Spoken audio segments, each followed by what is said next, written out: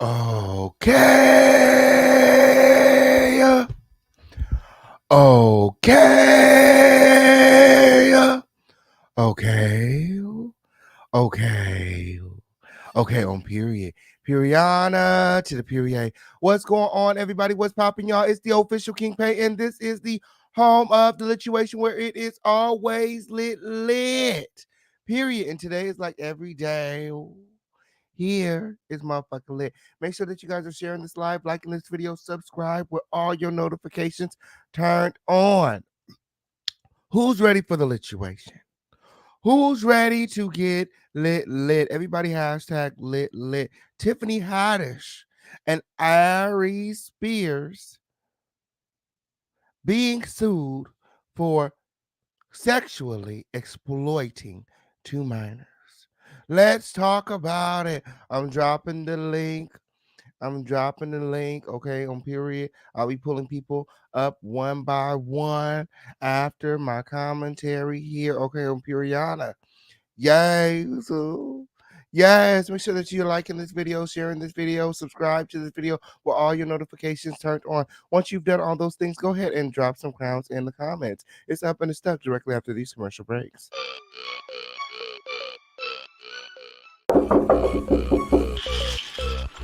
From Mom said I need to do something with my hair, otherwise I gotta get it all cut off. We booked an appointment at Style Kings at the barbershop. Let's go. Do you want fabulous hair? Are you looking for a product strong enough to tame your 4C hair? Hey, Mom! Hey, Mom, you don't have no more leave-in conditioner? Give me that. I know you did not use my Style King leave-in conditioner. Are you looking to knock the dust off them dreads? For a product that will rejuvenate and strengthen your hair, increase hair growth and shine, and smells great? Well, then you're in the right place. For the long, beautiful, healthy hair you deserve, choose Style King. Perfect on all hair types. Available online at theofficialkingpain.net. Get you some style today. Oh, and your mom called says she needs some more conditioner.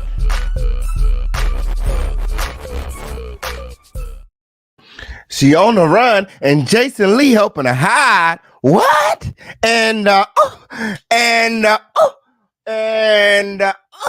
Yes, make sure that you guys are liking this video, subscribe to this video with all your notifications turned on. Oh, haven't you been over to the website, theofficialkingpain.net? Make sure that you get over to the website, theofficialkingpain.net, and get you some style today. We got music, merch, hair products. Definitely check it out, okay? And stay up to date on all things The Official King Pain. Yes, it's the home of the lituation, the one and only death-free zone where we keep it lit, where a pussy hole could always never. Make sure that you guys are liking this video, sharing this video, and subscribe to this video. It's up and it's stuck directly after these commercial breaks.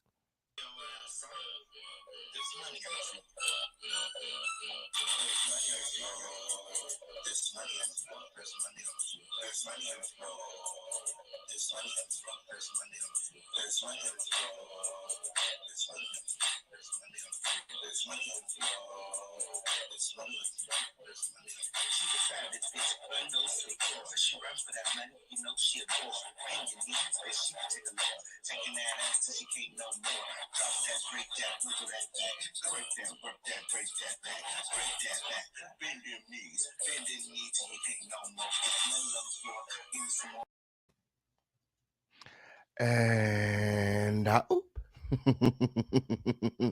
oh, and yes, and period. What's going on, everybody? What's popping, y'all? It's the official King Pain. It's the home of the lituation where it is always lit, where there is no dusty shit allowed, where a dusty bitch could always never the littest place on earth, period. Yes, again. Yay. Where there's no rusty, dusty, musty, crusty, raggedy, dirty, crispy, sissy, pissy, or pussy assholes allowed. Tiffany Haddish, AIRES Spears, that's you. Period. We on your motherfucking neck. We on your motherfucking necks again. Because I seen the video. I don't know what the fuck Jason Lee looking at.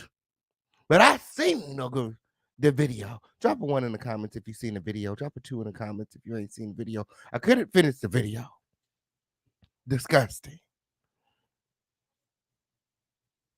Disgusting. Tiffany Haddish and AIRES Spears are being accused of sexually exploiting 2 minors, okay? A boy and a girl.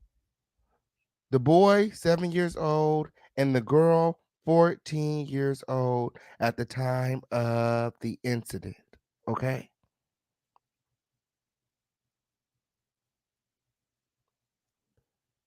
Period. There's a lot going on.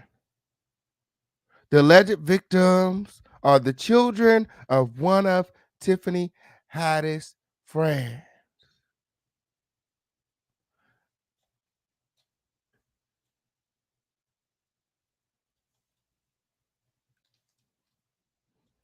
My. And we're going to get into it. We're gonna get into all of it. All of it. Because I got some receipts here. Okay. Motherfuckers are trying to exclude, protect, hide, harbor a fugitive. Word on the street is Tiffany motherfucking Haddish is on the runway. Motherfucking Greece, Poconos, some shit like that, girl. That's what I heard. Wiz, you all over there, girl. Hiding, wiggy. Yes, word on the street is she may not be coming back. And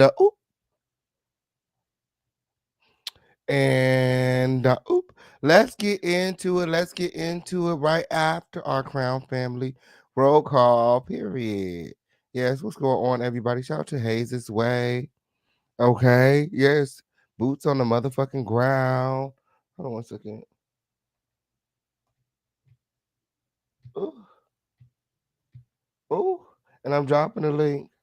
I'm dropping the link. Okay, so that you guys can join the conversation, okay, after I drop these receipts, because I got some receipts. And you guys make sure that you guys are supporting the Fisher campaign and the home of the let you wish. Oh, yeah, before I forget. Okay, I want to write this down real quick. Hold on. Because, girl.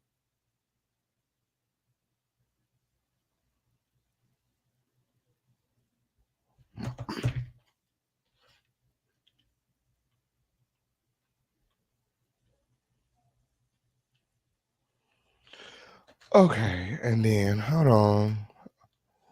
Yes, shout out to Hayes. Where that's boots on the ground, period. Y'all show him a lot of love in the comments. Yes, we'll let it sit there for a second. Yes, man. Period. Shout out to Hayes' way. And boots on the motherfucking ground. First one here at the lituation. Ready. She said, what's up? What's up? Dropping crowns on the way in, liking the video, subscribe, notifications turned on. Shout out to you. Okay. Shout out to you. Periana here. Ooh. Post these links. Ooh. Post these links, girl, for the girls in the back so they support the lituation. Okay. Support the movement of this content. Okay. On Periana. Guys. Support the movement of this content. Win.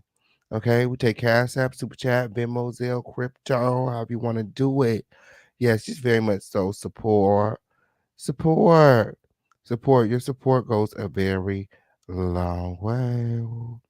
Oh, hold on one second. We almost there. Everybody hashtag let's go. Oh, Crown Family roll call. Oh, come on. Oh, here we go. And period. Yes. Boop. Okay. So there are what happened?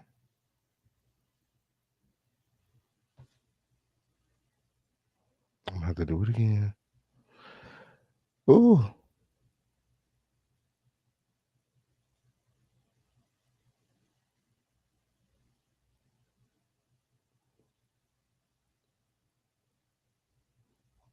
One second. I don't know what's going on. Ooh. Okay, whatever. It's given that. Okay.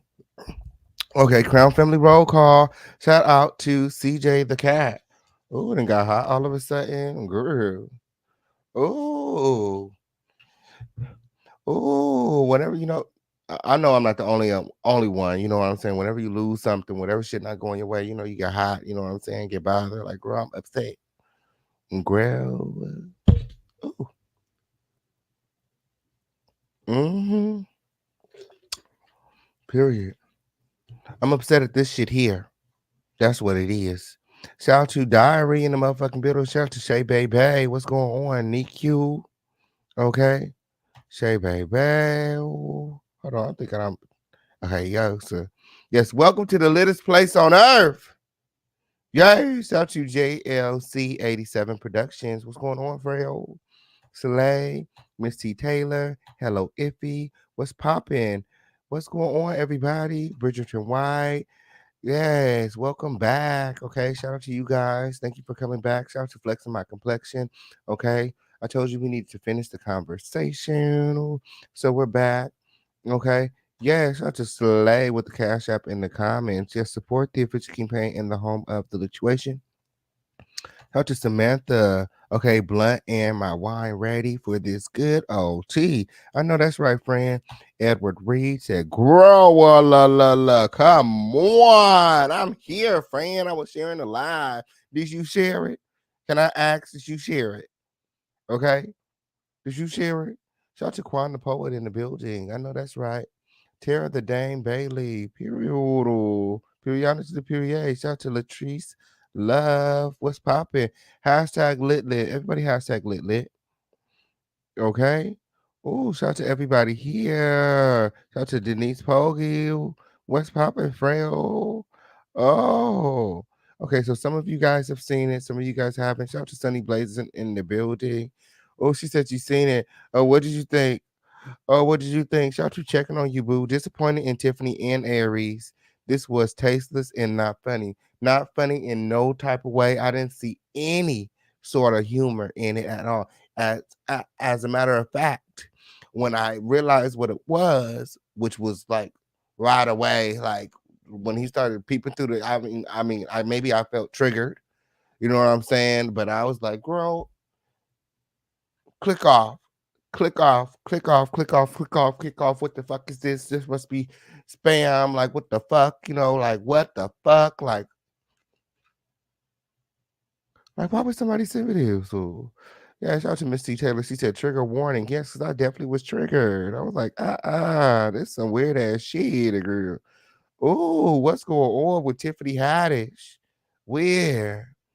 They said, no, go back and look at it. Tiffany Haddish is in there. I said, Tiffany Haddish is in there. She was the one that dropped the boy off.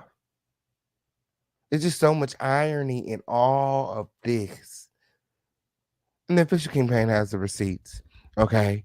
Because there's people out here that would want you to believe Tiffany didn't have nothing to do with it. Oh, it's all Aries. It's all Aries. Okay, on Peter. Matter of fact, they're going live tomorrow to let you know exactly why this is all Aries' fault. We're gonna talk about it. Official campaign got the receipts. Okay, on period. Official campaign got the receipts. Okay. But it's the same thing in the video that kind of like happened to the boy and the girl in the situation. You know, um, this woman allowed Tiffany Haddish to, kind of take her kids. You know, she told them that, she's basically using her platform, using her um star status, and she was saying like, I'm going to, you know, put them on. I'm gonna get them in movies. I'm gonna get them in a commercial. I'm gonna get them on Nickelodeon. You know, so the mother was, compliant, and she allowed Tiffany to take the kids on separate occasions to film for different things. Various things. Um. So yeah, at the end of the whole tape, the message was be careful who you allow to take your kids, who you leave your kids around. Okay. And I was like, oop, oop, oop, my. Oh, now Tiffany Haddish and Iris have not publicly said anything since all the allegations have come out. Although Tiffany Haddish's attorney has said that, the mother has been trying to tarnish uh Tiffany Haddish's name somehow for many years now. So this isn't something new that she's just bringing up now. She's actually been pursuing Tiffany Haddish. Um, Allegedly, they used to be involved, and that's how she gained access to the woman's kids. You guys have to watch these people that you're involved with. You know what I'm saying? You know what I'm saying? Like you never know. You know, she did it wasn't just some random person, some random celeb, you know, that they were involved.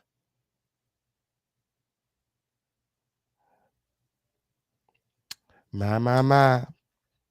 My my my. My my my. It's a lot going on. Shout out to everybody here. Shout out to everybody watching. Shout out to Queen Enchanted. Oh. Shout out to I finally have social media. Oh, the king of content. I know that's right. Shout out to the celeb compound. Periana girl.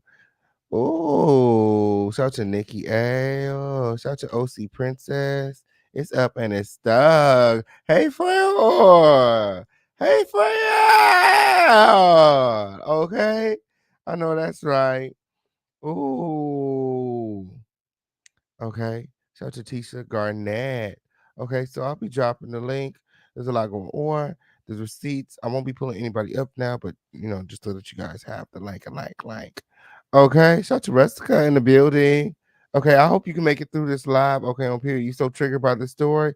Yes, it's a lot going on. So I have some news articles, okay, and some other things. Okay, to show you guys some receipts, some proof, some evidence. So you guys make sure that you guys are supporting this live, okay? Period. Y'all know how I am about my receipts. Y'all know how I am about my work. I'm sensitive about my shit. So support it. Cash App, PayPal is pinned in the comments. Let me know if you need anything else, Zelle, whatever you need. Let me know. Just support the official campaign and the home of the lituation. Period. Periodiger to the period. Now, where was I? The mind of a pedophile. That's what they called it. That's what they called it. Mind you, this was produced, financed, casted, uploaded, pitched, all by Tiffany Haddish, okay? And Mad TV and Funny or Die and other sources confirm that, you know, this is a real video. As a matter of fact, a lot of us have seen it. Okay. The alleged victims of the alleged victims were children of Tiffany Haddish's former lover. It's giving, you know, lesbian relationship. Maybe that's why Common left. You know, she was broke up about Common. She cut all her hair off. Okay. Started hanging out with Jason Lee real tough. Or maybe Common wanted nothing to do with these allegations. You know, there was already all the rumors are truths from Jaguar. And, you know, he probably saw this coming and he didn't want anything to do with it. So he separated himself from Tiffany Haddish.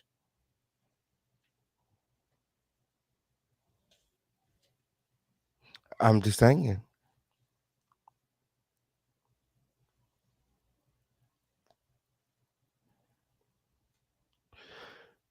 So now Tiffany Haddish is being sued. Tiffany Haddish and Iris Spears are being sued for sexually exploiting these two minors, the 7-year-old boy and the 14-year-old girl. Okay. There were court filings, okay, alleging that Tiffany coached the girl on simulating sexual acts for a comedy skit in 2013.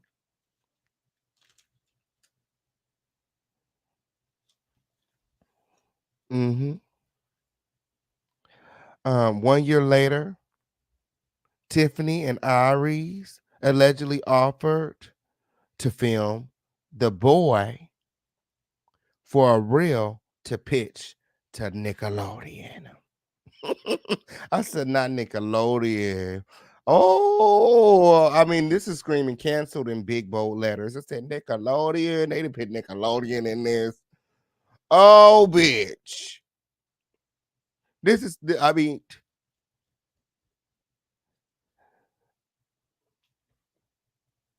Funny or Die is one thing, but when you throw Nickelodeon into the mix, it's like, grill. And this comes when Tiffany Haddish has been, actively, expanding, her children um audience. You know what I mean? She's making children books, and public engagements and movies, all kind of stuff. We'll talk about it in a second. Um,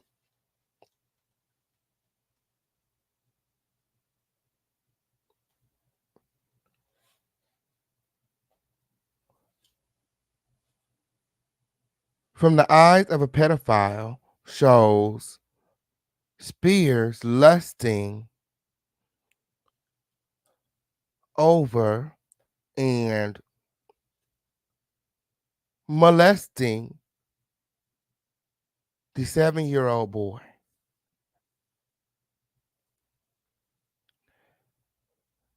A lot of people were asking where are the parents? What happened to the parents? Okay. There were no parents or guardians present.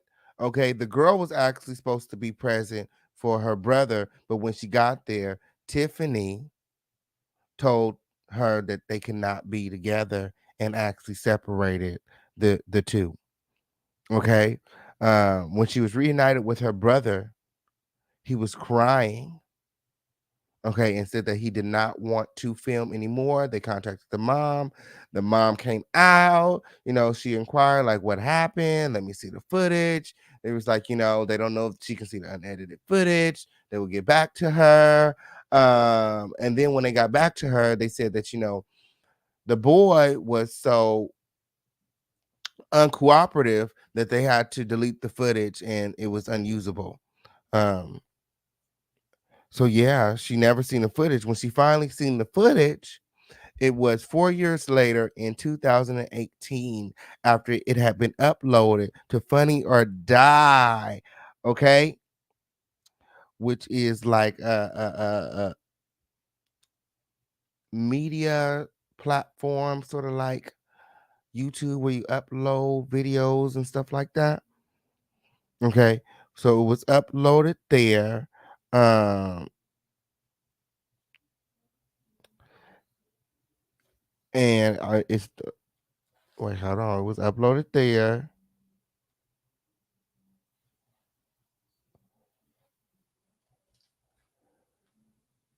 until it was reported in Funny or Die, removed it from the website. hmm It's a lot going on. Okay. Tiffany Haddish and AIRES lawyers are denying all the claims. They're saying that this is bogus and a shakedown. Okay. But like I said, a lot of us have seen the video, and Tiffany Haddish is definitely involved. Contrary to what they want us to believe, what some of the girls want us to believe, Tiffany Haddish is definitely involved. Let's take a peek. Okay. Um, at Jason Lee's Instagram, because a lot of people are saying that, Tiffany is on the run. They seen that she's in Greece um, via Jason Lee's Instagram, and she may not be coming back. I actually went and took a peek at Jason Lee's Instagram before this live, and he made a statement saying something to the effect that this is all Jason's. This is all Ari Spears. He's blaming this all on Ari Spears. He's standing with Tiffany Haddish, and he'll be live tomorrow to explain. So stay tuned. Okay, let's go take a peek. Because a lot of people were looking to Jason Lee to make a statement. It was like, Jason, what's going on? Ain't this your friend? Ain't this your friend? What happened? What's going on with your friend? So this is the picture that has everyone believing that Tiffany is in Mykonos, Greece. Okay. Jason Lee says, I vibrate so high I can't even hear the hate. That and I changed my Instagram settings to prevent online bullying. Boom. So here's a picture of Jason Lee and Tiffany Haddish in Mykonos, Greece. And they're having a good old time. Okay, on period. I guess they seen the allegations, and you see Tiffany Haddish, she's all smiles. She's all smiles. Okay. Here is another post from Jason Lee because they've been asking him for a response. Okay, why haven't they seen the story and the allegations on the storyline? He reports on everything else. Normally he says that nobody's off limits. Does this not apply to Tiffany Haddish? Well, apparently it don't. Okay, and he's here to clear some things up. Jason Lee with a post. Um, Here's a picture from his Hollywood Unlocked Impact Awards, okay, with Floyd Mayweather, Tiffany Haddish, and himself. He says, this post is to make two things clear. One, okay, obviously he's seen the official campaign video. I'll be addressing and reporting on Ari Spears' comedy skit that aired in 2013 and has caused outrage 9 years later. My. It's giving undermining, downplaying the victims'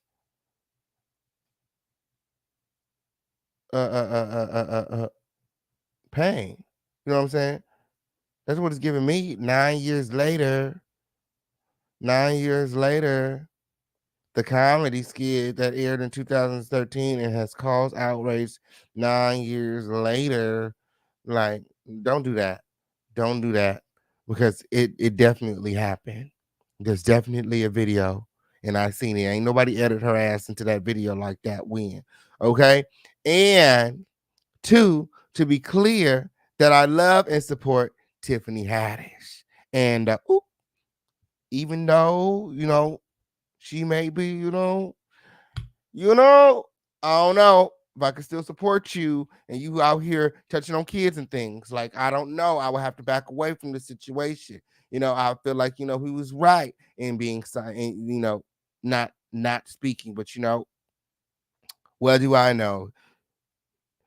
You know what I'm saying? He said, we can all agree the video that many of us saw years ago, again, downplaying the situation, is cringy and made in poor taste. But are we canceling someone who was subject of an extortion play? Nah. He said no. He said this is Tiffany Haddish being extorted. He said big facts coming soon, follow Hollywood Unlocked. So he's gonna report on it. He said, but do you cancel someone who's the subject of extortion? Well, did she do it? Did this happen? Did this come from the mind of a pedophile? Is she a pedophile?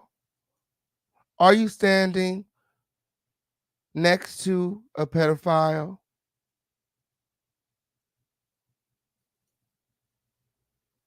Because she did it. He said, I'll be addressing and reporting on Ari Spears as if Tiffany had nothing to do with it. As Tiffany hasn't been targeting and grooming kids for years.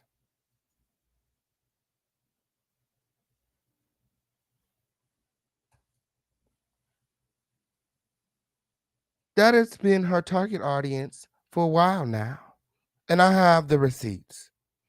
I have the receipts. Tiffany is no victim here. Tiffany Haddish is no victim here. And the official campaign has all of the receipts. How you gonna call Tiffany Haddish a victim when her audience, she's literally been trying to grow her audience for kids, writing children books, doing editorials with Ken dolls.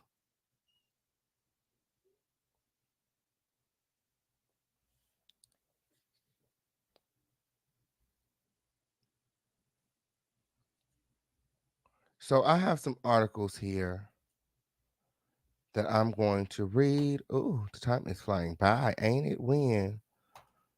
Okay.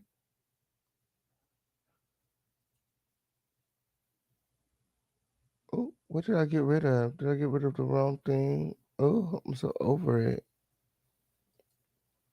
Okay. All right. Let me pull it up. Let me pull it up. Okay, she's a wolf in sheep's clothing. My. Okay. They denying all the claims, okay? They are denying all the claims. Tiffany Haddish is saying it's a bogus shakedown, okay? Years ago, the mom had brought the case, um, to the courts. But someone said, "What on the street?" Now I don't know. They're alleging the mom was paid off. Okay, but now that the daughter is grown, she's representing herself, and she's also representing her brother in this civil lawsuit. Okay, so this is not even criminal. Nobody's going to jail. Okay, I think that they just want the general public to know that be careful who you leave your kids around. Okay. Be careful who you allow to mentor your kids. Be careful what children books you buy because you never know if there's a hidden message or what they got going on. Period. Do your research. Okay. Um,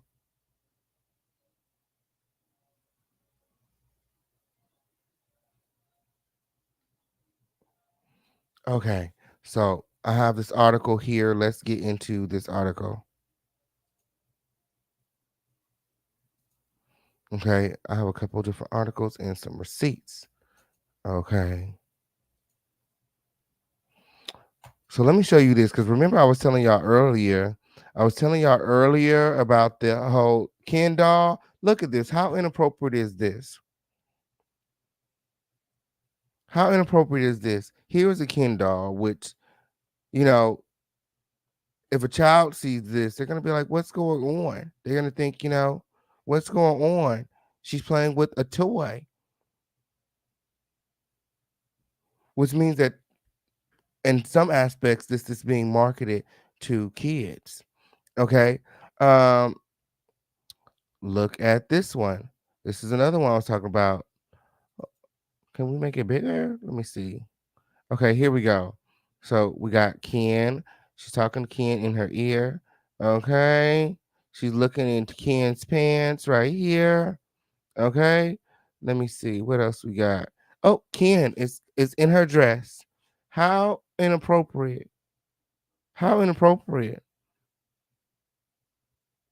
Make sure that your kids are in the bed. I would hate for any kids to be seeing this and to copy anything that Tiffany's got. Look, Ken is eating Tiffany out. Ken eating Tiffany out. My, my, my. My, my, my. My. Those are the pictures I was talking about. It was in a GQ magazine. And, I'm just like, are you serious? Like, what was the purpose of the Ken doll? What was the purpose of the Ken doll? That's what was throwing me off. I was like, what was it? It's giving marketing to kids. Um, so here we go. No, not this one. It's the other one.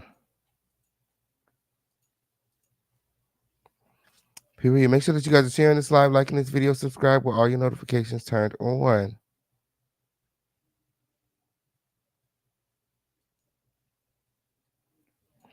Okay.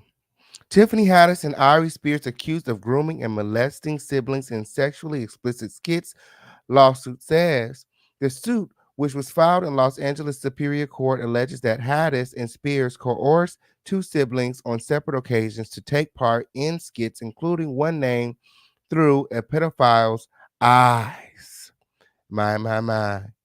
Through a pedophile's eyes. My question is, who is the pedophile? Who wrote the skit? How would you know?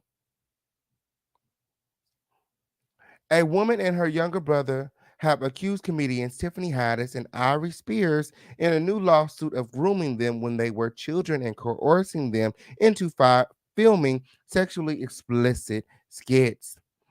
The lawsuit was filed in Los Angeles Superior Court on Tuesday by siblings identified only as Jane Doe. Okay, for the purpose of this video, we're going to call them the boy and the girl. Now, 22 and the boy who was born in 2007, the girl who is the boy's legal guardian is the plaintiff in the lawsuit, both individually and on her young brother's behalf.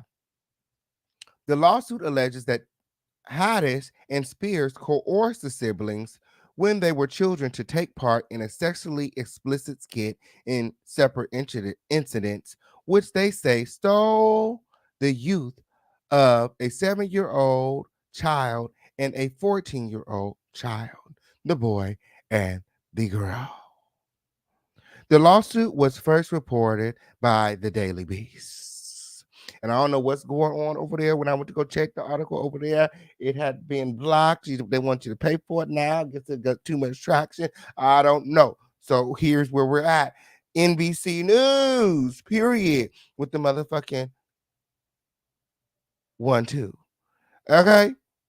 Attorneys for Haddish and Spears, however, have dismissed the lawsuit as a shakedown. Okay? Tiffany calling it bogus. Deborah Opry, an attorney for Spears, said the comedian isn't going to fall for any shakedowns. He's the last, but you shut the fuck up. Because you was in the video touching the boy, in the shower with the boy, molesting the boy. Extremely. I feel like, Tiffany Haddish is getting a lot more heat because she's sort of the bigger entity, but as far as shakedown goes, I don't think that it qualifies as a shakedown if you did it. It's called consequences for your actions. That's what it is. In a separate statement, Andrew Bretler, an attorney for Haddish, said the plaintiff's mother had been trying to assert these bogus claims against Miss Haddish for several years. So this isn't the first time. She been trying to pursue Tiffany for the sexual misconduct. Calling the allegations meritless, Bretler said Haddish had previously shown she would not be shaken down. They're calling this a shakedown. I don't know what this about, real. Oh, girl, Tiffany is again, giving. Oh, bitch, I'm very much so rich. These girls, they want my money. This is what rich looks like. Okay, this is what rich looks like. Okay, so they're coming for her back, and she won't be shaken down. Now, the accuser's mother has her adult daughter representing herself in this lawsuit. The two of them will together face the consequences of pursuing the frivolous action, the attorney said. And my. So they're trying to make like this is all made up. But we all seen the video. The girl said she and her brother are not surprised that Mr. Bretler would attempt to divert the attention away from the legitimate claims filed by my brother and me to shift the blame and attention to our mother, who is not a party to this lawsuit. So the mother is no longer a part of the lawsuit. Allegedly, she was paid off. Now, that's just what I heard. The siblings knew Haddish and Spears as children, okay, because their mother shared a close relationship with Haddish. Okay, allegedly they was fucking. That's what I heard, with girl. Don't tell nobody you heard this shit from me. According to the lawsuit, in 2013, Haddish appeared as a guest speaker at a summer camp the girl, then 14, attended. The lawsuit said during the visit, Haddish allegedly told the girl that she had the perfect role for her, a commercial, girl. She said, "Oh, girl, I got the perfect role for you, girl. A commercial, girl. It's giving Subway. It's giving Footlong. It's giving fellatio." That's what the commercial was about. Uh, Neither the girl nor her mother were aware of what the shoot would entail, the lawsuit alleged. Adding, only Spears and Haddish knew the storyline for the skit. Girl, it was all they motherfucking idea, girl. Period. We didn't ask no questions. I mean, why would you ask any questions? Tiffany Haddish is, Tiffany Haddish, and Ari Spears is, Ari Spears. Um, the skit ended up involving Haddish teaching the girl how to mimic fellatio, how to give head. However, the lawsuit alleged in the incident, the lawsuit said a video had begun playing in the recording studio showing an older man and a college-age woman arguing over a sub sandwich before eventually starting to eat the sandwich simultaneously from either end. The two appeared to moan and make sexual noises as they both ate the sandwich in a manner that simulated the act of fellatio. Sloppy toppy. All of that. Okay, that's what the lawsuit said. And physically, emotionally, and mentally uncomfortable plaintiff, the girl, mimicked the acts that Haddish had and Spears wanted her to do so they could go home. And I got another article that that said that she broke down, she fell silent, and she was coached. Tiffany had to come into the room and show her all of that. But we're gonna get into it in just a moment. The lawsuit alleged that the next year Haddish told the siblings' mother she had a role for the younger brother. Okay. So after she got the daughter, she said, "Let me go on and get the son." Okay. After she got the girl, she said, "Let me go on and have that boy too." Okay. Um, then 7, she wanted the boy for a skit. She only said it was a sizzle reel for Nickelodeon, the suit stated. Nickelodeon, my, they gave Nick Cannon his stars. There's a lot of kids on there. Tiffany Haddish is well connected. Kevin Hart put her on. A lot of people are looking at Jason, but I don't feel like I've seen enough people looking toward Kevin Hart. I mean, you basically opened the door for her and put her on and vouch for her. It's been a while since you've heard Kevin say anything about Tiffany. So maybe he caught wind of it and decided to separate himself long ago. That's what it's giving me. The plaintiff's mother dropped off the girl and the boy together so the girl could chaperone, but the siblings were told that they needed to be separate for the Nickelodeon skit, the lawsuit alleged. It said John was later stripped down to his underwear for a skit titled through a pedophile's eyes about a child being left with a man played by Spears who leers at the child lustfully in multiple scenes before massaging John with oil and later getting into a bathtub with him, forcing the child closer and closer to him in the tub. In the final scene, the child is portrayed as leering lustfully at Spears. It went from Spears lusting for the child. Now the child is lusting for Spears after they up in the bathtub together. Who is wearing only shorts before beginning to rub oil onto his body. Okay, he only had on shorts before he started rubbing oil into the boy's body, the lawsuit said. The video ends with the words, "Watch who you leave your kids with," appearing on the screen, the lawsuit alleged. It's so strange. And, it's absolutely right. It's so ironic. You should watch who you leave your kids with. This woman, she trusted Tiffany for whatever reason. She left her kids with them. And, they're doing they're exploiting these kids in a sexual manner. And it's just disgusting. There was no other cast, there was no other crew. This was done by Tiffany Haddish and Iris Spears, two struggling comedians that were trying to shop it around and hoping for somebody, maybe this is through their eyes, okay? Um, because who's the pedophile and how would they know? After filming, Mr. Doe called his mother crying, saying he did not want to film anymore, the lawsuit said. The lawsuit alleged that the plaintiff's mother repeatedly asked both Spears and Haddish about what was filmed that made her son cry.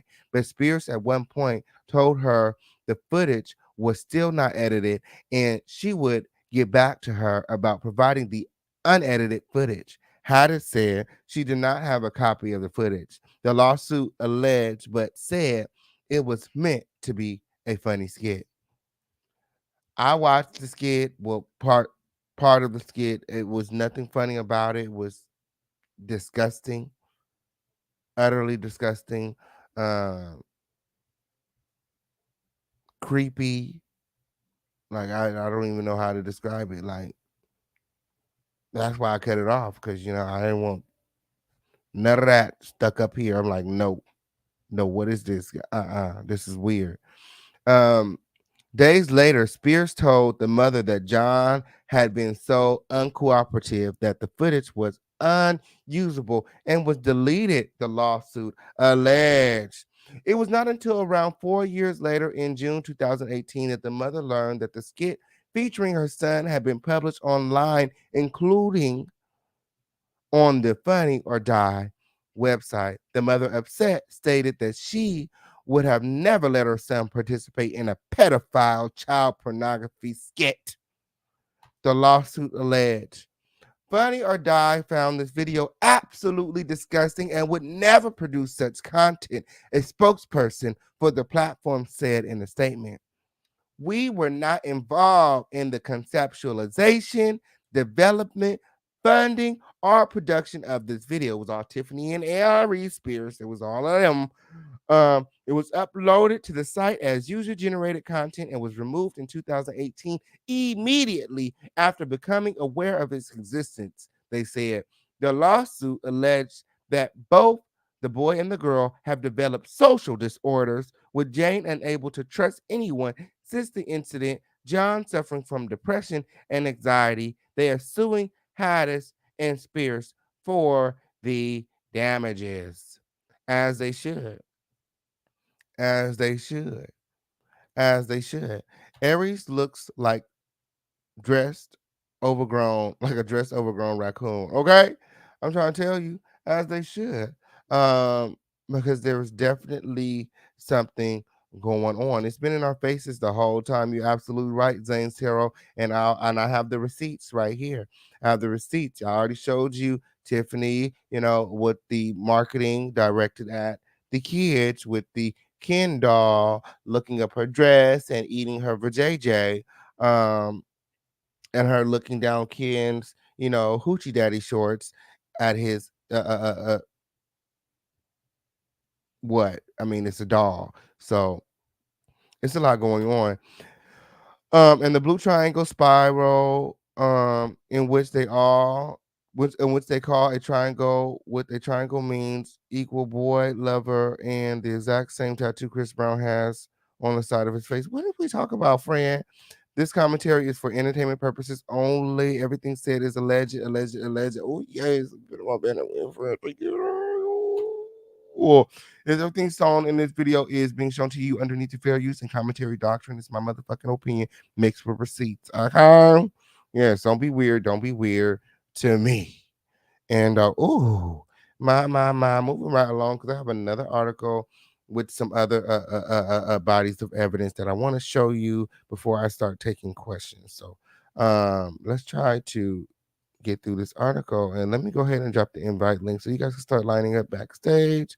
Because yeah, all right,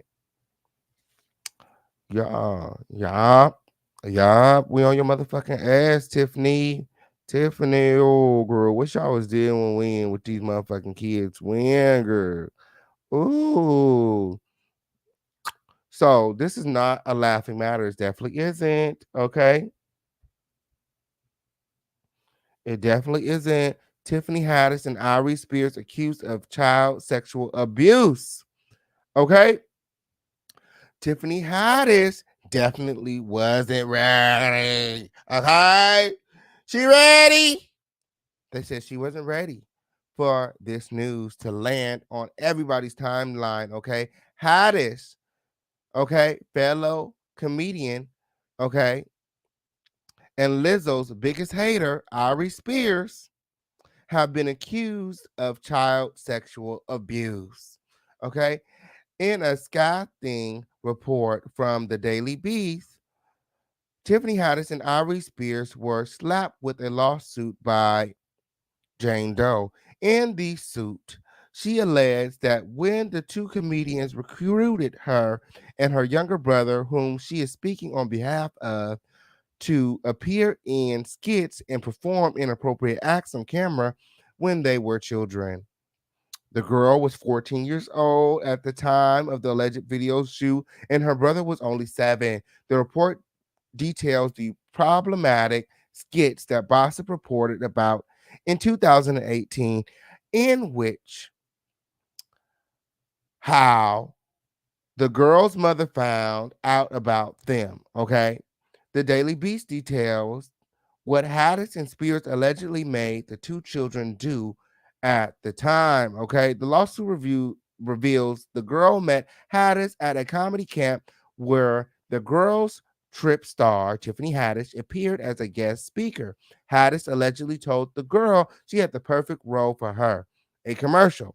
Neither Jane nor her mother knew at the time what the commercial was about. Only Haddish and Spears, who served as a producer on the video, knew the plot.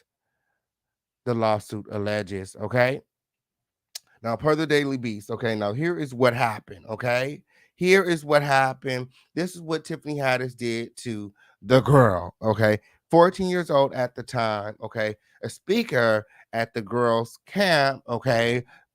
She probably was able to secure Tiffany as a speaker because, she was fucking her mom. And, that's how she was so close to Tiffany, okay? The clip Spears and Haddish asked the girl to watch in the recording booth allegedly seemed innocuous at first, if a little strange.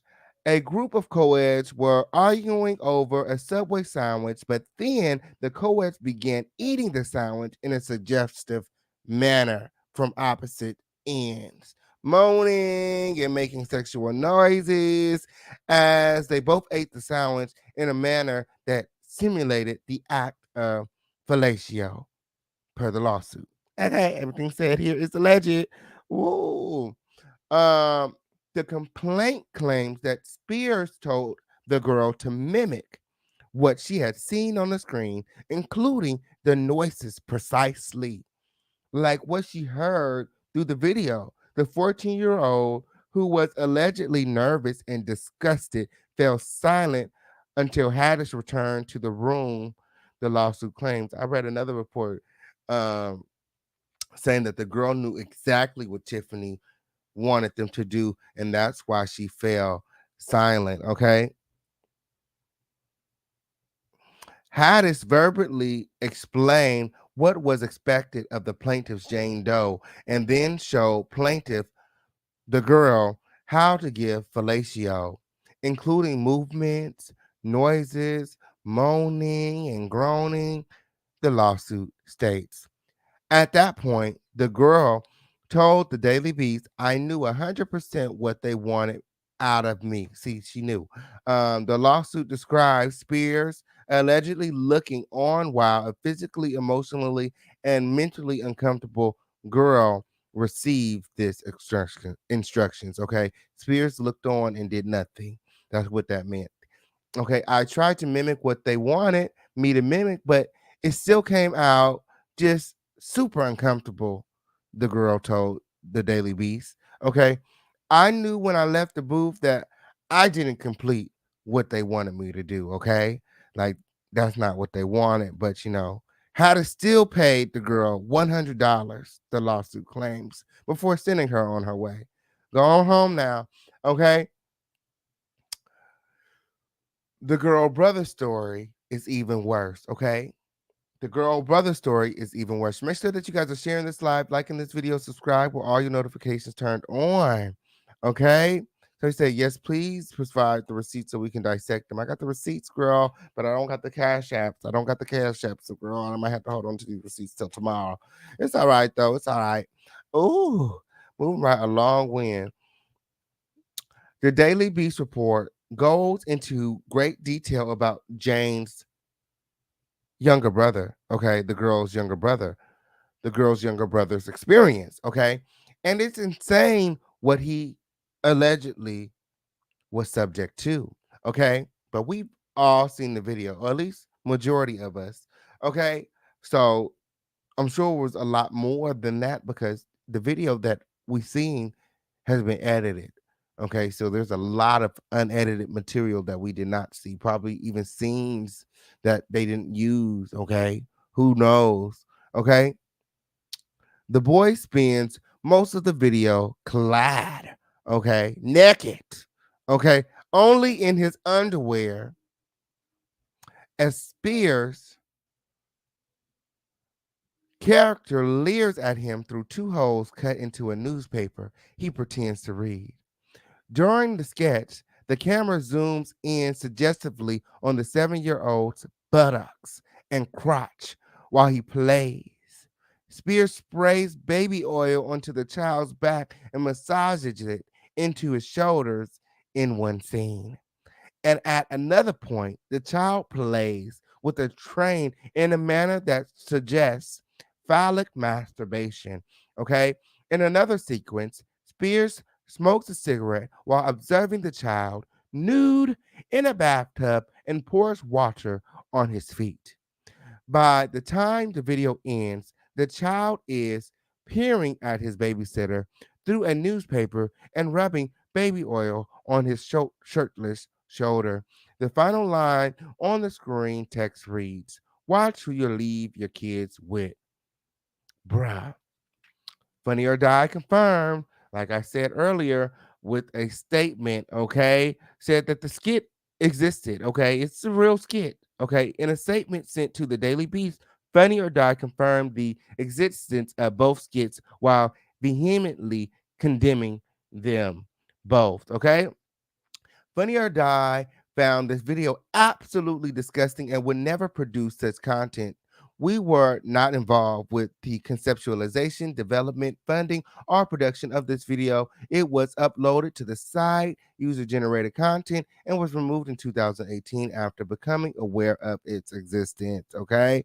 And Tiffany Haddish has been getting flamed on Twitter.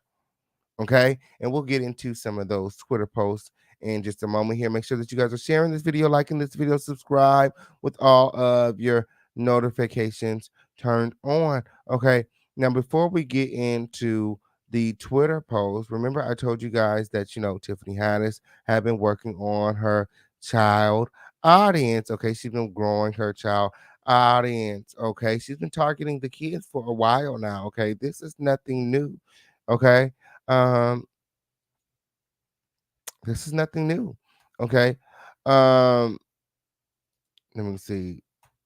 So Tiffany Haddish releases her first children's book.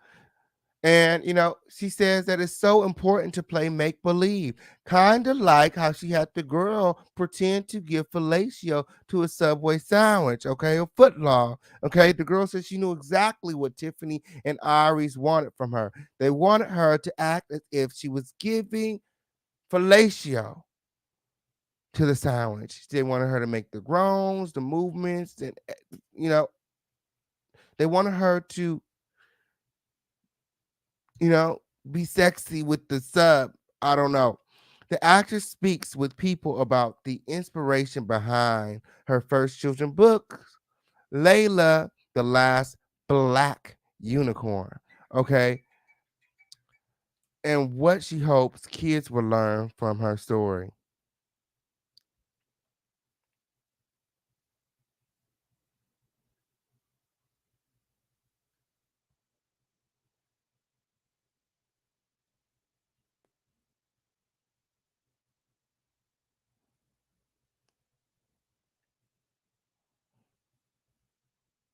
Okay. Okay. So Tiffany Haddish is tapping into a new fan base. Children. She love the kids. On Tuesday, the comedian released her first children's book, Layla and the Last Black Unicorn, which follows a young black unicorn named Layla as she navigates her first year attending school. She has her issues fitting into the whole new world, Haddish tells people, but in trying to be something she's not, she realizes I can just be myself and it pays off to be who you are.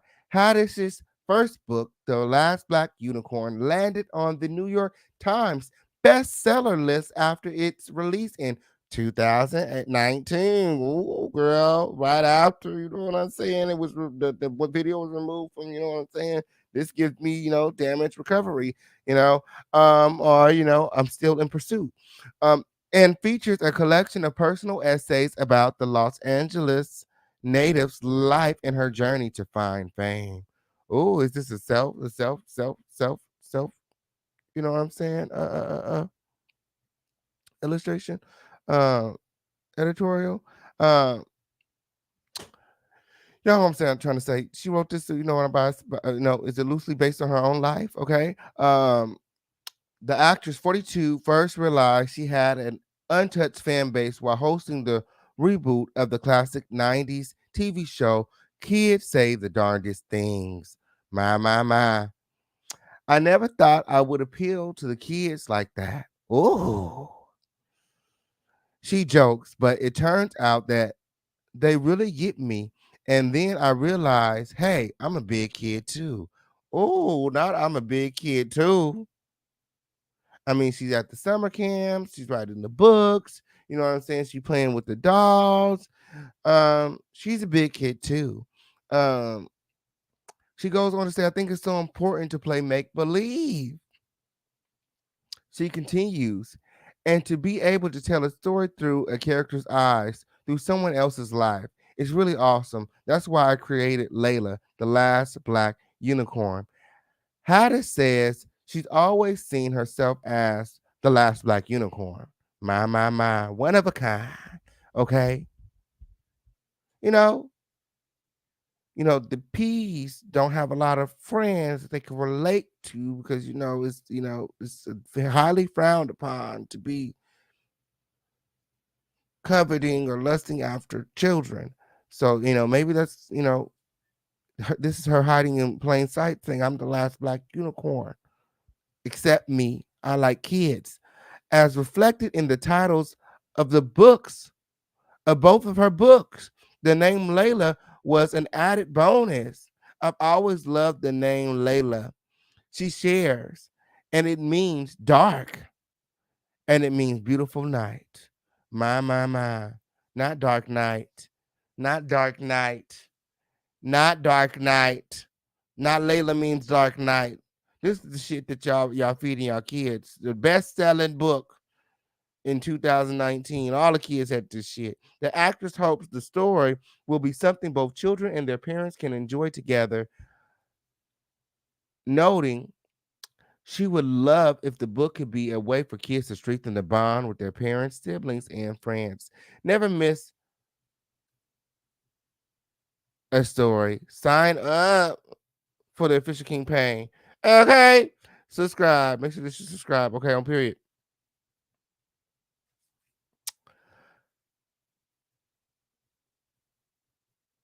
So, and this is the book right here, The Last Black Unicorn by Tiffany Haddish. There go Layla. Okay, on period. Tiffany Haddish goes on to say, I hope that kids share it with each other and trace the pictures and retell the story over and over in their own way.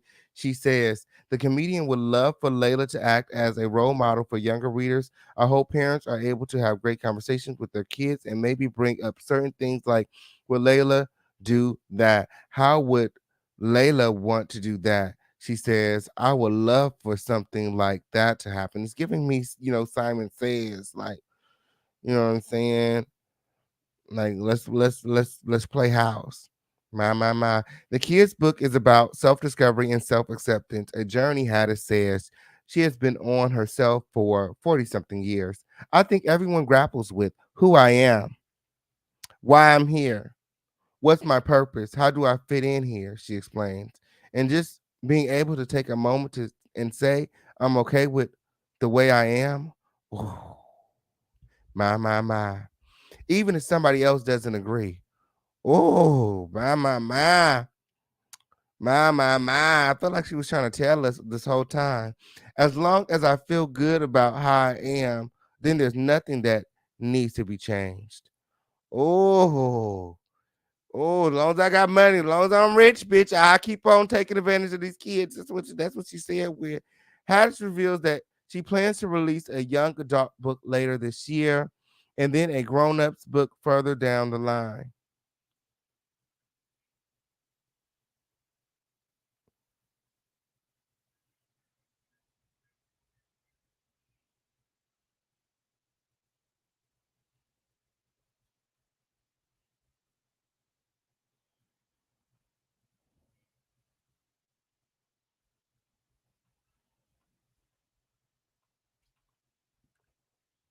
Haddish reveals that she plans to release a young adult book later this year. Oh, okay. And then a grown-ups book further down the line. Oh, my. Okay, it's the takeover for me. Though she's excited to release something for her younger fans, the actress quips, um, I don't even know what the quips or whatever that means, that she's a little worried about them seeing her other projects. The only thing I hope is that the kids aren't like, let me Google Tiffany Haddish. Oh, yeah, they don't need to get Google Tiffany at this point. Haddish also gives an update on her plans to adopt her own child. Oh, girl, I don't know if they're going to either, girl.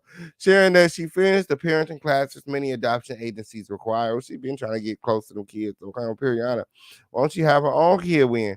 I'm going to ask for the ones that don't get adopted. Oh, she wants the ones that don't nobody else wants. Oh, girl, this is getting scary for me.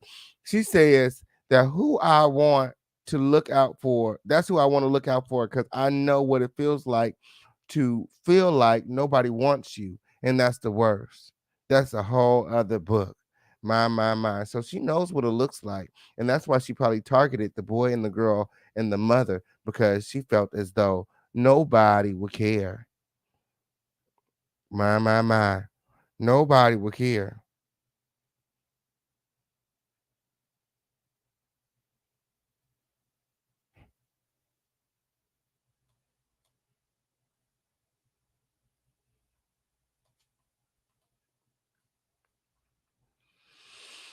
My.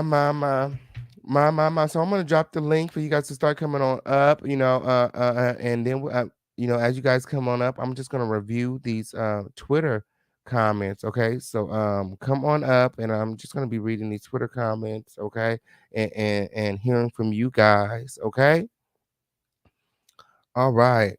Let me see. Yes, she definitely did it. She definitely did it, girl. I don't know why the girl trying to act like she ain't got no involvement with Greg.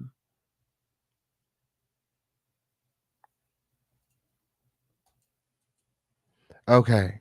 Tiffany Haddish is getting flamed on Twitter. Okay, once this bomb of a story hit timelines, those who couldn't wait for another chance to flame Haddish or need any more vindication as to why they think she's an awful person, seize the moment. Okay, Tiffany Haddish and Spears are accused of intentional infliction of emotional distress, gross negligence, sexual battery, sexual harassment, and sexual abuse of a minor. My. Those are a lot of charges. Haddish also stands accused of negligent supervision, failure to warn, breach of fiduciary duty, and constructive fraud. My. The lawsuit is seeking general and special damages and any appropriate statutory damages. Haddish has not commented, but her attorney has spoken on her behalf, slamming the plaintiff's mother, saying she has been trying to assert these bogus claims against me, Miss Haddish, for several years now.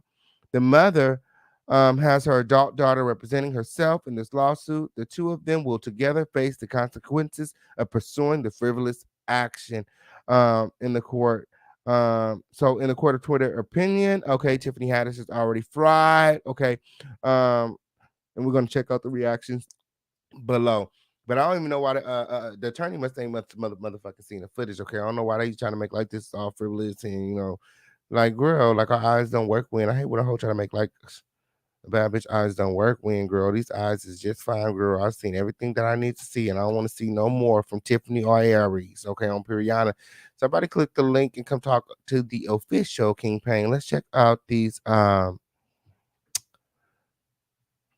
Twitter reactions. Okay, so somebody said, "Yikes! Tiffany Haddish getting a lawyer who famously handles people of sexual misconduct and uses shame tactics is exactly how I know she did that shit." And oop, and oop, my, my. Tiffany Haddish got Prince Andrew's lawyer. Wow, my.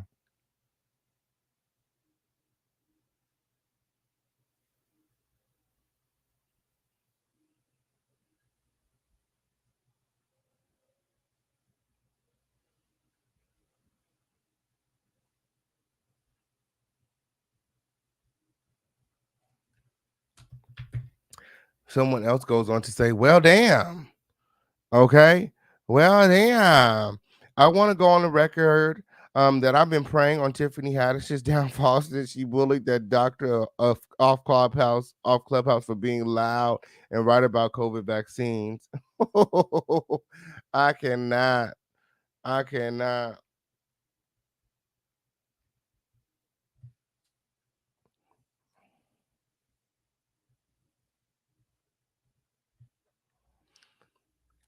I cannot. Ooh. Somebody said, don't be on my timeline talking about if it's true in concern to Tiffany Haddish and Ari Spears. The skit literally exists. Period. It's real, y'all. It's real. I seen it. Okay.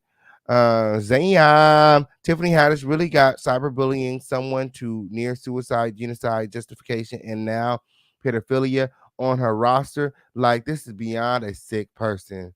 Sicko. Damn, Kevin Hart catching a stray. White people, fine people like Tiffany Haddish and Kevin Hart palatable because they're walking caricatures. Okay, caricature, caricatures. Period. That's how you say that shit. Win. Yes, their personas are literally how blackface actors use to portray black people. My. Sick. This thing with Tiffany Haddish and Iris Spears is why I keep saying that comics need to resign. Um, You can't make a joke about everything, and a lot of comedy today is mean spirited and are weird now, allegedly criminal. My, my, my, my. Tiffany Haddish shit. That Tiffany Haddish shit is why I don't take y'all weird ass parenting skits lightly. To be honest, putting your kids in weird and embarrassing situations for laughs without their consent or knowledge is harmful and violent. I know that's right. I love being vindicated is in not liking Tiffany Haddish.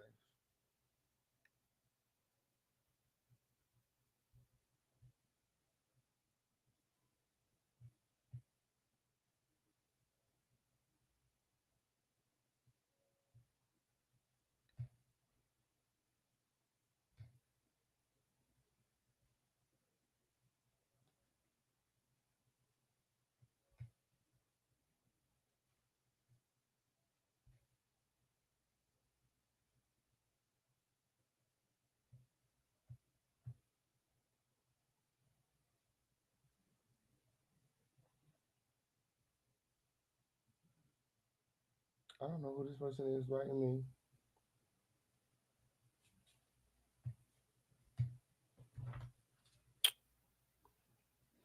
What happened?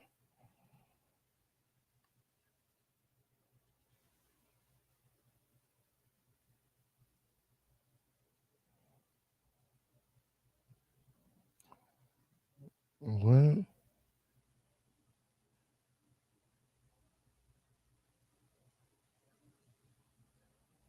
Mm.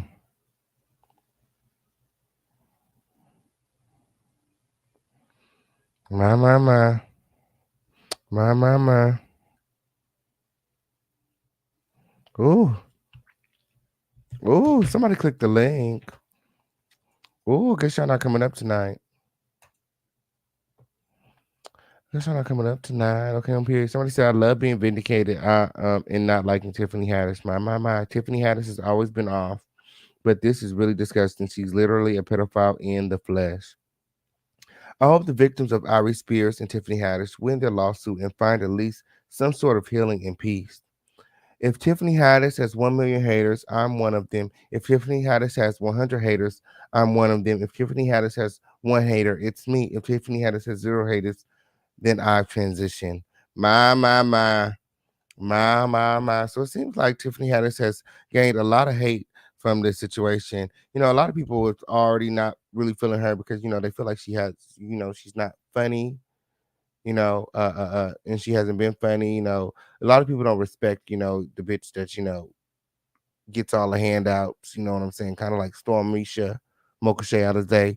You don't get a lot of respect because you didn't do the work. You know what I'm saying? You didn't put in the work. So yeah. What's that?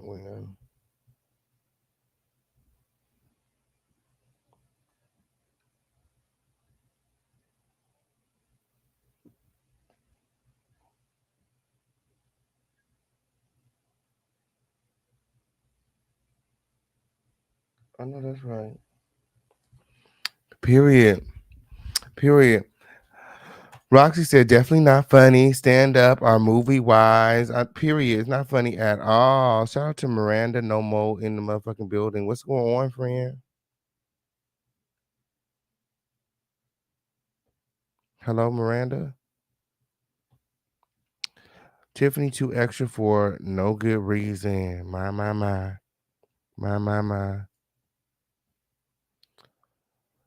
I pray someone get these kids a real lawyer. Okay. Somebody said a fall from grace. Period.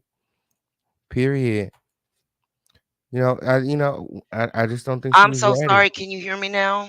Yes, we can hear you. What's I going am so on? sorry. I'm just trying to get my technology together, and I know you're a pro king. Hello, I love your crown. Hey, thank you. Yes, the one you're wearing on your head and the one you're wearing on top of your God-given crown. You look really amazing. Your voice is great. I wanted you to take a station break so that people can show proper respect to the king by getting those thumbs up. He has too many people in this room watching for him to not have more likes. So I don't want the king to speak. I want the king to take a break, take a deep breath.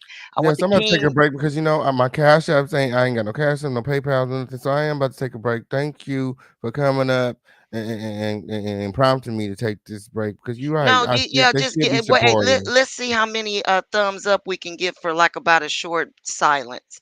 Just don't say nothing because this content is too great. You are really presenting a very good show. Thank you.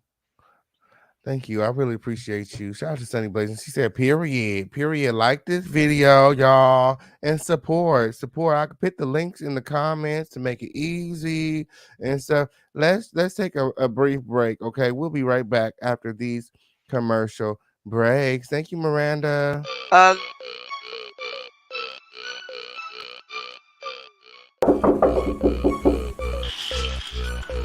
Sleeping, what y'all want? My mom said I need to do something with my hair, otherwise I gotta get it all cut off.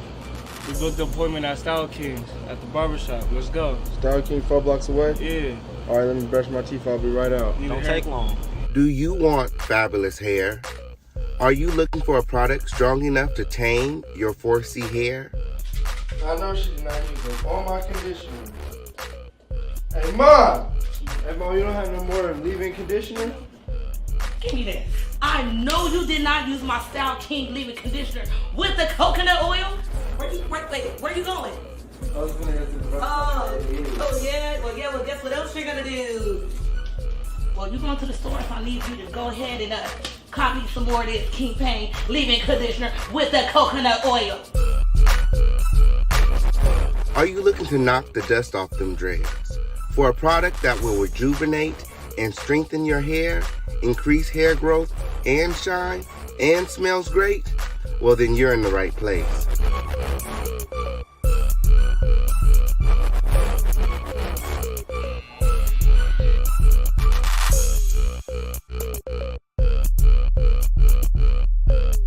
For the long, beautiful, healthy hair you deserve, choose Style King. Perfect on all hair types. Available online at theofficialkingpain.net. Get you some style today. Y'all look nice. Tell mom to stop tripping, okay? Oh, and your mom calls and she needs some more conditioner.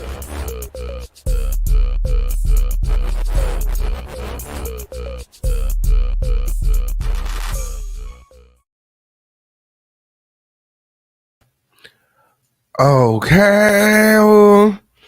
Oh, did you guys miss me?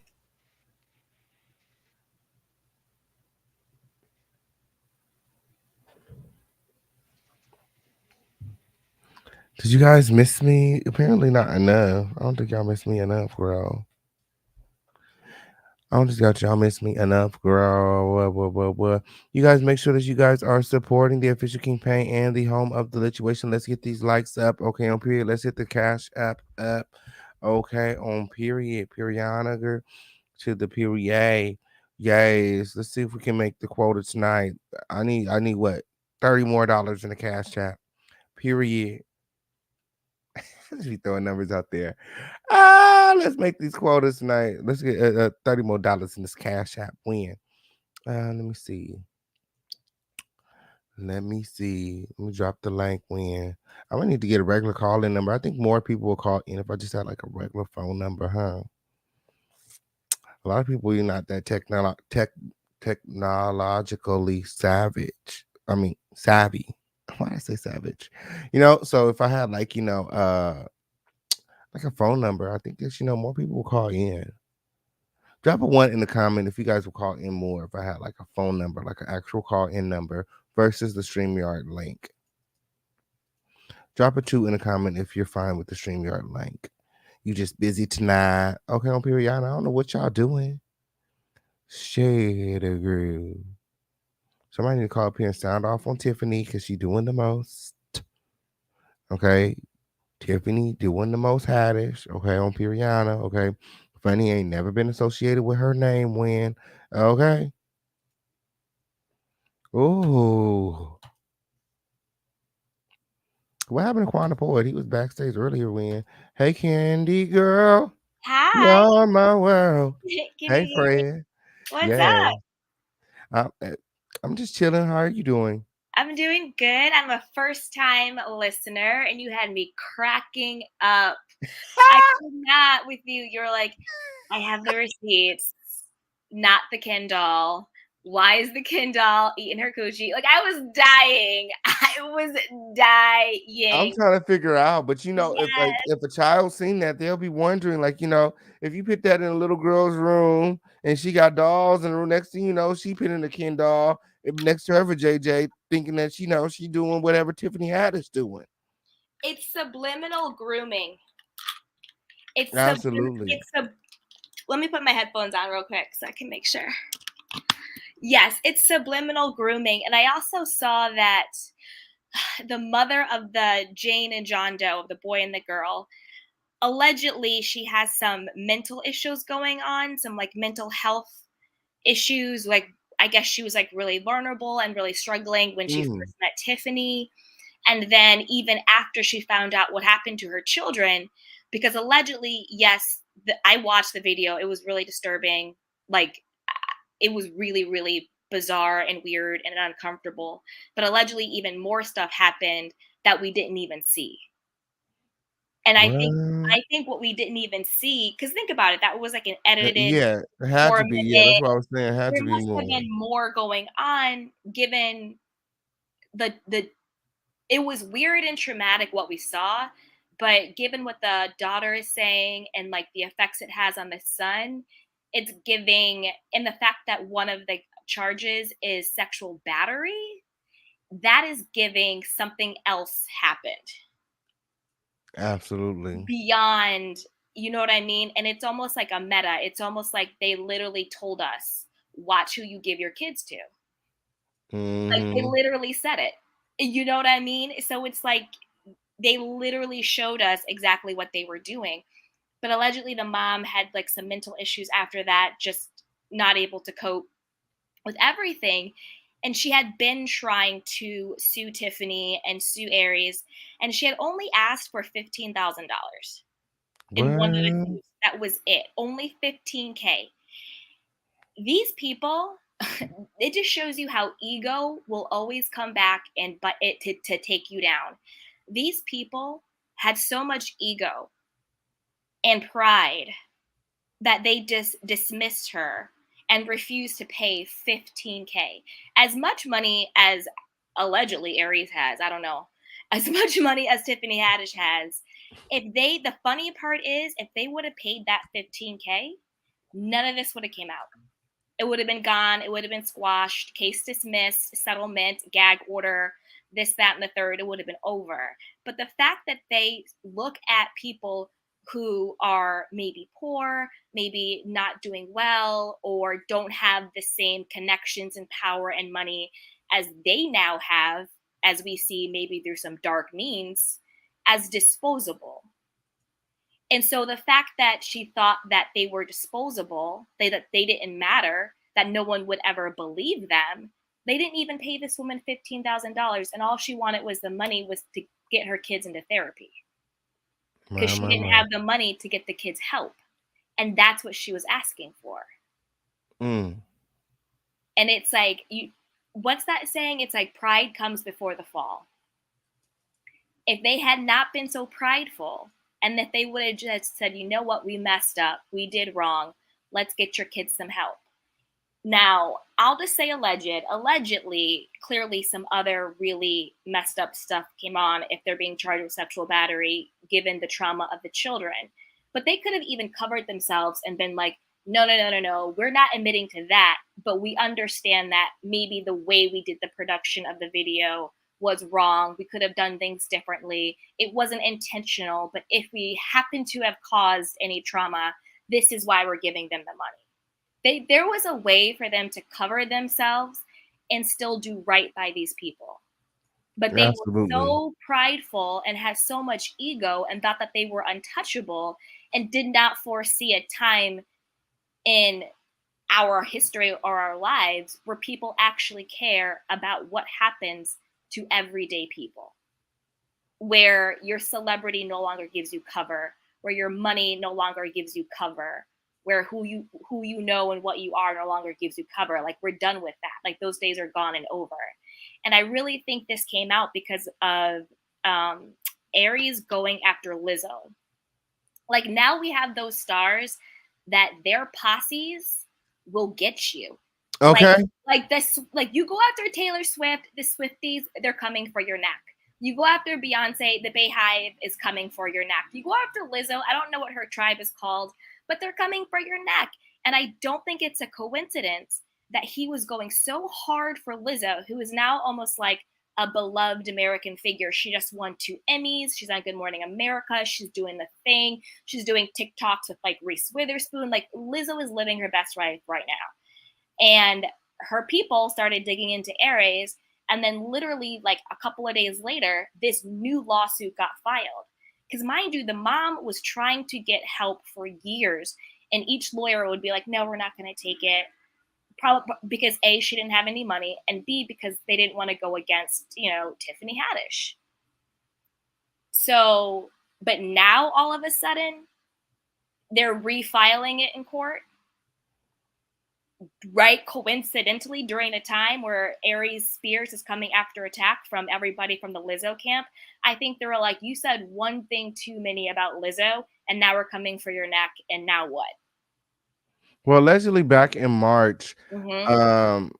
the girl, she raised $15,000 via a GoFundMe, I believe, to reopen the case. I read that in one of the articles. So I think before the whole Lizzo thing, she was already planning on reopening it. But maybe this is probably what the Lizzo followers found. They probably dug this up from the whole situation. So I think you're right. It probably is related. I don't feel like, because he said that about Lizzo, that she's pursuing that now she wants to be compensated, or like she's all of a sudden wanting to expose him. I don't think that her wanting to expose Aries and Tiffany has anything to do with what he said about Lizzo. But I do feel like maybe Lizzo's camp probably seen this, and that's how it's getting, it's probably picking up so much traction. Right. Yeah. No, let me clarify. I don't think that the reason why the girl and the boy, I don't think their motivation to go after Tiffany and Aries is because of Lizzo. No, I think their motivation is because something happened to them and they're seeking justice. I definitely don't think that. What I do think is that the momentum and the visibility and the timing of the lawsuit against Tiffany and Aries becoming so public does have something to do with the fact that not Lizzo's camp, but Lizzo's audience, the people who support Lizzo, were looking for stuff on Aries because he was going so hard against her, gave it an extra push. Do you see what I'm saying? That's more of what I'm saying. Like, I personally, I'll still say allegedly, but I always believe the victim. I believe something did happen to these children. And I do think that they deserve justice. And the thing is, how come there was never even an investigation? If there is an allegation of abuse, someone has to at least investigate it. And there wasn't even that. I think it was just like the timing of it all came together, and it was just the perfect storm of what they had done, these children seeking justice, his coming for Lizzo, and the culture and the consciousness that we have now, where we're kind of done with the BS and we're tired of it. The devil is at work. That's what it's giving me. Exactly. You never know. He doing a little something over here. He doing something over there. You know what I'm saying? He throwing rocks, hiding his hand. You never know what he got planned. He didn't know that when he attacked Lizzo, that all this shit was about to pop off. He had no idea. That's why you can't go around speaking evil. My dad always used to tell me growing up, when you do good, you get good. You can't go around seeking evil because you evil will you is gonna come back to you. So you know what I'm Mhm. saying? Whatever your intentions are, you're gonna be clear in your intentions because karma is real. Yes, and it is Period. everybody's address. Okay, got everybody address, okay, and it don't miss. Never Karma don't that. miss. Period. Yes, the enemy is busy. Shout out to Miss Queen Bling in the building. Hey, friend. Hey, friend. I Yes, thank miss you you, for chiming boo. in. Miss you too. What do you think about this whole situation with Tiffany Haddish and Ivory Spears and sexually exploiting the two minors? Okay. Let me take a deep breath for the people and the children in the back. Ain't no children up in here. Children go to bed. This is adult No, I'm content. saying the Ah, yes, it children. is. I'm saying the children that have had who have been subjected to these type of people, and all for money. And what makes it so bad is that Tiffany is what I would consider to be. You know how they say that the prey becomes the predator. I believe that's what happened with her and Aries because we all know her story. She was in foster homes, in and out of foster homes, and things of that nature. But she seems to be like the type of person who was taken advantage of, and now that she's the adult, she's now taking advantage of the younger children. With that unicorn, the last black unicorn book. Ooh, that about took me out. Do you I'm hear trying to me? tell you, it was a bunch of She, subliminal messages in the just in that mm-hmm. little article, the editorial. I was like, girl, even like I know what it the feels like Black to be Knight. not wanted, and I'm gonna adopt some children. I don't want the kids that everybody wants. I want to make sure I get the ones who don't get picked, who's gonna be left behind. And sounds like to me she already had in her mind. It's like she was telling, like you said, she was telling on herself, King, with everything that she was saying. It was like, okay, so yeah, oh, so he been skipped over like 5 times. Okay, I'm gonna take that little boy. That's the one I Oh, want. she been skipped over 10 times. How long she been in this foster home? 3 years. Oh, let me take that one. No, you know what? I want the one that's been here for 10 years. Let me take that one. That's the one I want. You know why? Because that one is going to be so hungry for love. That one is going to be so broken. Easy to That one is going to be manipulate. so desperate to be accepted. So it's going to be easier for me to manipulate, for me to what's the word when they say that uh uh uh they manipulate them, they train them, they Groom. prime them, Groom. Groom them. groom them. Groom. Thank you, y'all. Yeah, like the grooming part would be easier for her to do, and I feel like she knows that because she was once groomed. She was once that same child.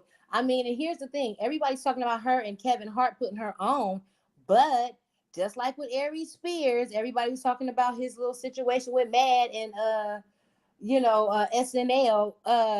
He's been around for over 30 some years. That man been doing stuff forever, but he wasn't picked up and noticed until he got on Mad or on Saturday Night Live. When it came to Tiffany Haddish, the same thing. Kevin Hart put her on, but there was something that came out before with Marlon Wayans. It was a comedian show where he had like a contestant show where he had like 10 to 20 different comedians, and she was on that show, and that's where she got her first real like big start from that point on. And then after that, that's when Kevin seen her and put her on. But before that, she was on that show, and even there she was overly sexualized. That was one of the things that Marlon Wayans was saying to her. He was like, she ready, and oh, I take you down, Marlon. All that Ooh. extra stuff, like just throwing herself. You know what I'm saying, at this man. And Marlon was, and no disrespect to Marlon, but y'all know Marlon ain't in a. Marlins don't like that type of fish. You know what I'm saying? He ain't in all that. Okay, Marlon's a and mama's so boy, okay? He ain't leaving his mama. He gonna stay at home. He's looking into in vitro and all of that stuff, girl. man, a hair flip. Okay, okay. Like Marlon just need to come on out with her. I Where's his wish he house would have at? I left want her to a knock on long his time door. Okay, ago. Ophelia, you like chocolate? I Ooh. mean, but all them boys, and no disrespect to them, because the mama and the daddy, they had a whole bunch of children because they knew Mhm. somebody was gonna have to come and do something out of all them kids they had. So they had a backup for a backup for a backup to a backup, just in case they had 5 duds, they had 6 more to fall back. You know what I'm saying? So it's like Marlon, back in the Fly Girl days and in Living Color with him and Sean when they had their little show and everything. They did the whole crossover, white girls or white chicks or whatever that movie was. We understand in order to like who was it? Was it I'm about to say Mike Epps. No. I keep saying Money Mike, but what is his name, y'all? The comedian. Cat Williams? Cat Williams, yes. When he was like, either you gonna be touched or you gonna be the one. Either you gonna be touched or you gonna be the one doing the touching. That's just how it works in the Hollywood scene, Hollywood. Either you gonna be the one being touched or you gonna be the one doing the touching if you want to make it anywhere far in that game. And that's what he was saying when he was speaking about Tiffany. Like he was saying, he's a writer. He writes his own jokes, and she's a person who's gonna read the jokes. And like he said, well, I don't agree that everybody can read, but he was basically saying like she ain't writing them jokes, she reading whatever they put down in her hands. And again, mind you, she's the kid who didn't have no backing. She came from all these several different foster homes. She the type of person that get to the point where she would sell her soul for a nice car and maybe a 3-bedroom house. You know what I'm saying? That's down the street from the hood adjacent type situation. You know what I mean? So for her to get to where she is right now, like earlier, Duval on the earlier live, how he was saying, they they're willing to do whatever it takes to get noticed, to be on that next level, and they don't really care. I mean, they'll sell their soul for a plate of flapjacks and and a new pair of J's with the latest whatevers. And I just feel like Tiffany Haddish has done all these things and it's coming back. It's all coming back to round circle. And Karma is a big burly bitch who know your name, your address, your social security number. She don't care if you go across the skies, across the nation, across the water. She know where you live no matter what you do. You can change your nose, your face, your hair, cut it all off or whatever. Karma know where you at. Karma gonna find you. And if you putting out that negative stuff, it's gonna boomerang right the boop back. And that's just what I feel is happening for Tiffany Haddish as well as Aries Spears, because Aries Spears has made his money and his name off of Black women's back in the home of Black women. And that's the problem. But he's always constantly taking them down and putting them down. And I honestly believe his issue isn't even with Lizzo. His issue is with his own mammy. In the words of Nosy Ho, it's his mammy that he mad at. Okay. Not, it ain't got nothing to do with his mama. It's his mammy. It's projection. Yeah. The fact that he didn't receive the right. Well, I'm not gonna say he didn't receive the right type of love, but he probably let's just call a thing a thing. Aries was the fat kid that got picked on back in school, all throughout elementary, junior high, high school. Who the only way he could get a girl to look at him was to crack a joke. The only way he could keep the basketball, football players and all that off his back was to tell a joke. The only way for any, it's kind of like him going to jail. The only way for him to not get beat up is to crack a joke. The only way for him to not get took down, by big Lulu and big whoever in the back is by telling a joke. So I just feel like that's who Aries Spears is. He has never been the most popular guy. He's never been the flyest dude with the flyest kicks with the baddest chicks. Never. The only way he can do anything is by telling a joke. And that's the only way he saved himself throughout life. And he tried to make a career out of it. He has never, ever been actually funny. He has a couple of good jokes here and or there. But the most things that he is remembered for is when he plays the roles of the women. When he did that Bobby and Whitney skit, honey. That's that one that goes that everybody across the nation is always talking. Oh, remember when he did that Bobby and Whitney? Don't nobody remember him for nothing he did as Aries. I mean, Harry Spears, is that really his name? Or did he make that up? Like, come on. These people. That part, these people with these names. Where is the duster, baby? It's getting dusty up in here. Wave the dust, yes. These people with these names. Shout out to Darnell. Hey, friend. Hey, friend. Hey, panel. Hey. Darnell. Shout out to everybody here. Darnell, sound off. What do you think about this whole Tiffany Haddish situation? I'm sorry I had to turn y'all off in the back, but I think they all weird. I think they some weirdos. Weird. I'm staying on that. And they even like Mad TV, all of them. That's where Aries Spears is from. I don't know where the hell Tiffany Haddish from, child. She from somewhere in damn California somewhere, right? She from Los Angeles. She was yeah. She's from LA. She's from LA. Yeah. And she was from like the homeless shelter, right? I don't know. She was homeless after high school because she was in foster care, and then she got out, and then she was homeless, and then she talked about how she worked her way up. She was doing, I forgot what she was doing, but then she got a scholarship to NYU, I think, or somewhere like that. And then she was just grinding. But they were also saying that the whole skit was also a signal to, I don't know if you guys believe in like the conspiracies where it's like the Illuminati and like all that stuff with like the Hollywood people and the next level. So basically they were saying it was her signaling to them. Because remember, they did upload it to Funny or Die. And Funny or Die is the platform where a lot of the executives would go to scout talent, go to look at different people who are doing stuff to pick and choose who they wanted to start working with or whatever to kind of put your name out there. Almost like how we're on YouTube, right, trying to grow. You want to get discovered one day and pop off, right? That's sort of what that lane of Funny or Die was. And they were saying that it was to signal to certain people, like, we have what you need. Like, we can supply you with the children. Because if you think about it, that's what they were saying. The video came out in 2013. Sure, Tiffany was doing like, right? Sure, Tiffany. Her children's book came out in 2019. Remember that too. Exactly. So remember, Tiffany, sure, she was doing this, that, and the third, but she was by no means on track to become the Tiffany Haddish that she is today. But right when the video came out, that's when she really started popping off. That's when I think she got on, was it that BET? She was on a show on BET. She was on another show and then just popped off from there right after they did that. And she was the one who, I'm going to use the word, supplied the children for the skit. And then if you think about it now, her lawyer is the same lawyer for Prince Andrew, who is connected to Jeffrey Epstein. And what did Jeffrey Epstein do? He supplied the children.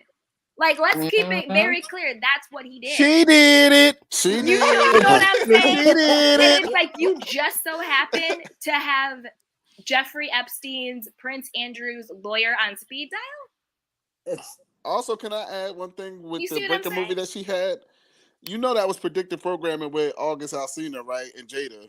The whole movie was predictive programming about the situationship between her and August Alsina. So I find it mighty strange how that situation was already pre-programmed, and then Tiffany Haddish goes ahead and get this big career off of this movie. My thing is, if you homeless, how can you pay for a college application? I'm just saying. NYU got to be at least $100, right? Since she got a full ride. She probably got a scholarship. $55 to apply to the school for the application. It's normally about $55, $60. I mean, you broke. Well, how you paying for that fee? I'm just saying.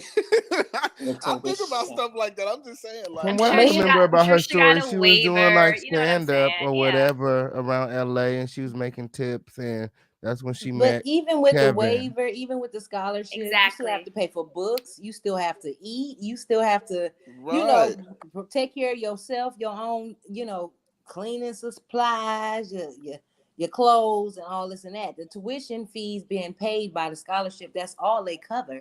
They may provide room and board depending on what school it is. But again, it depends upon how big that scholarship was. And if she had any other grants or anything added on, if she had any loans, she pulled out to help her with that. Because books was $300, $400, $500 a pop back then when she was able to go.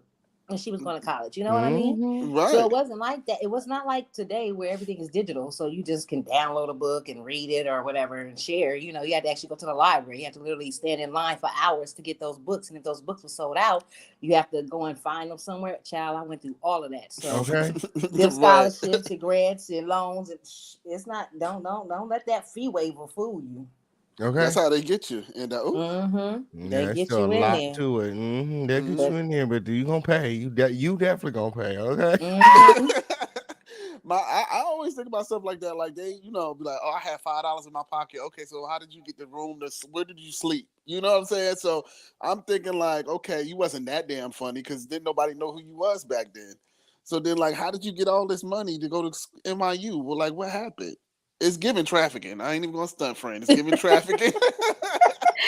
And now, sorry. Go ahead. No, go I ahead. didn't think trafficking. I was thinking maybe child. Y'all know what I'm going for. Child media, sexual media. I think that's probably what they were doing, taking these pictures and shopping them around on the black net, taking these videos and giving Dark them to web people that stuff. they know.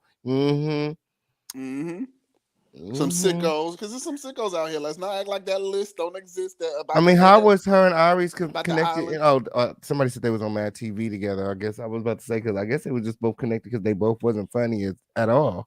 Right, because I only know hey Queen Bling. Hey, The boo. only thing I know him from is Whitney. Like it wasn't even him playing Bobby. It was the girl playing Whitney that was so funny about it. You know what Yeah, I'm saying? she made the skit. She did. She made the skit. So like I'm trying to figure out like, where's the comedy, So then like this whole skit that comes up, I'm just looking at it like this is some weird. This is weird. There's no humor in this. That's like Louis C.K., the white comedian when he made his sexual reference with his comedy show. Hey, Rustica, friend. Hey y'all. Hey friend. Hey Rasika. You Hey call her baby. Rustica. Hey. What's Well, I going just on? wanted to comment. That's what made me come up. I just don't want this is very hard, but I want to say something about what he said about, oh, I only had $5 in my pocket. If you look at a lot of these celebrities and stuff, they all have this same generic background Mm-hmm. story. They say that they had nothing and they were poor and this, that, and the third. And then when they get rich or they get famous or whatever, and you do a deep dive, you find out that they lied. Mm-hmm. Saying that you're destitute and things like that, it warms somebody's heart to see you make it. It makes them more endeared to you. It makes them more endeared to you. It makes you And more relatable. engaging and relatable. So you Pulling just at the gotta learn some time to heartstrings. use. You gotta learn how to use your discernment on a lot everything. You use your discernment on everything, but this stuff that we see, I mean, television, that's exactly what it is. Yep. They're playing a part. They're always on. They're always on. And when those cameras are off, you don't know what the heck is going on Who they are. until they ruffle some feathers. Until they ruffle some feathers, they haven't completed the task. They haven't done something, and then boom, you get all of this. But just think about all the people that had these type of accusations, and they just got swept under the rug. You heard about it one day, and then the next day it was gone. Mm-hmm. All of this is a game. They Yep. use us. They use us for food as an emotional food. Because they know it's going to trigger us. They know it's going to make us unhappy. They know they use it for harvesting, emotional Energetic Yep. They harvesting. harvesting. harvest the energy.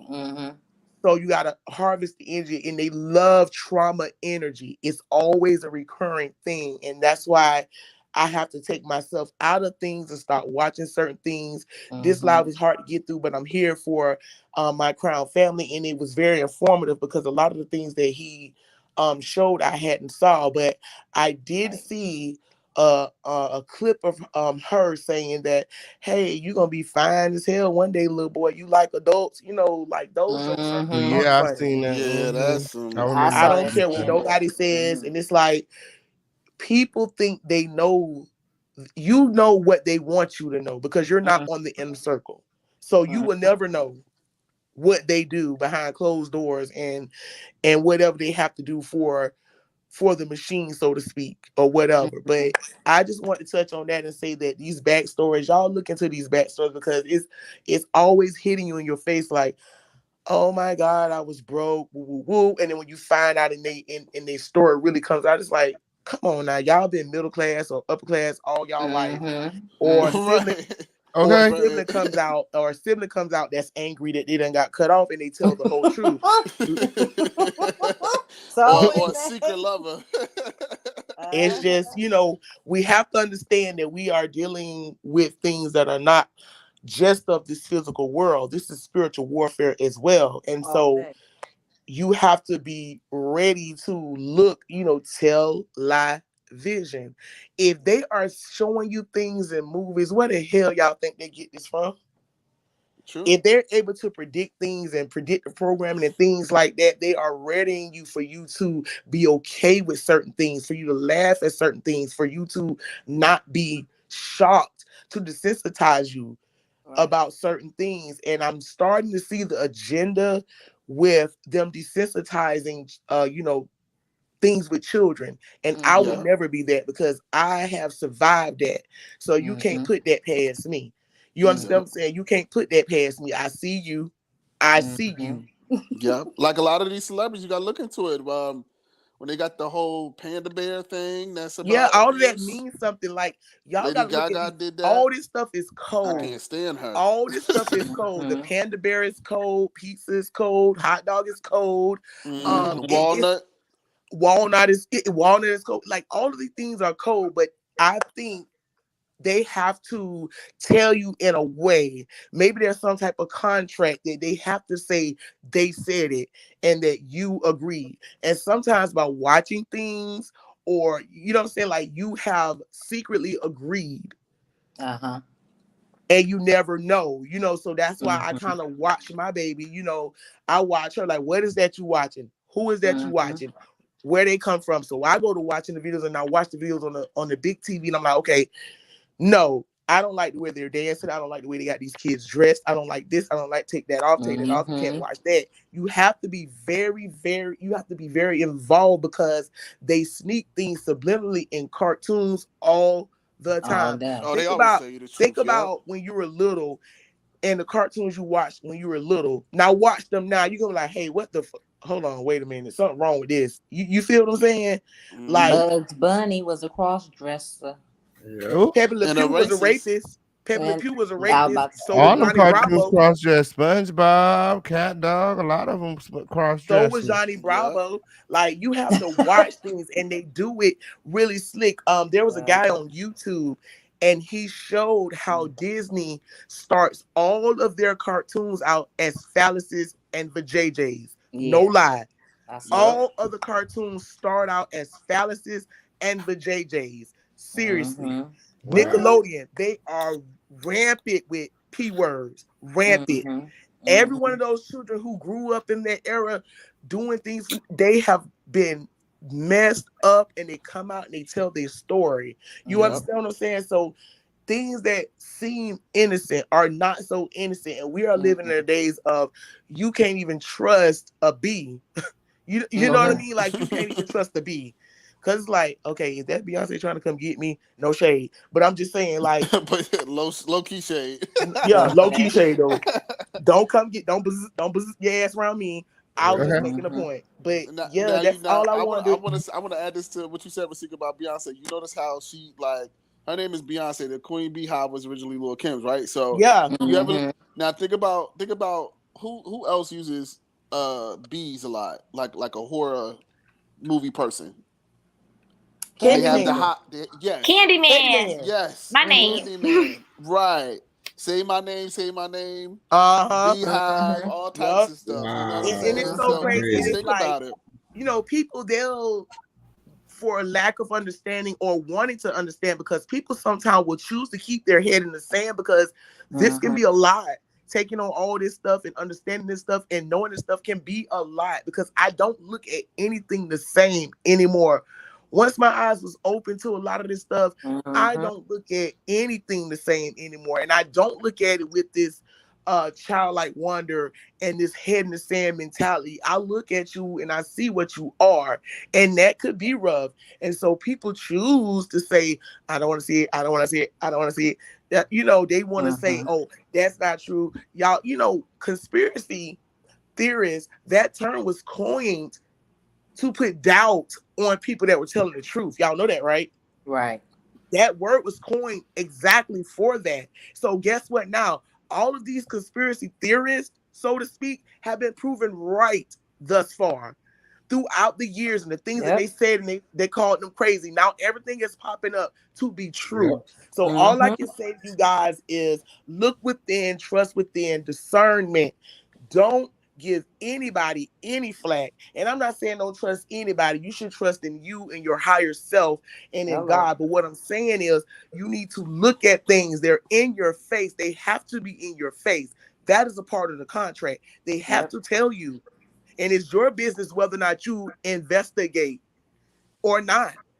At the end of the day, it's going to be the same result. But do you want to be one of those people? Like the brand? Right. And you know what's crazy about the whole Tiffany Haddish thing? Like he was supposed to be like Bill Cosby, right? But did we know about Bill Cosby back then? I mean, that video came out what, 2014? Before the industry people knew about Bill Cosby. Knew about him. They knew about it because they enabled him. Because this is Exactly. the thing: when people do this systematically, it's institutionalized. Like the agents know, the executives know, the publicists know, the assistants know, because they enable the behavior. Right. But because he's a money-making machine and money trumps all to them, money and power and influence, they choose to cover and enable. True. Yeah. So absolutely people, true. We may not have known as like the regular audience, but trust and believe the people in that world, in that circle, 100% knew. They knew about Bill Cosby. They knew about Harvey Weinstein. They knew about Jeffrey Epstein. So why they do knew you think about Diana Jenkins, allegedly. Oh, like yeah. all of that. That's a whole situation right So now. what happens with that is they knew. But when you piss them off and you've outlived your relevance or you're no longer when you generating fall that out type of favor, yeah, that's when all hell breaks they loose. all jump ship. Everybody, I'm still wondering when we're going to get that black book, that law with everyone on it. When are we going to get that? We're not going to get it. They have it, and my thing is, this is what I'm saying. This is evil for you guys to think, for people to think that. And that's why I don't really think they're people, in my honest opinion, because there is no way that a human being would think this was okay to do this to innocence. You know, if you look at the teachings of Aleister Crowley, he teaches them that children are a better thing because they're pure, because of their purity. And people don't understand where this comes from. It comes from sex magic from Aleister Crowley. He tells them to take children and do things to children because it makes the magic stronger. And I just implore everybody to look up anything you can because it could save your daughter, your sons, your nieces, your nephews, your sisters, your brothers. This is not a joke. Like we are on a physical plane, but are we? We also are spiritual beings as well. And so we have to be prepared and protected on all fronts. And that's all I want to say, you guys. I love y'all so much. I'm out. We love you too. We love you too. I love you too. I also wanted to add something to what she was just saying about that dude that she mentioned, the warlock, whatever. Yeah, I don't even say the name. But... what? Oh wait, hold on. Wait, what happened? You said something about a warlock. What happened? well, everything comes from God. So when that Satanist did that, it's a particular holy practice that you're supposed to take, right? And it's only like it's kind of like an ancient holy practice where you could control demons. But instead of controlling them, he got possessed by them and basically followed their bidding, so he could have a shortcut to the power or whatever. Because you could be able to control demons. There's all types of crazy stuff that you could do. But anyway, I like to say, not to make it long-winded or too kooky, but those who follow that, they all end bad. That dude, he wound up dying broke. He overdosed. He was a drug addict. The house that he did the ritual in was cursed. So you start right. Who's another group? A rock and roll group. I don't even want to say the name. One of the top rock and roll groups. They all died in this house. If you look at people who follow those demonic practices, it always ends bad for them. Yeah. So they always are drug addicts, broke. They lose their fortune and everything. And this comes from somebody who been in the arts for most of their life. So, I've been, in places where people, again, I mentioned this on the panel a couple of times. I've been in places where people are like, oh, can you come here at this time? And I'm like, no. Because I already know what time it is, so, and after I said no, they started to act weird, what I'm saying? Because I wasn't with it. So it does exist. And this video with Tiffany Haddish is very weird, and it gives signal of human, trafficking, bottom line. But that's just all I had to add on to that. Yeah, and you're absolutely right when you were saying about, when you playing dibble and dabble, that's that come back to bite you in the ass. Okay, on Periana. Period. Just keep on watching. Period. Yeah. I mean, that dude died terribly, and I'm pretty well. Every Satanist that died, they always say that they, like on their deathbed, they all say the same quote, and they like cry for mercy, and they like, I made a terrible mistake. So anybody watching, anybody in the bushes watching, don't even try it, man. What God got for you, can no devil in hell take. It ain't even worth it. I also want to add one more thing. I saw Marlon Wayans recently in a comedy show, and you could tell that he has this bitterness on him, and that he's not even, and in like real life, he's not funny. Like, you know how in the movies he's like real funny? He's not funny in real life. Like, he's really like miserable. And you could tell that he's been like used up in the industry, and he's like bitter because he doesn't have anything. He know how to turn it on and off. Right. Like he. Well, like, he's slapstick. No, like how can I explain? It's like he's like he's a shell of a person. His like soul is no longer there, so he's programmed. Who was that? OBD was just talking about that. Well, God rest his soul. He wasn't just talking about it. I was just watching something where they was talking about it. They was talking about how Tony was talking about Black China and her putting up them symbols in one of her little posters on her Instagram or something. She was like, she told her she better take that down, on Night and Day. On YouTube, she was talking about it. She was like, you better take that down before I come over there. Because she said, you ain't going to sacrifice. It's not funny. But she said, you ain't going to sacrifice me, bitch. No, for real. You got to watch out for them friends in the industry. I'm telling you. They are so weird. I've been in some situations where I'm like, what are they talking about? Like, literally, I've been in, like, because I've been in, like, acting and stuff back in the day. And people talking about conjuring Satan, and they trying to say it as a joke. And I'm like, this shit ain't no joke. Like, this ain't no joke. Y'all dead ass serious. I'm like, nah. So I want to believe in a lot of places because it was just weird. So it does exist. Yeah, and you gotta watch out for even like the TikTok trends and the YouTubers and all that with like the law of attraction, manifestation stuff. It's low key witchcraft. And they'll be teaching stuff they be holding up when they dancing. They be doing their little fingers and stuff. Yes, and they will low key be teaching you rituals, like write it down 5 times, put it under your bed, speak into the water, manifest, do all this stuff, and it's under the guise of like, get your ex back, make the money, get the car, get the house. But people don't realize it's literally witchcraft, and they're teaching you how to do these rituals where you're like light the crystals and blah blah blah, and you know what I mean? It's just like crazy sage. It's all this crazy stuff where they're giving the power to the ritual. They're giving the power to these spirit come in, blah blah blah, and then all these people are consuming the content without the consciousness of what they're actually doing.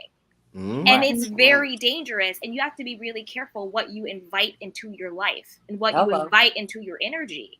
You know what I mean? People doing TikTok manifestation, blah, blah, blah, blah, blah, and don't realize they're dancing with the devil. Like, you got to be really careful. It's beyond just the industry. Now it's on your phone. Right. You know what I'm saying? But I will add, ain't nothing wrong with a little sage. I'm just saying, it's like weed. I don't even mess with sage. No, I don't even mess with sage. I don't mess. It's me and the Holy Spirit and Jesus Christ and God. I don't do crystals. I don't do tarot. I don't do psychos. I don't do psychics. I don't do sage. I said psychos, right? I don't do psychos either. I don't do sage because there's nothing outside of, just in my personal opinion, outside the blood of Jesus and the Holy Spirit that I need to cleanse anything. I don't need to sage. I don't need any of that. I can plead and decree the power of Jesus over me, and that is enough.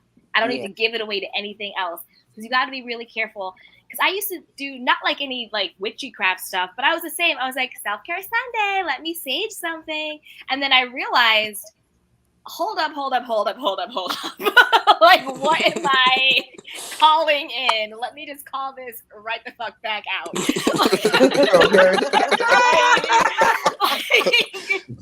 You gotta go. Yeah. Yeah, you have to be careful with what you're doing because with these little TikToks and these shorts and all this stuff, and you see these kids, and it's so sad because I'm gonna just say it, and I might get trashed in the chat, but it's okay. We don't have Big Mama. We ain't got Pawpaw no more. You know, they all was young teen moms and teen dads, and no offense to nobody who was a teen mom or a teen dad. But what I'm saying is that these kids don't have that older generation to go to who gonna tell them right from wrong, who gonna say, nah, baby, that's not what you need to do.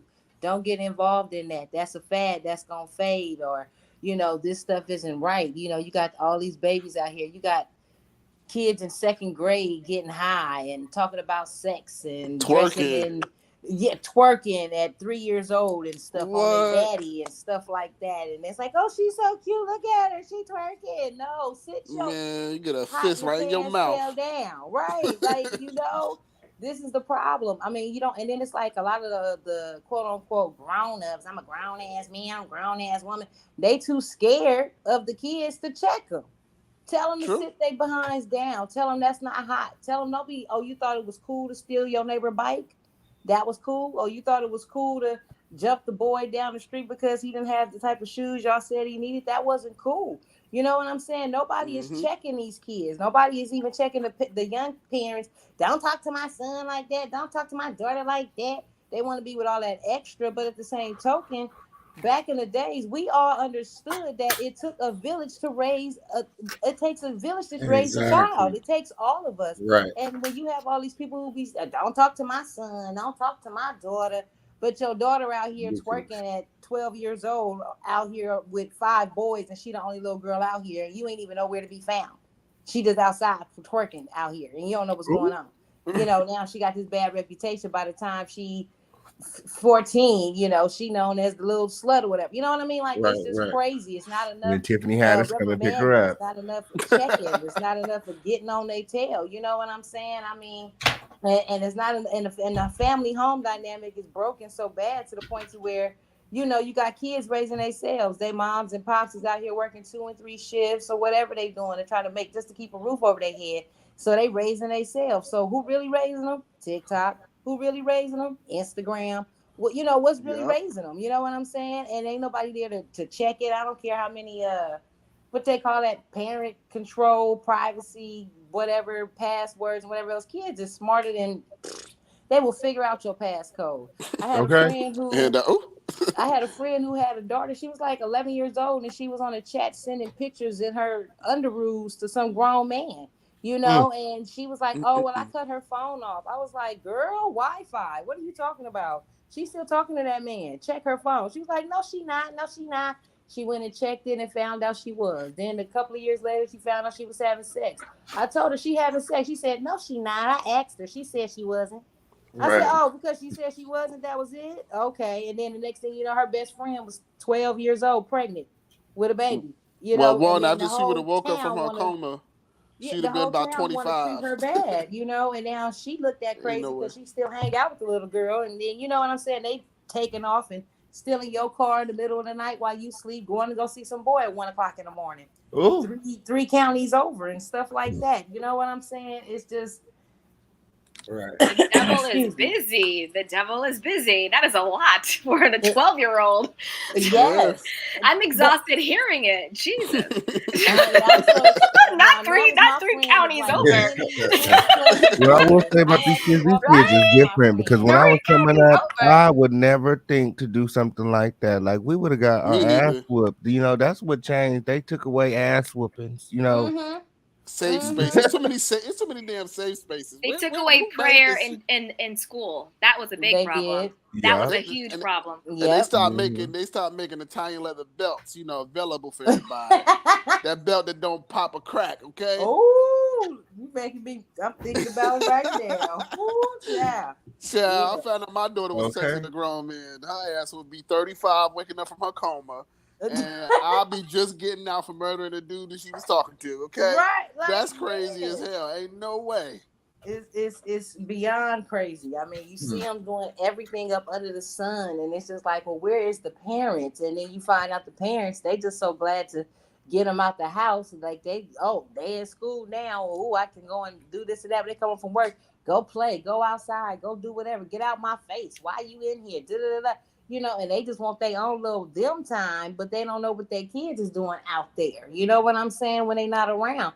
Back in the days when we was coming up, everybody knew everybody. So if I was out of line, Mr. Jackson, Miss Wilson, you know what I'm saying? Yep, I yep. seen your daughter. I seen her over here. She was doing that. She was running with that crowd. You know, they ain't that good. You know what I'm saying? You had other eyes out on your children. You had other people who looked out for each. We really was communities back then.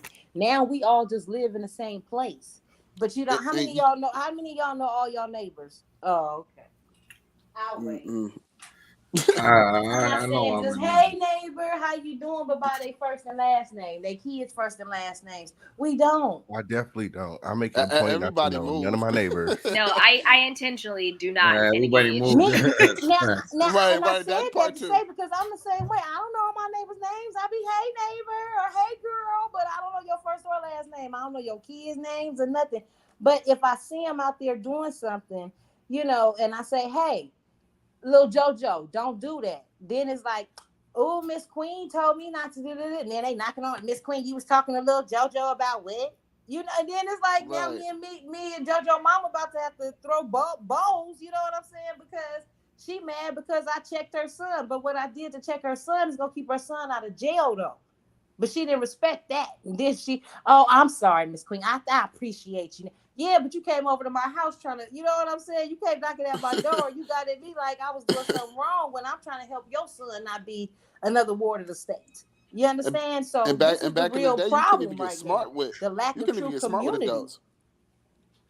Right. You couldn't even get smart with adults back in the day. Let you get smart with an Now, adult. They go straight to now, your parents or your big mama, grandmama, your aunt. your Like, uncle, somebody gonna know what it is. And they gonna right. come and tell it and put it out there. And it ain't gonna be no, oh, they said this and that, you know. It's gonna be, oh well, I heard this and they did that and you know these parents, some of them they just so blind they just take the word of the kid instead of going to the other person and actually talking to the adult and finding out, well, what happened? Well, what's going on? Well, my son said you did this and my son said you did that. And I seen some lady yelling and screaming at some man the other day and he was like, hey, Miss Queen, you seen that? I was like, nope. I had my earphones on, minding my own self business, riding my bicycle. Now, you know what I'm saying? Right. And I kind of wanted to get in it, but I ain't got no dog in that fight. That ain't my issue. I ain't got no kids. That ain't none of my business, you know. But at the same token, had I been in place when the situation, whatever they was going through, went down, I would have for damn sure stepped up and said something. But I didn't know what was happening, so I'm not going to insert myself into that. You know what I'm saying? But had I been there when the situation took place, yes, I would have stood up in that because that's what we need. We need to come together more as a community. We need to come more together and be there for one another. But you can't trust everybody looking at everybody like everybody trying to get somebody. And what's Yep, sad Right. is it's that's kind of what it true, is. but at the same token, you know, we have to come together and rebuild the trust as a community and look out for one another, and really, you know, instill in the kids. You're not supposed to disrespect people. You're not supposed to, you know, talk back to a grown up and cussing and this and that and the third. I mean, I'm trying to work with the lady in my community with the youth group, and they're always focused on the kids in elementary school. And I'm like, well, what about these kids in middle school and high school? They the ones who really need more help right now. The little Right. kids got the parents, the No, grandparents, the see, but I school. think you have to catch them in kindergarten and elementary school, so then they don't become the kids in the high school. I get that, but You what see I'm what I'm saying is saying? when you see, but when you see them, I but think when you all see of them them and need there's still help. room, though. But see, this is my point. This is what I was saying to the youth coordinator. I was saying when there's still room, when there's still like in between that like 12 and let's say 14, like or you know that preteen like 11 to 14 stages. That's when you know you kind of got like that last chance. It's like that last chance saloon to kind of like grab them and get their attention and do something. Like we used to have scared straight dare programs, stuff like that. It was corny, but it saved a lot of people's lives back then. You know, it helped change people around to go from when they ain't got to be like Uncle Junebug and them, who all they know is to go to jail, like that girl from Scared Straight, who just they found her dead in the house the other day.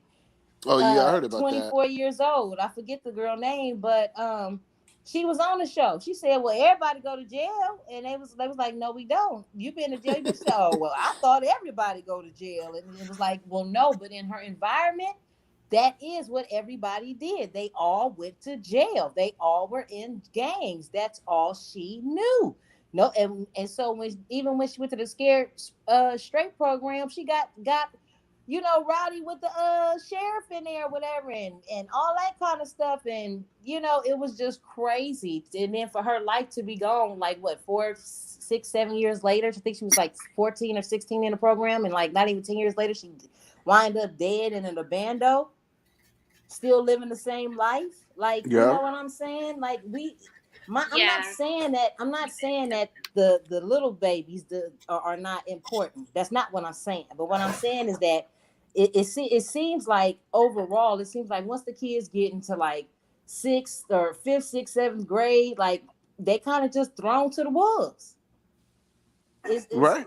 They just leave them out there on their own, and then they just fall into whatever crowd that will accept them, and all they're really looking for is acceptance and love. Yeah, that's why I think every stage needs support, but I think that the earlier you start, it's less of an uphill battle. Oh, like no, it's easier if you start them younger with the exposure, with the education, with the support. Like I think in schools, they should be teaching emotional intelligence, spiritual balance, you know what I mean? Mental stability, confidence, self-esteem. Right. Because at the core of a lot of these issues is just no sense of self, lack of self-worth, feeling lost, feeling confused, seeking validation, seeking acceptance, seeking love, seeking guidance from all the wrong places. So the earlier we start to teach children how to love themselves, how to create boundaries, how to have self-esteem, like coping mechanisms. Yes. Nobody teaches that. And people and little kids at home, we don't know everybody's at-home situation. They could be going through a lot of trauma at 4, at 5, at 6. Right. And then they become that 14-year-old who's like, well, everybody goes to jail. Everybody does this. And then at 24, she's found dead. Right. So the earlier we can start the process, I agree. The more we can groom, the better. I don't think we should throw them to the wolves at any stage. I think at all stages we need to groom them. You see what I'm saying? And I agree with you. I agree with you because that is the general cusp time where it's like, which way is the kid really gonna choose? I think we got to be careful with this groom word. Yeah, a couple of words I don't know. I'm just joking, but you're absolutely right. You're absolutely right, Candy. I was just joking. Keep going. I'm sorry. No, it's okay. It's okay. No, I was just saying, like, I think every stage, and I wish that they did teach emotional intelligence, spiritual, not necessarily religion, because, people have their own belief systems. Right. But some type of spirituality, some type of understanding of your own divinity. Mm-hmm. And that's how you have your self-love. That's how you have your self-respect. That's how you have your self-worth. And knowing that you are connected to something greater or higher. And then also self-esteem and boundaries and all of that stuff. Because when you respect yourself, you inherently will respect others. And I think others will respect you. And others will respect you. And the earlier we start that, the healthier the children will be, the healthier the tweens will be, the healthier the teenagers will be, and the healthier adults they will become. Right. Yeah. And we have to also take it to account as well. These babies are the ones who are going to be taking care of us when we elders. That's where I think the judgment is lapsing when it comes to these. I'm a grown ass woman. When it comes to those type of people, I think that's where judgment is lapsed because they don't realize that y'all letting these kids get away with all kind of stuff, but it's not conducive to what's going to be helpful for the long term. They're not thinking about long term. They're just living in the moment. And there's nothing wrong with being present in the moment, but we also have to set up a strong foundation. So long term, what's the end result? What's the end goal? What is that going to look like 10, 20, 15, 50 years from now? What is that going to look like? People always say, oh, well, they'll grow up. They'll grow out of it. People don't grow up and grow out of nothing. They grow into whoever they are. Whoever they already are starting to become, or whoever they've been programmed to be, that's who they grow into. Child, they trying to kill us all. We ain't even probably gonna make 50 years. The sky gonna crack open, the heavens is gonna open. That's it. This is the end. No, That's the how I world's feel gonna about melt. I'm literally melting right now. It's like 110 degrees. No, for real. The world's about to Yeah. go boop. Well, that's because they didn't. With all You this know stuff what? going I'm not on. gonna say nothing because they said they supposedly didn't open up that dome, and you know. Anyways, that's a whole other story for a whole other platform. But yeah, that's why it's a it's so reason why hot. though. There's a reason why they doing all this, why they've been doing all this. You know, it's weird, like predatory behavior. I think that's a safe word to say, right, friend? Predatory. It's a weird predatory behavior. Yeah, And it's cool. it all goes to something energetically that's just like demonic. And they've been doing it for a while. And especially around the time where the sketch came out, I've always said 2012 literally was the most demonic year ever. Like, so much demonic stuff happened in 2012. I mean, like, literally, when Whitney Houston died, Nicki Minaj was being an exorcist. Like, it was literally like, how can I say, like we just said with the portal thing? I think it was a portal time back then. It was demonic. You're right. You're right about that. You just seen the influx of this weird behavior, like people getting away with saying anything. You know, our jokes. Child abuse jokes. All types of stuff was just like in the forefront. Everyone was showing their teeth again, laughing like it was funny. Like, ha ha, it wasn't funny. Just like this skit wasn't funny. Now these kids is really traumatized. The mother allegedly wanted to harm herself. You know what I'm saying? So now you got to pay for that. Like, I think that they should either be, financially responsible, or they should serve some time, in my humble opinion. Yeah, I agree. Because it's a Well, pattern. since it's not criminal, I guess they're not looking at no time.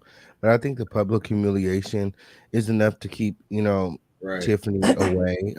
Word on the street is, she has no plans of coming back to the U.S. And Tom ain't came back, has he? That's why she went to Greece, because she didn't want to be expedited. Right. Oh, that's a non-extradition country? Yeah, Greece is a safe haven. A lot of celebrities and people with money and means, when they get in trouble or they're trying to dodge any type of charges, they will flee to certain countries, and Greece is definitely on that list. It's like somebody who is trying to get away from tax evasion. They always go to Switzerland. Because there's different countries have different contracts and agreements and barter systems and all of that with the U.S. Like there are some countries where, say you have dual citizenship in like France, and you commit a crime in the U.S. and you're able to get to France. If France doesn't believe in capital punishment, so they'll have to barter, making sure that if you come back here, you're not going to be charged with it before they will even turn the person over. Like there's all types of international different like treaties and contracts. That's why certain people, depending on the crime, will flee to certain countries. Tom Hanks and his wife. Army Hammer right now, isn't he in the Cayman Islands? That's saying some red flag names.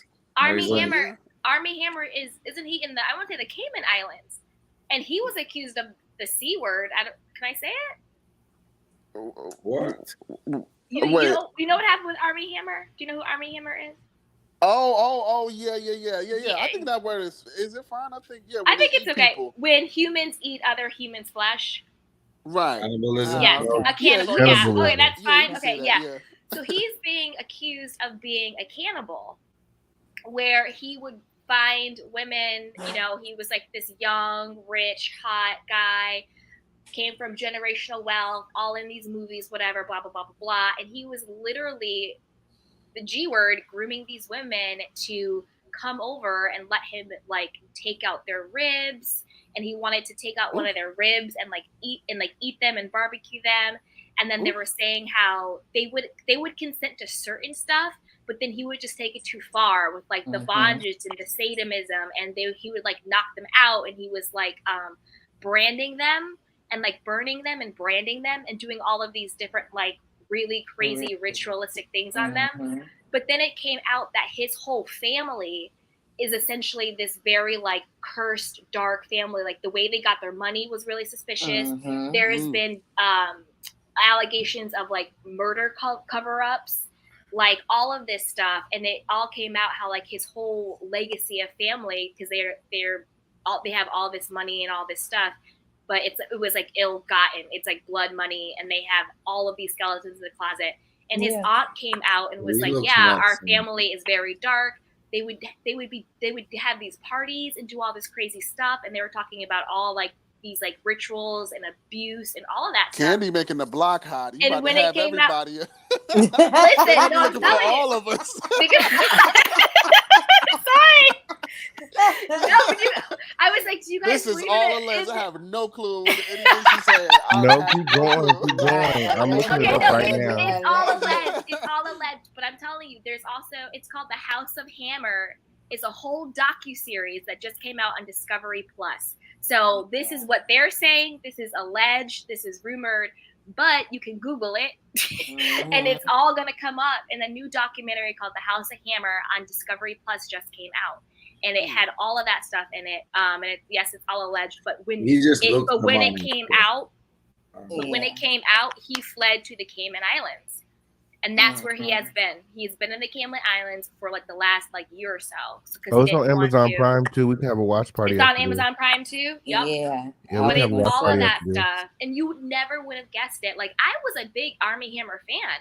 I was like, oh, he's so cute. He's in all these movies, blah, blah, blah. No idea. And then it came out and it was like all of this stuff. Like you never would have, I never would have thought he was allegedly into like cannibalism and involved in all that and like hurting women. And it was, I don't know, maybe I'm naive, but I was shocked. I was like, what? Like cannibals still like, not a myth, like you know what I mean? I was shocked. They still exist. Exactly. I was like, they're real. It was almost like cannibals are real. Like that's a real thing. Like six. But yeah. A lot of people go missing. Going on there. Yeah, that is true. Yeah, I was watching. I was just at the DMV too. About the clothing dude from Canada. I can't think of his name. He had all his money and all this stuff, and he had a family and everything, but he didn't even deal with them. Every time you seen him, he had anywhere between 2 to 6 hot chicks on his arm. They basically called him like the Canadian playboy. Hugh Hefner? Yeah, they called him the Canadian Hugh Hefner, but he had this whole island, and everybody who went to work for him, he would take their passports, and they couldn't leave unless he let them leave. He had this huge iron gate. It had all type of security and stuff, and people couldn't leave. And like people are now coming. That was like a 10 to 12 year like deep dive investigation that was going on with him. And you know, one of his own sons was on there talking about like, yeah, my dad would, leave. He would beat the crap out of us. He would spend this money. You see him all the time. And everybody was like, how does this old man have these young, hot women on this, on this team? But they were all a part of, they was there for the glitz and the glam. He would go to like these really poor countries and say, come and be a model and come and do this. And he'd invite them out and they'll have like this dope like pool party. And, they got all the drugs, alcohol, whatever you wanted there. But he would have scouts out on the floor, like at the concerts, and he would be watching on surveillance, and he'll say, I want this one and that one. And they'll bring him back to his quote unquote, we'll say his private room. We'll say that, right? His little private boudoir and stuff. Like he had a bedroom in his office. At the building where he conducted business, behind his office, there was a whole decked out bedroom, spinning bed, mirrors on the ceilings, all this crazy stuff that he had going on. It ain't even all that serious. Like people be obsessive over sex. That sex, it ain't that serious. Like it's not. But get it over with. He was somebody who was a nobody. He had that same story. He came, he was a foreigner, and his parents didn't have any money and blah blah blah, and that same story again, that backdrop of he was poor, he didn't have anything, so then he became this, he got to this certain level, and once he got there, he started doing this, that, and the third. They was talking about how he, the employees were scared to quit. If they got fired, he would blackball them from getting hired at any other company within the whole state and stuff like that. Like It was crazy. The man had so much power, he would make them go to court and drain them of all their money. Just keep doing a continuance for years and years and years, knowing these people didn't have the money to fight him. So ultimately, they would end up dropping all the cases that was against him. But there was plenty of cases that was filed on him. But because the people didn't have the money to fight him, he kept getting away with it year after year, century after, you know what I'm saying, after century. Like he just like kept Ed going. Bundy. Yeah. Right, They right. couldn't That's like take him down. yeah, And them that's on cannibals and Prime stuff is too, real. King. If you want to do a watch party for that, I'll look at the name. I'll send it to you. It's funny we talking about this because I just got something fixed on my license, and it was like, "You want to be an organ donor?" I was like, "Hell no, they ain't gonna kill me at the hospital. Right. Let my ass bleed out for some organs. Nah, Right. nope. I'm sorry. This is not 7. I will not be Will Smith. Nope. 7 pounds. This will not be 7 pounds. Nope. Yeah, that part. I used to be a donor when I was a kid. I was like, oh, I'm gonna be a donor when I grow up to get my license. When I got my first, after you get your little license and stuff, your first, you're like, yeah, I'm gonna be a donor. Then when I actually, my eyes, the veil was lifted off my eyes. I was You like, gotta watch out for that. Yeah. Never again. Let you go for something minor. They be like, "Oh, it was a freak accident. Oh, can we borrow your eyes? Like, can we take the eyes?" You be like, "What?" Like, I've actually seen that happen. Like, my mother's best friend's daughter passed away. She had organ donor on her license, and like literally, she died like 5 seconds. Not even 5 seconds after she passed, and it went flatline. It was like, "Okay, can we take her eyes? Can we take this, that?" It's real. Right. Like, it's really real. So I would never, but yeah, they ain't gonna get that from me. Right. They better find another spleen. It won't come from me. Yep. Yeah. That's what adrenochrome thing and all that's about. Oh, child, you just said now. You saying trigger words. They'd be there. They'll shut the whole channel down. You gotta say achrome. Oh. Achrome. Something, but that's real and all that jazz. That's real too. But you look at all the black women that go missing every year, even like certain white women. A white woman just got kidnapped for jogging, like literally going out to her. She had a routine, and she literally just got kidnapped. I think today or yesterday. But is it real or is it like a stage? Like they always no. This time I believe it's real. This time is real because they like to mysteriously go missing, and then they come back looking very, very, very refreshed. Yeah. Blaming it on the Mexicans. Yeah, I heard that story too. And you know what I mean? Looking like you were just on like a vacation in the Cayman Islands, looking very fresh. But a lot of kids go missing, and like a lot of black kids go missing. I know in the inner city around my area, it's always we always tell the kids, like, if you see a particular like type of van, like if it's a van with no windows, run, call the cops, do whatever you can, scream, do whatever you can because it's real. Like they'll kidnap you. Remember when Tisha Campbell faked being kidnapped? It was like a. This was like last year. Did she? Yes. Wow. Yes. Remember? Oh yeah, she did. Yeah. She did. Remember? She was like, and I'm not. She's like, and I'm not Gina or something at the end of it. She was doing this like weird. I think it was like this weird promo for some either TV show, like made for movie TV show, or some movie she was doing, and it was about trafficking. And she had posted this thing on Instagram being like, you guys, I was just almost kidnapped. I went to this hotel and this guy gave me this number to call for a ride. And so I called the number. The guy came and it was super sketchy and they wanted me in the car, but I didn't get it. Blah, blah, blah. Like basically giving this very generic, like how people can actually be kidnapped into trafficking story and saying it happened to her. And then everyone was like, what happened? Where are the police? The police report. And then the police came out and they're like, no one contacted us about this situation. Like nothing actually happened. And it basically turned out it was like a big promo for the movie she was doing. Right. And she looked real, and it was just like, that was kind of in poor taste. Yeah, it was Tisha Campbell. Wasn't it Tina Arnold?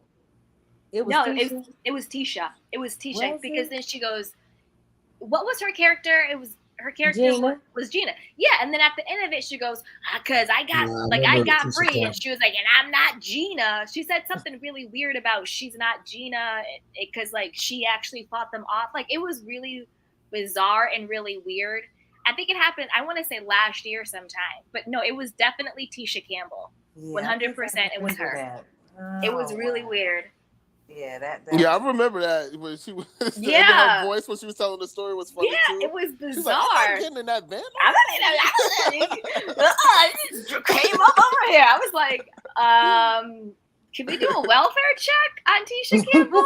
Like, what is happening? Like, clearly there is no van.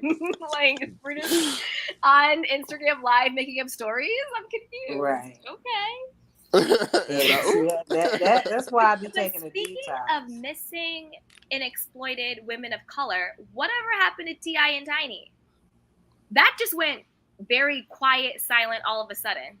Well, his son took over. Their son took over. King is the main attraction now, honey. That's the main. Ooh. Everybody talking about King, how he not gangster. He want to be like his daddy so bad now that he done got arrested. You know, they keep flipping and swapping the narratives to take the heat off of them with what they had going on.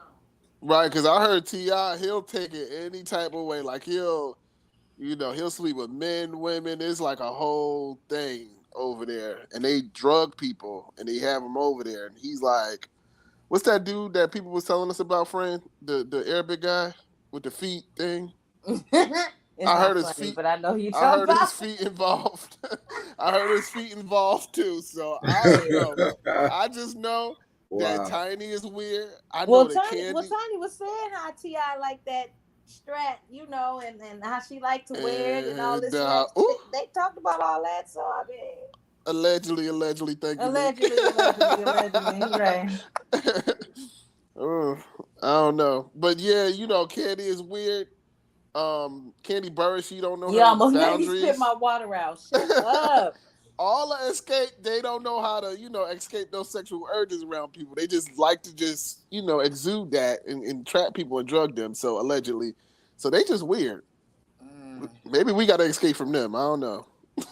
Okay, maybe Phaedra was on to something. What you trying to say, friend? What? Right, friend. I'm trying to say maybe it is a dungeon. Who knows? Yeah, but birds of a feather flock together. Faye only tried to tell it when she got on Mad Day. You didn't have a problem with it when you were in cahoots with her, but all of a sudden on Mad Day you want to spill. But prior to that, you had no problem with the alleged dungeon. So you always gotta watch out for the friends who turn. You always be quick to say, "I was there." To say, "Blah blah blah." I saw it. I was there. But when you benefit from it, when you were involved in it, you had no problem with it. So you're just as guilty. Don't try and act holier than thou on Mad Day because you were with it the day before. You just mad now. You know? Right. She got her panties in a bunch, right? Yeah, because Faye allegedly also has her little kooky stuff Ain't no allegedly going on. She did all that stuff on the show. She let the world know what she likes to see. I'm just gonna say allegedly. I mean, but being freaky ain't having a sex dungeon and allegedly drugging folk. You know what I mean? Well, yeah, that is a different level. You know, you like your little kinks, that's that. But like, T.I. and Tiny is very strange too. And Shekinah strange. I was gonna say something, but I said I'm not gonna bring her up.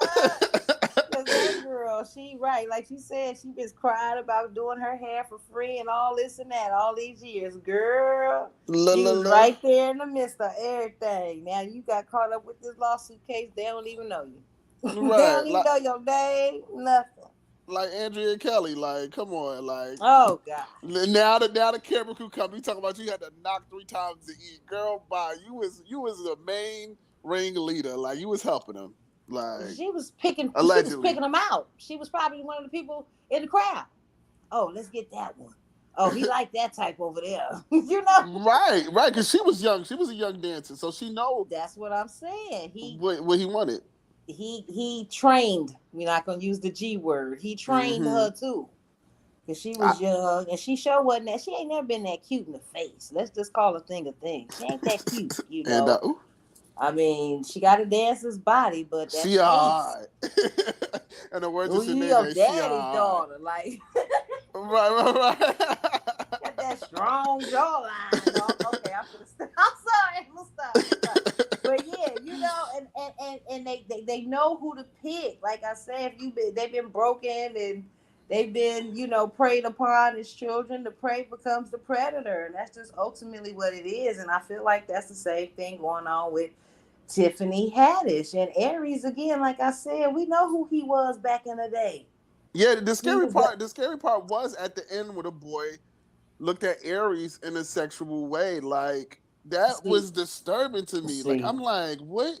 How do somebody find humor out of that? Like that boy has been like, you know, conditioned.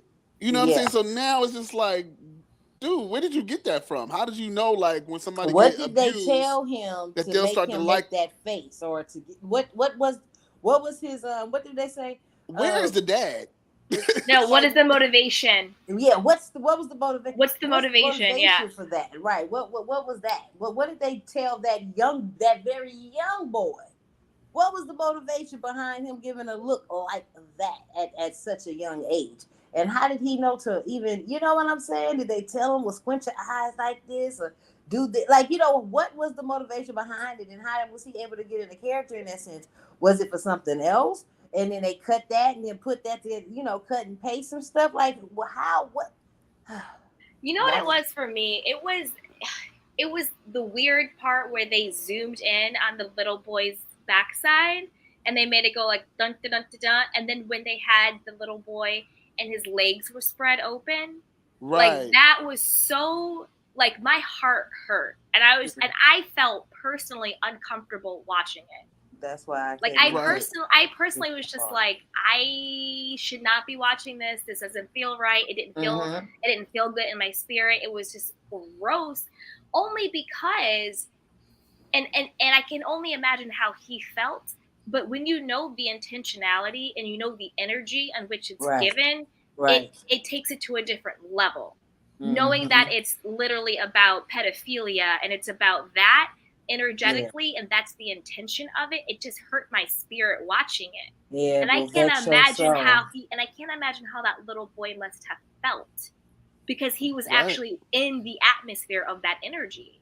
And that is forever. very, very traumatic. It does live forever, and it's just like, that was just the edit. What happened when the camera was down? And speaking of the camera, I'm not a lawyer, but I would definitely depose the cameraman, because it wasn't Spears and it wasn't Haddish. Who was holding the camera? Who was that person? What did he or she see? What did they know? What happened? Do they have behind the scenes footage? I'm subpoenaing everybody. Who was the camera guy? Who was the sound guy? Who was the editor? Who was the team? Who was the casting director? Tiffany was the casting director. She went and got the kids. Right. Tiffany casted the kids, okay? It was Tiffany, the boy, and Spears. She was the casting director. She went and got the kid. Right. And was things in writing, like legally and acting, like you gotta legally have a contract, like, in order to do something. Like, did you bribe these people? Not really. Not with that situation. Well, according to the lawsuit, what the boy and the girl are alleging happened is that Tiffany said to the mom, "Oh, bring the kids. Well, like, let me take the kids. We're gonna do a sizzle reel for Nickelodeon, right? Because we're gonna try and get the kids to pop off, right?" So the mom was under the impression that they were shooting like a sizzle reel for the kids to pitch to Nickelodeon to get the kids to be like on TV. But the truth was they were making this skit. So she did not, allegedly, according to the documentation, she did not reveal to the mom what the context of the video was. And then the child called the mom crying and was like, "I don't want to film anymore. I don't want to be here anymore." The child was really upset. And then the mom said, "Hey, what's going on? Why is my kid's crying? Like, what happened? What was filmed?" And Tiffany was like, "Oh, no. He's just being finicky. you know, whatever. Oh, he was so finicky on camera. None of the footage worked. Oh, it's still being edited. Oh, we had to delete it. Like basically giving the mom the runaround. Mm-hmm. And then the sister said that they were split up. So the sister was there and they separated the two. So they're like, oh, we're going to take the little boy for filming. And they separated the two kids. And that's why the sister felt so guilty. She felt guilty because, one, she's alleging what happened to her at the comedy camp with Tiffany and Spears. She had her own interaction with them, but she never told. And then she felt bad that she was technically on location with him, but they separated the children. Right. So she felt very guilty that she was there, but she couldn't protect her brother. Right. And then only like 4 years later did the mom realize that the video even existed and was online. And then that's when Funny or Die found the video and they took it down. Allegedly, according to the lawsuit that was leaked out. And it's mighty funny that they mentioned Nickelodeon because it's been, you look at Nick Cannon, you know his situation and his allegations.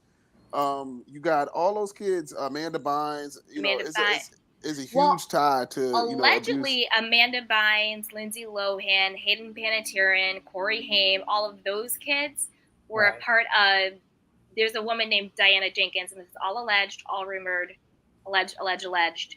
She had a very similar sex trafficking ring akin to like a Jeffrey Epstein, and a part of her situation was soliciting the sort of like C-list, B-list, you know, young actors, children actors, and she would basically pimp them out to like wealthy men who had that type of like fetish. A lot of the men were like international men, like they had this sort of like fetish for like these sort of like American Nickelodeon pop kids. Allegedly, there's another thing coming out where it was like the Jonas Brothers, Justin Bieber, Selena Gomez, like all this stuff. And if you look at Amanda Bynes, what happened to her, she legitimately lost her mind. Like that's not even alleged. She literally was in like the house, like the mental facility. She literally lost her mind. Hayden Panettiere went completely off the deep end. Lindsay Lohan did too. Corey Haim, unfortunately, overdosed and he's no longer with us. But his demons followed him into his adulthood. Till his adulthood. Did y'all see how bad that man, like his whole life was shattered and shambled, and you know they talked about ruined. It was, I mean, he was just to and he definitely, like, you know, growing up in that era, watching his career, watching the behind the scenes documentaries and stuff like that. That boy was beyond traumatized. It's what's that other little girl too? Well, she ain't a little girl now. From Poltergeist. She about to, and she's still working right now today. Not Drew Barrymore. Yes, I wonder how much she knows that she's sitting on. A lot. Remember she said she was doing like the C word when she was like 11 and she was at the club 15, with her mom. Don't forget about Gabrielle Union. She was talking about how she, you know, she consent to stuff for kids too, and in their sexuality. Wait, what happened with Gabrielle Union? Gabrielle Union, remember when she said that she, you know, it's a crazy word, but she self-stimulate. You know, when she was young, she used to self-stimulate herself, and she think that children should do it as well. So that bitch went in the garbage can when she said that to me. I never really liked her too much. Trash. Because she always had that that whack ass like personality. But when she said that, she was literally in the trash, like forever, like a tombstone on top of the trash can for her. You know what I'm saying? So yeah, but she was supposedly like the R word when she was a kid too out here. One of my cousin's cousin or something like that knew her best friend or so. I don't know. Don't even matter. But the point is, they were saying like, you know, she had that happened, like the R word happened to her when she was real early on in years, like, and there was some other stuff that happened prior to that. So I think for her, it was kind of like, you know, she had already been messed with. So I think it's kind of like, you know, she was already, you know, had been messed around with. So I think for her, like, that was the thing to do when there wasn't anybody else to do it for her, to her. And so that was her way of coping when we goes back to what we was talking about earlier. teaching kids about coping mechanisms. I think that was one of her coping mechanisms, and that's why she feels like it's okay for everyone to do it, and she's encouraging it, and that's why she was okay with her husband's child. I heard that. I heard she burn them got at the stake. I couldn't be a judge. They all be dead. Oh no, burn them. I heard she got the R word when she was older, like when she was in her 20s. Because what I read was that she was working. Maybe late. I think it was either late teens or early 20s, but she wasn't like a child.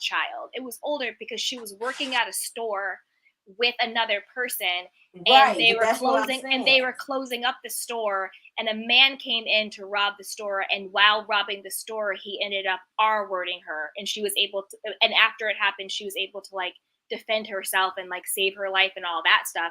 But she was like working at a store, right? So she was like older when it happened, right? But they were saying that, but then when after that came out, it was said that there were some other things that happened earlier on when she was a kid, supposedly, allegedly, that happened prior to, you know what I mean? So I think that between then and then the situation when she was a teen working at the store or whatever, I think in between those times, that's when she felt self-soothing, for lack of a better term, is where I think she was like saying that that's okay. And that's why she feels like that now.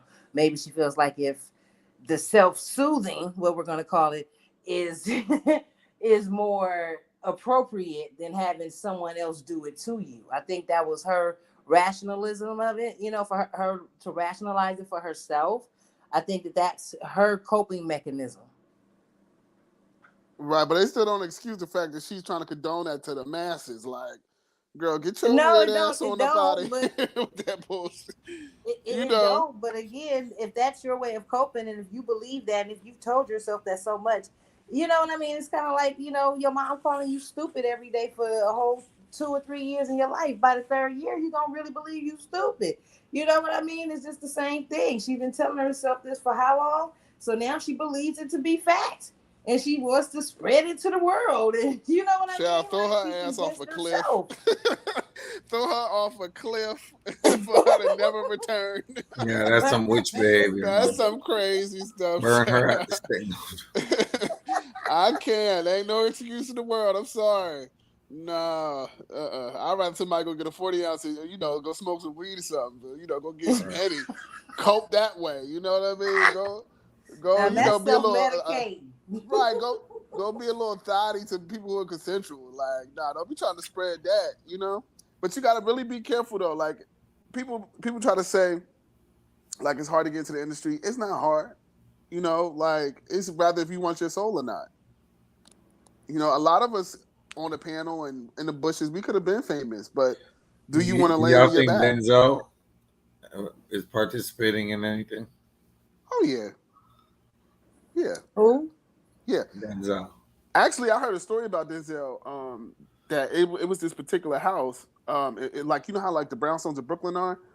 Mm-hmm. It looked like it's normal buildings, like, but it's actually one building. So somebody took 3 brownstones and made it into one. So like parties would be going on back there. So he was in them parties with like, rubber elbows with, allegedly, Robert De Niro and Tom Hanks and all of them. You know what I'm saying? They all get down, They just act like they don't. You know what I mean? So you walk into the house, you think it's one house, but it's really 3 connected. And it's like a huge party, soundproofed, and they all doing all types of stuff. Yeah. I mean, you even see that kind of stuff in like the vampire movies and stuff, where they got that type of stuff that's going on, and then I don't believe that most of the stuff that they show us is like 85% real. And like the other 15% is like adding in stuff. I mean, with that whole shipping situation where they was buying dressers and cabinets, but they was actually purchasing kids. You know what I'm allegedly, saying? Right. Wayfair. Allegedly, my bad. Allegedly. No, it's okay. I'm just covering all grounds for you. Thank you, friend, because I'm so passionate. I just be going in. So sometimes I get a little reminded. Thank you, friend. Like, it's just that right there, that disheartened me so much with the addresses and the certain numbers and that just And it's a new movie coming out too. I mean to interrupt you. whew, I'm sorry for interrupting. It's a no, new you movie coming good. out. It's called Barbarian. Now, when I first seen it, I'm like, is it? I'm thinking about Conan. You remember Arnold Schwarzenegger? Right, that's what I first thought I had. I'm like, oh, they coming out with a new one. I'm like, hopefully it's good. I'm watching it. So Right. this dude Hey, went I to was just looking at Airbnb. Beastmaster the other night. I was like, oh, Beastmaster, the original. Right, you know. I'm gonna watch it. Because you had Conan, you had He-Man, and you had Beastmasters, right? So I'm thinking this is one of them movies. So Right. it's a movie about this white dude. He goes and he has an Airbnb, and some woman is still there. So come to find out, he hear this noise from the basement of the Airbnb. He goes down there. It's underground tunnels with like people trapped in them. So now he's deep in the tunnel, and the door closes, and he got to find his way out, and he don't know what got those people down there. Oh. So that movie's coming out now, but to say what you're saying, like, it's mighty funny how a lot of this stuff is coming out and they start making movies and stuff about it. It's, predictive programming. Mm-hmm. So, that movie's coming out now. Like, I think on the 9th it's coming out. Not to give it free promo, but I'm just saying if y'all want to see it, it's kind of crazy. He said free promo. we know it's not free promo. What about the chick that Alec Baldwin killed? She was coming out with a documentary. Yeah, tell all. Oh, well, you could tell by the way Alec called his daughter, and was cursing her out that he don't come from nothing. Like, that he crazy. Drew Barrymore family is a powerful family. Yeah. Like in Hollywood. Like, I mean, generational, actors and actresses that was alleged to be into some, occultic stuff back in the day. And now. So these people, like we said, like when Rasika came on and said that, like, you got to listen to the stories of these people. You really do. Like, you have to listen to the story. Like, because these people ain't who they say they are. They're not. They be lying and just conniving. And ooh. Yeah. But yeah. They got all this stuff, and that's why I say it's kind of scary because they will hunt you down. You want me to be honest? Like in the last live, I said I met Leonardo DiCaprio, right? Mm-hmm. Let's get into that. I wanted to know more. Now listen, I met him at I was at an acting institution, and he was, roundabout in the city, and he was with these two buff dudes. But this is the thing, right? Allegedly, I think that Leonardo DiCaprio isn't a naturally born man. And well, see, now I believe that, and let me tell you why. Wait, because what? y'all remember he started Yes. out on Growing Pains. Was it Growing Pains? I forgot. It was a TV show, wasn't it? No, yeah, it was Growing Pains, and he was on there with not Michael J. Fox, but he was the little boy who was like homeless or something, and ended up taking him into the house and putting him on and everything like that. But he was like, all jacked up and everything, and that was like one of his first big shows. Mm. And they had some stuff going on back then, and come to find out the daddy on that show, what's his name? The white boy that sing like a black boy. Michael Bolton? No, he younger. Lost Without You. He used to sing that song. Oh, Robin Thicke. Alan Thicke. Alan Thicke, right. He was his daddy. He was the daddy on Growing Pains, and he was caught up in a bunch of all that stuff allegedly back in the day too. But a lot of it got swept under the rug because of who he was in the industry. Right. And they was trying to say he was doing that Bill Cosby stuff too back in the days. But wait, I want to hear more about Leonardo DiCaprio. What? Yeah, I met Leonardo DiCaprio, and it's funny because when I was actually practicing for the audition, Titanic was on TV, and I was like, damn, like I want a career like that one day. This is a few years back. So on the day of my audition for the institution, I wound up getting accepted, but I left, and I was walking about in the city, and I bumped into Leonardo DiCaprio. No cap, it's Jesus lives for real. On everything I love, I bumped into Leonardo DiCaprio, and this is the time where he was trying to run from the paparazzi. So he had these two big ass like Albanian or Hispanic looking dudes, and they wasn't security. They was his friends. But when I compared the stature of Leonardo DiCaprio, right, and I told him, I was like, "Yo, it's weird because I was just watching your movie, and I'm practicing for a school." And he was like, "Well, what movie did you watch?" And I was like, "Titanic." And he like kind of looked like, "Oh boy, like the most obvious movie." But when I was looking at him, and when like I literally was like hovering over him and seeing him, like it looked like a dyke. No offense to lesbians, but it looked like a stud. Excuse my Don't language. say that word. I'm sorry. I'm from the old school. I'm sorry. It looked like a stud. I take the DYKE word back. I'm sorry. A stud, a masculine woman. I'm sorry. Okay, right. But it looked like a stud, and it was Leonardo DiCaprio. It literally was him. And I remember he patted my back, and his hand was so small, like literally, like it was like a woman's hand. And he patted my back, and I was like, "Thank you." You know what I mean? I was like, tap my shoulder for good luck, and he like tapped my shoulder, and it was literally like a woman, not a man. And it's not like he was a soft man, because it wasn't like Prince. You know what I mean? It wasn't like a feminine dude. It was literally like a woman who identifies as a man. Mm-hmm. If that makes sense. Mm-hmm. So when I seen that, I'm like, is because I was thinking for the longest, I'm like, is he like? I'm like, he into men, and then it hit me. I'm like, oh snap, that dude looks like a lady. That's a woman. Yeah. So I believe allegedly that Leonardo DiCaprio is a naturally born woman because I've met Leonardo DiCaprio, and everything is alleged. But it doesn't give men like a man. You know how like even like a feminine man gives masculinity? Right. You know what I mean? Like some people consider like King a feminine man, but to me, King's not feminine. He's masculine to me. He's very masculine. But King is very masculine, yes. He is. But yes, some people be like, masculine. Oh, he has feminine ways, but no, he's very masculine. I know the same with women. Like it's a sense of femininity. Like, you know what I'm saying? Like that doesn't leave. It's not gone. Right. With Leonardo DiCaprio, it was just pure femininity, and it looked like a woman, if that makes sense. You're blowing my mind right now. You're blowing my mind. And I was trying to figure out. I like my mind just will not even let me conspire with this conspiracy theory. Like I just can't. I can't. Like you're like Illuminati. I'm like 100%. Vampires, why not? Like cannibals, they do exist. Leonardo DiCaprio woman, And for people in the chat, when I say very masculine, like y'all can't.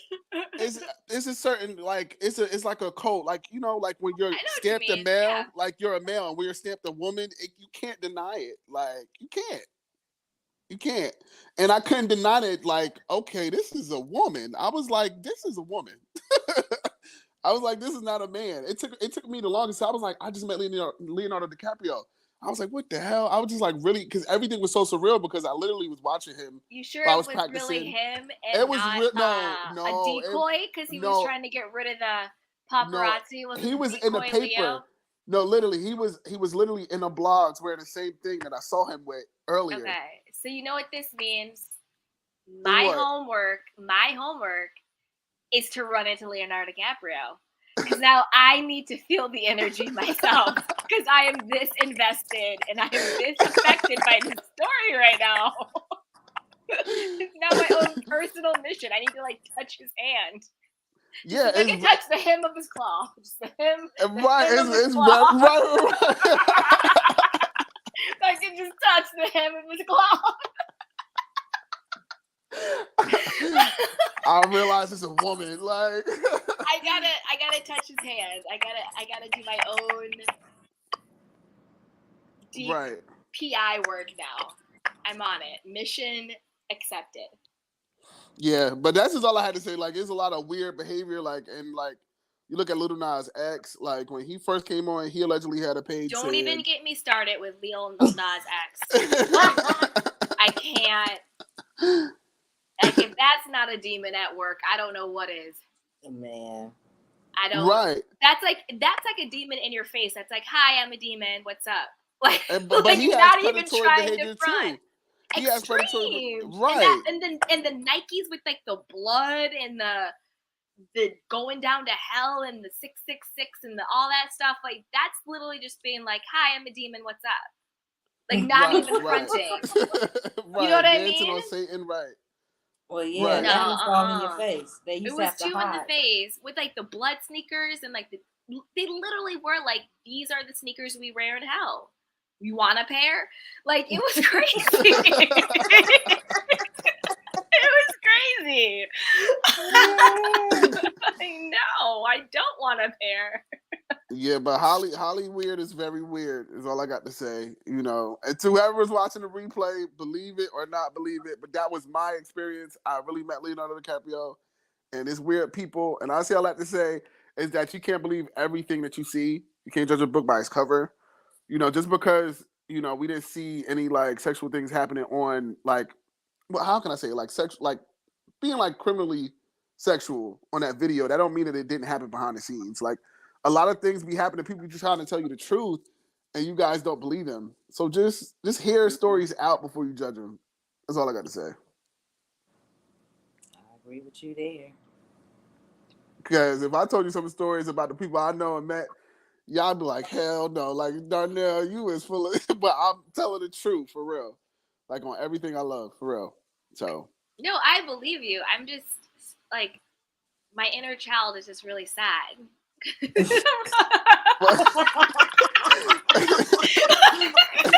It's not funny. You was attracted to a woman the whole time. I know my inner child, her little mind is blown. She's like, "What do you mean?" But he was my crush. I used to have posters on my wall when I was a kid. Never let go, Jack. Never let go. More like Jackie, right? Oh my god. But yeah, I think that like I said, there's a reason why Aries Spears looked the way he do now. Because he wasn't the most attractive dude, but he looked like something when he first started out. And I mean, look the way that you do now. Right. Looking like a damn angry raccoon. Something's going on inside. The demon is beating his ass. That's exactly what it is. It's beating his ass and it took out all of whatever he was that was left. And it's just like he's just the shell for the entity now. And the entity is like feeding off of any and everything now to get the energy because he's not in a position to energy harvest off the people any longer. So now he's just eating all kind of bad stuff, and drinking and whatever. He putting all these poisons and toxins in his body, and who knows what other extracurricular activities that he participates in. You know what I'm saying? But when he was able to get out there and get the crowds to come and whatever and what have you, that's what it was. But again, this could also be another agenda just for him to kind of, with his podcast, like somebody else was saying, he might just want to get the people who was on Kevin's team to join his team. You know what I'm saying? And I found it mighty strange how he put, because like when Beyonce came out with you can't break my soul or break my soul or whatever, like they said, like the wording of it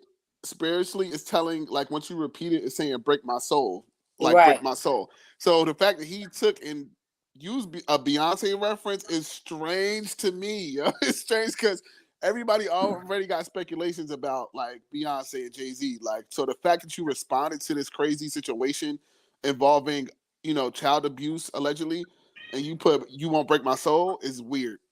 Mm-hmm. It's just weird. It's like Stormy in the diaper. It's just weird. She said, "You won't take my power," and that in the Black is King or whatever. She's like, "You won't never take my power," in that song from Lion King, and girl, be quiet. Kitty want her time on screen. She trying to come off from the background. I know that's right. She probably don't like all this talk. She the pets and children, they are very sensitive to that. She just came up out of nowhere like, She rubbing up on me like, no, mommy, no more talk. Okay. Every time I try to give Beyonce, yeah, we got to be careful. We got to make sure we don't invite anything in. No, thank you. I plead the power of Jesus Christ. I know that's right. Blessings panel. Yes, Okay, it's let's plead the Bless's blood of panel. Jesus Let's over plead Go the it. ahead, blood of Katie. Go ahead. Jesus. Yes, I plead the blood and the power of Jesus Christ. Let it anoint us. We are protected. Yes, Nothing is allowed here.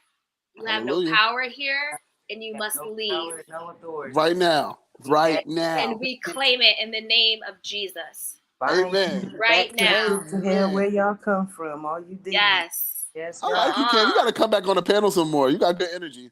I will. I was just literally just like laying out, watching stuff, and he popped on, and he had me cracking up, King. You had me cracking up. So you Not got in a the new algorithm. My you friend got is a in new the algorithm. subby. You got a new subby. Yes, it was from the Okay. algorithm. It was because I was watching Conscious TV Okay. and he was talking about it.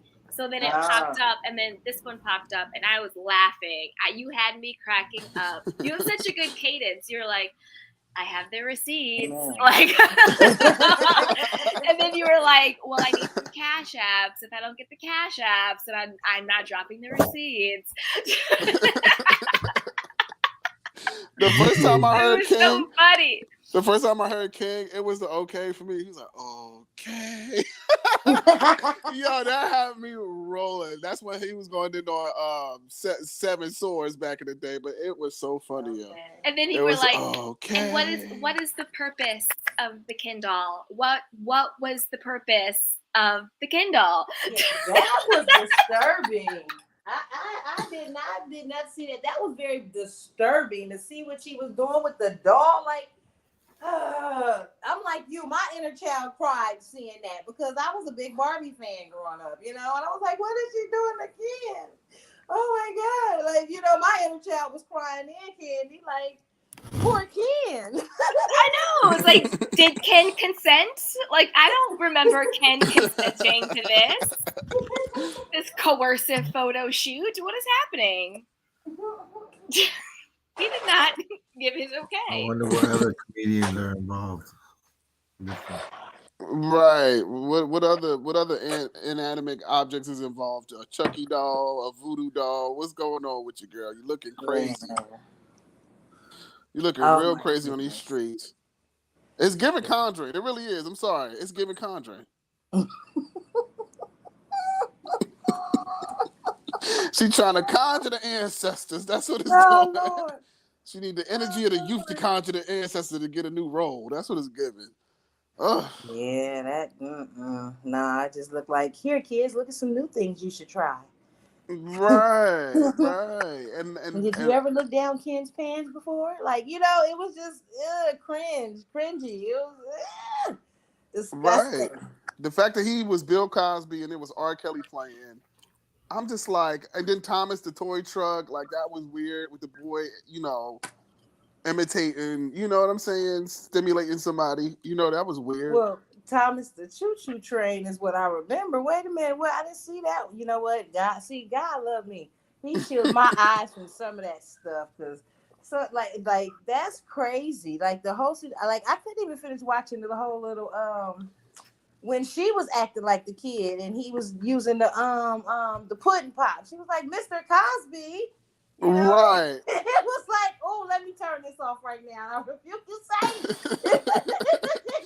say. Now, when Dave Chappelle did R. Kelly, it was like some truth in it, but it wasn't to the point where it was like disgusting, and it was actually funny. It was funny.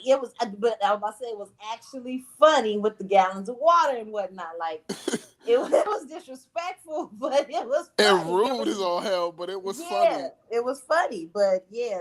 Another reason why the video is so telling, because a lot of times, because they're saying like, oh, it was cringy, it was distasteful, blah, blah, blah. It was, but no, because they could have used an adult to act like a child.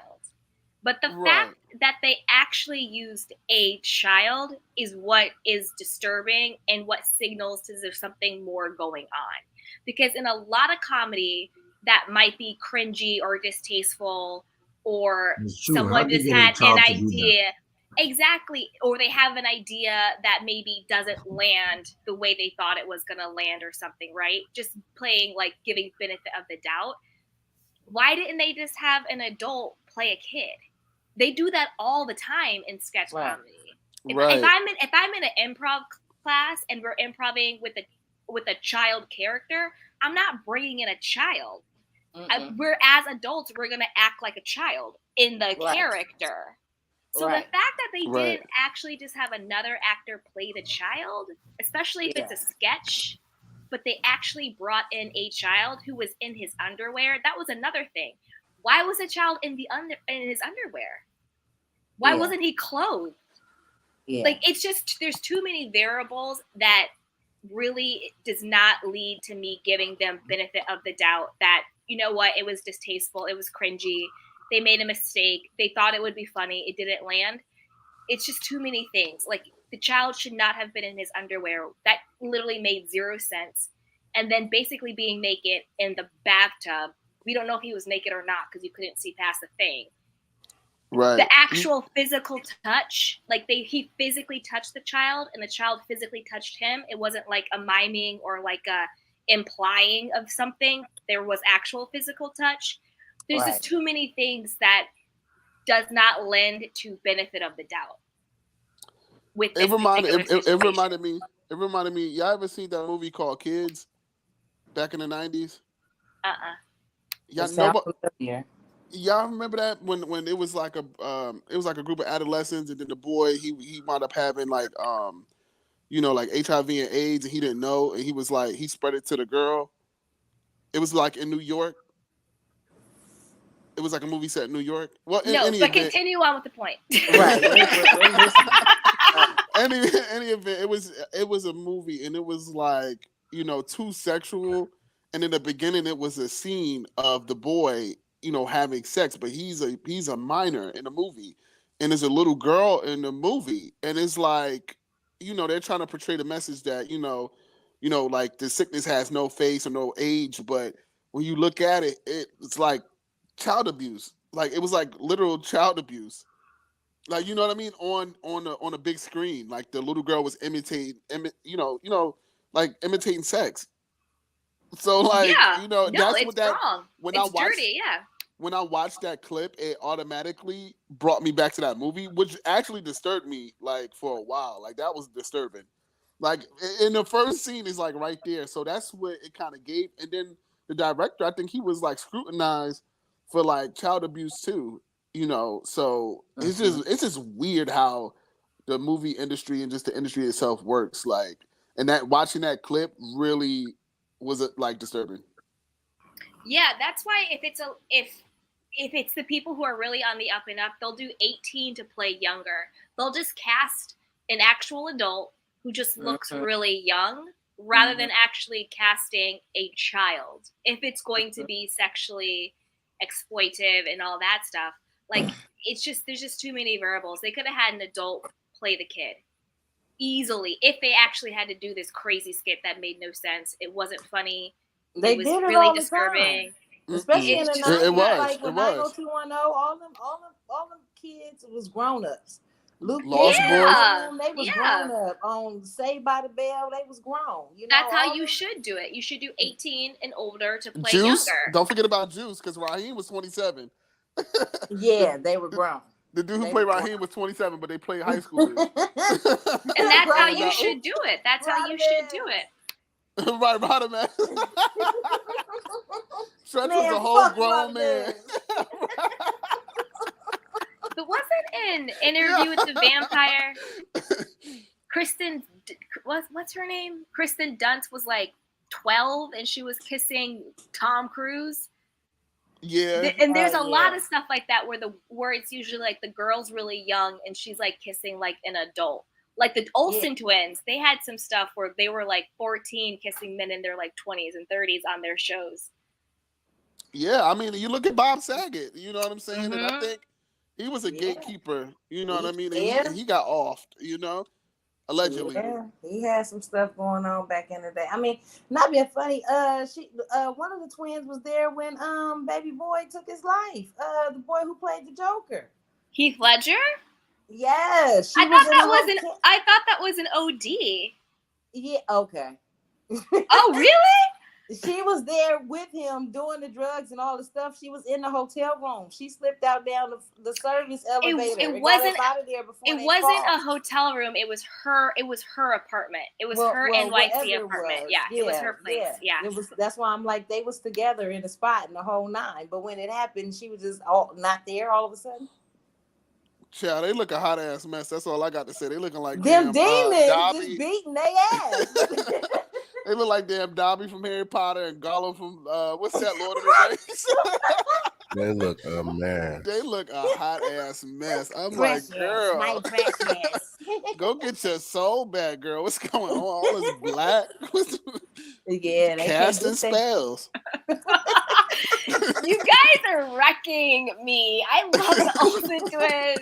You guys are just peeling the layers off and off. But the thing is, wearing the veil, it's a. Yeah, Brittany Murphy you guys Hayes talking way. about it. It was what do you call it? Oh, Brittany Murphy. They fucked her up. Oh, Brittany Murphy. And they killed the boyfriend in the same manner too. Man. Too. Yeah. Back to back. They made sure that they wasn't gonna get that money, huh? They said that information will not get out. but why? Like, do they know something that they're not supposed to know? I mean, the thing is, you know about pillow talking, right?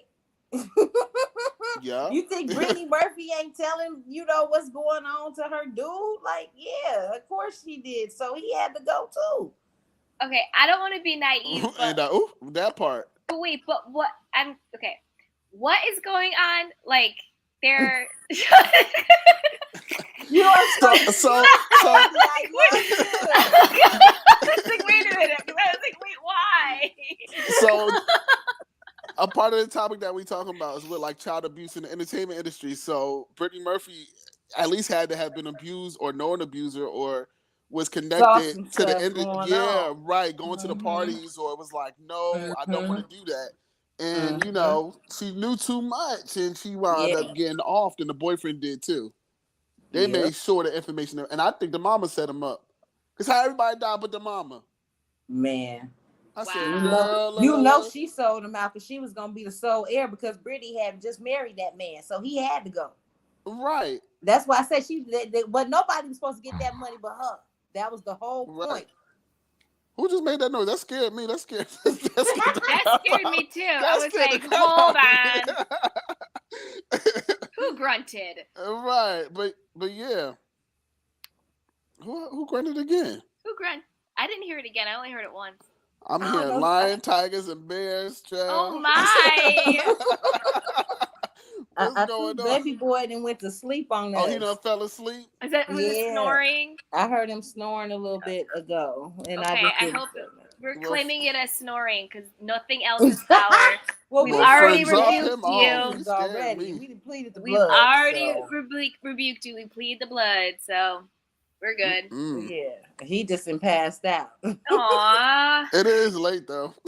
So it is late. Well, yeah, we in different parts of the world, so we don't know exactly where he at and how late it is for him. That's true. Because it's just after midnight over here, so. But yeah, that somebody said they farted in the chat. Ew, not that. All right, Sabrina. Excuse me. Oh. Okay, Sabrina. But the little boy, they always go like with attractive kids, kids that got potential. And the boy, he wasn't an ugly boy. He was a handsome young man. And I feel bad for the family. I feel bad for the mother. I feel bad for him. And it's a terrible situation. I say lock their ass up if it was up to me. I couldn't be a judge. For he? Your ass would be up underneath the jail, Aries Spears and Tiffany Haddish has been. Tiffany has been Haddish. That's what her name is. Yeah, that's her new name. Why did she shave her head? Remember that? Ritual. Right. She was dating a woman. Oh, allegedly. Well, allegedly she was dating the mom of the kids. Mm-hmm. Oh, she was in a sexual encounter. Oh, she was like in a relationship. Right? Allegedly. That's how she got so close to the kids. Oh. But a lot of people like that, they'll play you to get close to your kids. Mm-hmm. Yep. Right. That's true. They always look at the men and say that's what the men do. They marry the single mothers and stuff like that for. But you gotta watch out for these shady tail women too that's on that same hype, and they'll do it as well. Yeah, Oh, we that's can why I come said. over and Yeah. play. We And gotta then she was play talking about with. adopting kids. Like, what's stopping her from having her own kids? Right. Yeah. That was Right. my question when she said she want to adopt some kids. Like, girl, what? Does your womb not work? What's the problem? What's really going on? You know, because I've heard that Beyonce allegedly can't hold her kids. That's why she had surrogates and inseminations. So Beyonce didn't want to mess up that body. right, and you won't break Yeah. my. The chosen and one. What happened? You coming on or what? King dropped the link a minute ago. You now, say friend. you want to get in. Now, friend, before we end the live, can I just drop some like exclusive tea that I heard in the grapevine, because it's kind of on the topic of like extortion and knowing too much. Can I just say this quick story right quick? Now, friend, now this is all alleged, but when I was working in the fashion industry back in the day, I knew someone who was like a bouncer that worked at the location that I was in. Trust me, it sounds like I got a lot of stories, y'all, but it is all true. This is just from what I know, what was told to me. So he would like bounce clubs in the city. So tell me why. He said that he exposed a lot about a lot of people. Like he told me that Michael K. Williams was gay, allegedly, Omar from The Wire. And who knows if that's how he died. He had information or was going just tired of being in the closet. Who knows? But then allegedly is a sex tape of Busta Rhymes and his security guard back in the day. And he would take, this is how he would do allegedly, and before, after the shows, or sometimes even like maybe hours before the shows, he would sleep with his security guards and he would oil them up and everything. So anyway, somebody took and had a video camera inside of his dressing room. I guess one of the other security guards that knew what he was doing and wasn't with it, I guess he approached him in some type of way. And he put a hidden cam, and he has a tape. And it's spread all over. And people have been extorting Busta Rhymes. That's why he looked busted down now. That's why he looked completely different, because he's trying to hide from looking like the dude that was himself in the video. And that's exclusive tea. Only he had the home of the situation. Wow. On the panel of a fish king We need the video. So Busta Rhymes. This is the thing, right? So my boy found out, right? Because he works in security. My boy found out, but he got caught up and he got like locked up for something, like I guess we're like fighting. And the dude had told him, like he was bragging in jail, saying like, yeah, this N-word, he gonna have to pay me, like I'm gonna extort him. So he was like, extort who? And he was like, listen to the conversation. He told him about Busta Rhymes. He's like, yeah, everybody know he get down like that. Allegedly, and everybody know about the tape, and he don't want it to go out. That's why he be paying us. So he was looking for Bus to bail him out of jail. I was about to say bust him out of jail, bail him out of jail, because he was one of the people that had the tape and was going to extort him. Wow, and when I get the Rhymes receipts, I'm only giving it to you, with friend. Boys. And you heard it here first. You heard it here first. You know what the saddest part is? Now, I was about to say something, but go ahead. What'd you say, Katie? Oh, the saddest part is that, not to be too like kumbaya or whatever, but the saddest part is that people can't just live their truth in safety. Do you know what I mean? Like the true sadness of that story is that if it's true, if it's not true, whoever the person is can't just live their truth and be who they are without the threat of being not accepted or not having their livelihood or being blackmailed. Like, it's sad that we still live in a society where people can't be who they are without the threat of something. It's just sad. True. It is. It is sad, yeah. Because it would actually take away a lot of violence and trauma and secrets and demonic and all this stuff. If people could live in the light, it would take away so much of the darkness. But people stay stuck in the secrets, and that's why there's so much darkness. Right, because sin is sin. So, no one sin, yeah. So Everyone condemned that. You know, people like to say certain things and condemn people, but you don't got to heaven and hell to put nobody in. Okay. So you're right. Yeah, or it's like you can't be, a successful rapper if you are who you are. You know what I mean? Or you can't be a successful A-list, rock star person, whatever, and still live your truth. Like it's just sad. It's sad. It is. It is. Not to be a buzzkill, but it just makes me sad. Because I think the No. world would be so much happier, and a lot of the stuff that's happening in the dark probably would not be happening if people really could just be their authentic selves without the threat of harm or shame or all the stuff that comes along with sometimes just being who you are. Right. And Yeah. there's a lot of rings up in Hollywood, child. Lord of the Rings, child. They got sex cult Not rings. They Lord got of the demonic Rings, honey. They got gay mafia rings that if you say something, they'll kill you. See how everybody commingling and dying. Run for your life. Yeah. They're killing everybody. It's lesbian rings, all types of crazy. It's crazy. What about and is it Scientology? Just Scientology to me is a cult. Yeah. Definitely. 100%. Scientology, Kabbalah, all that stuff. What It about is. Will and Jada and Tom Cruise? I think they all in bed together. Yeah. Because let's be honest, like Will Smith's first role was busting it open for the white guy in the movie. Y'all remember that? His first movie ever? What? I see. I'm just coming with all the tea today. I'm coming with all the tea. So he played the gay guy, and then in the movie, he was like in Missionary, having gay sex, and they opened the door, and Will Smith was gay. He was having sex with a white dude. That was his very first movie that put him on. Yeah, and let's also be very clear. 6 Degrees of Separation. That's Yep. what it was called. Yep, and Fresh Prince of Bel-Air is off of Bob Medina, who is a gay. How do they say that? Is it Black and Latino? How you say that? Yeah, Afro-Latino. Afro-Latino. Yeah, he's a that's his life. You know what I mean? Yeah. Him going and living with his uncle. So Quincy Jones, think of Tupac. Think of all of that stuff. It ain't the fact that they gay, is the fact that people be getting hurt off this crap. It ain't that serious. If you gay, bro, be gay. Like, if you like what you like it. Don't be hurting nobody. You know what I mean? But don't be a weirdo neither, because if you want some kid stuff, you need to be executed, in my humble opinion. Yeah, I don't care if you're gay, straight, trans, whatever. When it comes to the children, it's off limits. I don't care how you identify. No one needs to hurt children. Nobody. Right. Because nothing is consensual. Like, a child doesn't have the capacity to say, and their bodies aren't even developed. But it goes back to the agenda.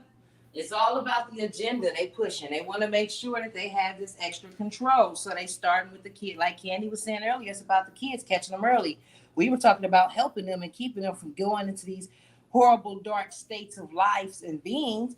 But instead, because they want to corrupt them at the earliest stages possible. So that, again, they become desensitized and it becomes normalcy. So it's accepted already, and so by the time they get to an older stage, it's like, oh, that's nothing. It's normal. It's whatever.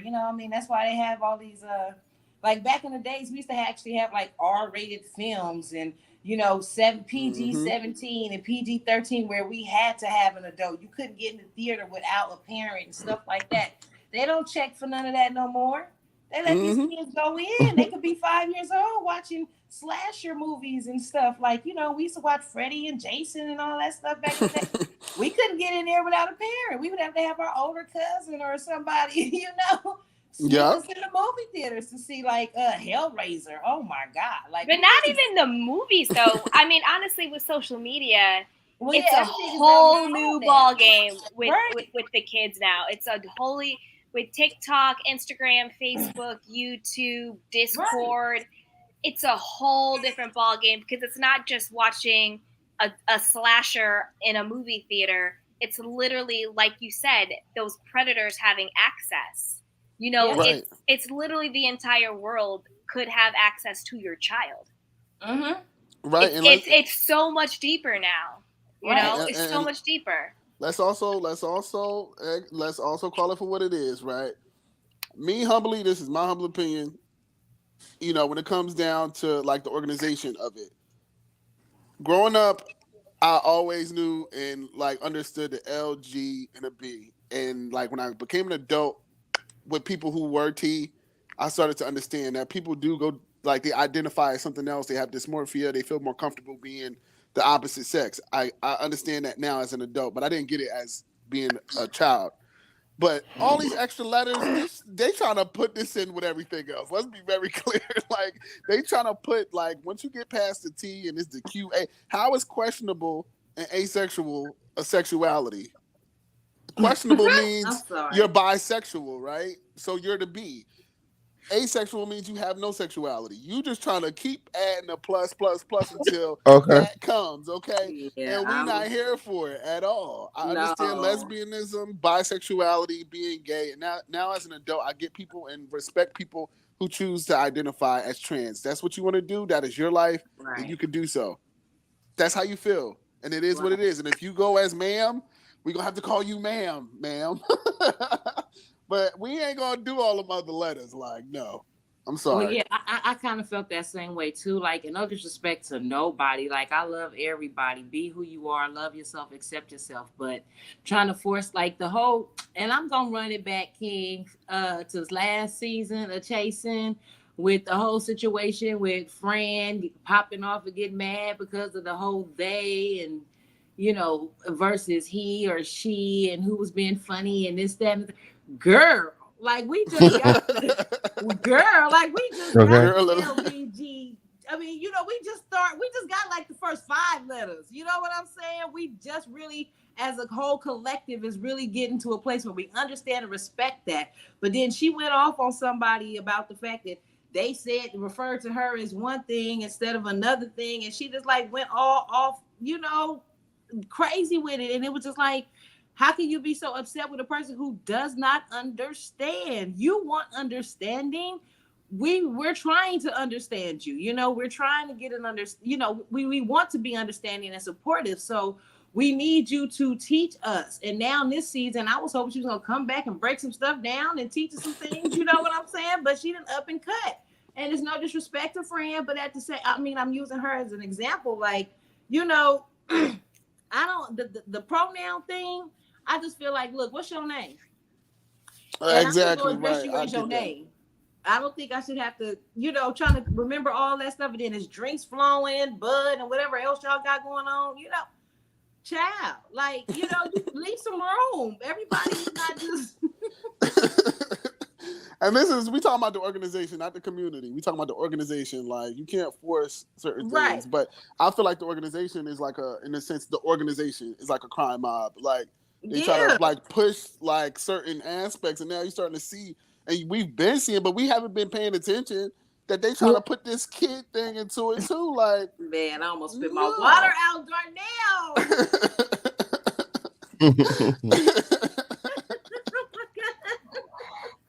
I'm just saying, but the community is the flyest community. The community is the community. The community have been in it. Like, don't, but at the same token, like, we understand, like, y'all was the minority, y'all now the majority, and we respect that. But at the same token, have some grace.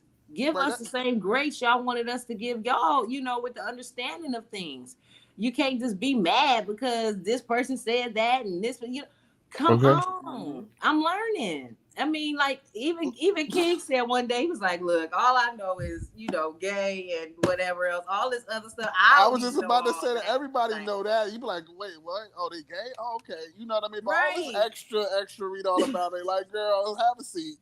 Like, girl, I ain't got time to study up on you. Okay, all this shit going on. Sir, ma'am, have a seat. I don't know what you is today. Right. Go sit your stupid ass. Go sit down. Make up your mind today. Like, that's just how I be feeling. But everybody knows, like, okay, like Demi Lovato. Yeah. Yeah, because she switched it. She was like, I'm they. Now I'm she, her, they, them. I don't. I'm not sure. Again, something like that. Yeah. That's my whole point. Again, give those of us who are not up to code or onto the lingo there, like, give us some grace to understand. Like, don't just move it on us because we don't know. Like, because it took me a while to y'all keep changing shit every 2 months. How we gonna know? Like, right? Because I really just, like, in my adulthood, I'm like, okay, I understand it now. Because I grew up with people who became transgender. Like, literally, I remember playing football with them, and then they was just like, ma'am, and I'm like, what? I'm like, okay. And then once I became an adult, I'm like, okay, this is how they feel. They always felt different. I had empathy. But then you can't now. I just got that. Like, you can't come with me with that, with the book now. Come on. Look, you was Jesse growing up all my life. Now you Jessica, and I'm okay with Jessica. But now you saying no, I am just Jess. Like, okay, so now what? You know what I'm saying? What is the situation? Right. I can't call you him, or I can't say her. Now I gotta say they. Yeah. True. It's too confusing for me. It just don't go with American literature. It just, you don't fit into the it's not fitting into my vocab. Like, it's just overload. Like, it's overload. It's just too much. It doesn't like have to Mr. be that Mrs. serious. Like, girl, bye. Like, you trying to, like, I don't got time. Especially, like, let's say if you in line, you got to say both their names at the same time. Like, come on, it's too many people in this line. Like, you got to move. Like, is your name Jacob or you know, like Jessica? What's going on? Jakeisha? Which one is it? Like, okay, so, you know, that's just how I feel about it. But I just feel like they trying to push, like I said, they trying to push the P in it, and they trying to make this normal and all that jazz. And they've been doing it. Like, you remember on MTV, it was a show called, it was like Degrassi, but it was called Skins. And oh my God. It was very sexual, too sexual for high school. I mean, like, for school, for school. Oh, like, yeah. Skins started in the UK, and then it became a US show. Right. Yeah. Even Shameless. Like, I think Shameless was too much. The show that came on Showtime. Well, I don't know. I guess I watched Shameless as an adult. It was funny as hell. It was, but the moments was kind of like, them niggas is in high school. Like, it was. I mean, I ain't gonna let you right. I was like maybe in my 20s, like 25, 26. I was like, yeah, you know, it's a whole lot going on in this show. Like, can we fast forward past this? Like, right, like, yeah, it was very weird. But yeah, there's definitely agenda with that, and I think that, like, everybody's skeletons is starting to come out the closet now. No pun intended, because we talking about the LGBT.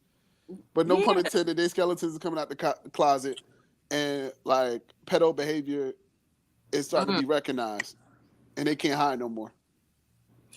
I mean, it's just out there, and they pushing it because, I mean, we was talking about Lil Nas X earlier, and, you know, what's that girl, Megan? She just dropped a new album, and she dressed like Satan on her cover. You know, wait, who? Megan Thee Stallion?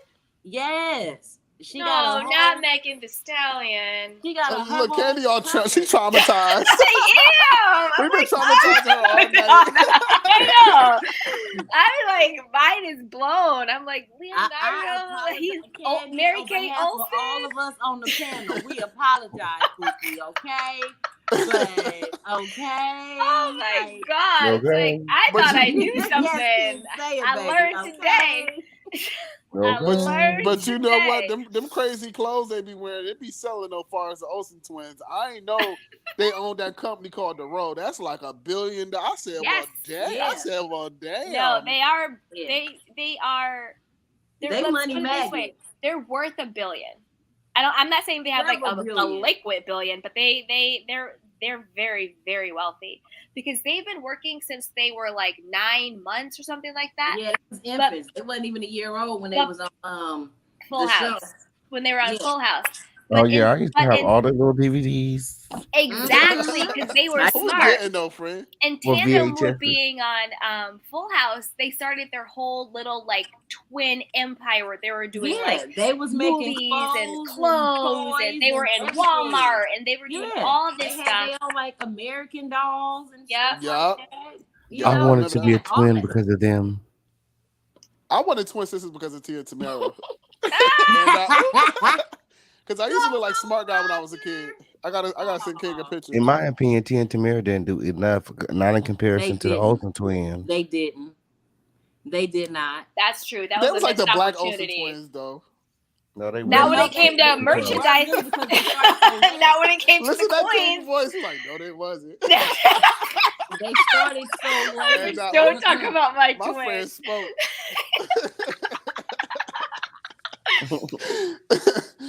It was the Walmart version of okay. Okay, no, they was the Walmart. Damn. But I love me some Tia and Tamara though. Yeah. All right, hold on. Wait, let's ask the chat right quick. Put a 1 if you think Mary-Kate and Ashley was more iconic than Tia and Tamara. Put a 2 if you think Tia and Tamara was more iconic than Mary-Kate and Ashley. Mind you, Mary-Kate and Ashley are billionaires. Today, Tia and Tamara won hands down. Yeah, today. You hear that? I gotta give a round of applause for that. Today, Tia and Tamara they hit that shit out the park in regards to today. But growing up back in the day, it was all about as days go by. You know what I'm saying? It was all about the Full House. It was, everybody. Wasn't that? No, that was you were singing Family Matters. Oh, that was Family Matters. My bad. I was like, I don't think that's. I was like, I don't recognize that jingle. I just watched their reunion. I just watched their reunion. I was like, that's not the jingle I recognize. No, as soon as you sang it, I just saw Carl Winslow. That's what I'm like. That's the damn Full House. I was like, what? But do y'all know that Do you know that was a spin-off show though from Perfect Strangers? Oh, yep. I'm like, people didn't even really realize a lot of those shows were spin-offs from other shows based off of one person. Yep. And some more to you now. Ooh, it was alleged that Carl Winslow and Uncle Phil was in a relationship, but you ain't hear that from me. Well, that's the reason why the mama said that she quit the season when she found out he was gay. She was like, "Oh, I can't be kissing on no man that's gay." And she left. Well, you talking about the black Ant-Man? You mean the black Ant-Man? No, I'm talking about Carl Winslow's wife. Carl Winslow. Oh, Harriet? Wait, who's Carl Winslow? Harriet. From Family Matters. Steve Urkel. Mm-hmm. Yeah, I remember Harriet. The wife, his wife, she Harriet. did leave though, but she left towards the end. That's when she found out. What was going around back then, and she left because she found out that Carl was gay in real life, and she said she wasn't gonna film no more the scenes where she got to kiss him, and they had wrote in scenes. They wouldn't be kissing, but they would have them little pecks and stuff or whatever. She was like, she ain't doing that no more, and if y'all not gonna respect what I want, then I'm gone. And she left. That's why they didn't make it to their 10th year.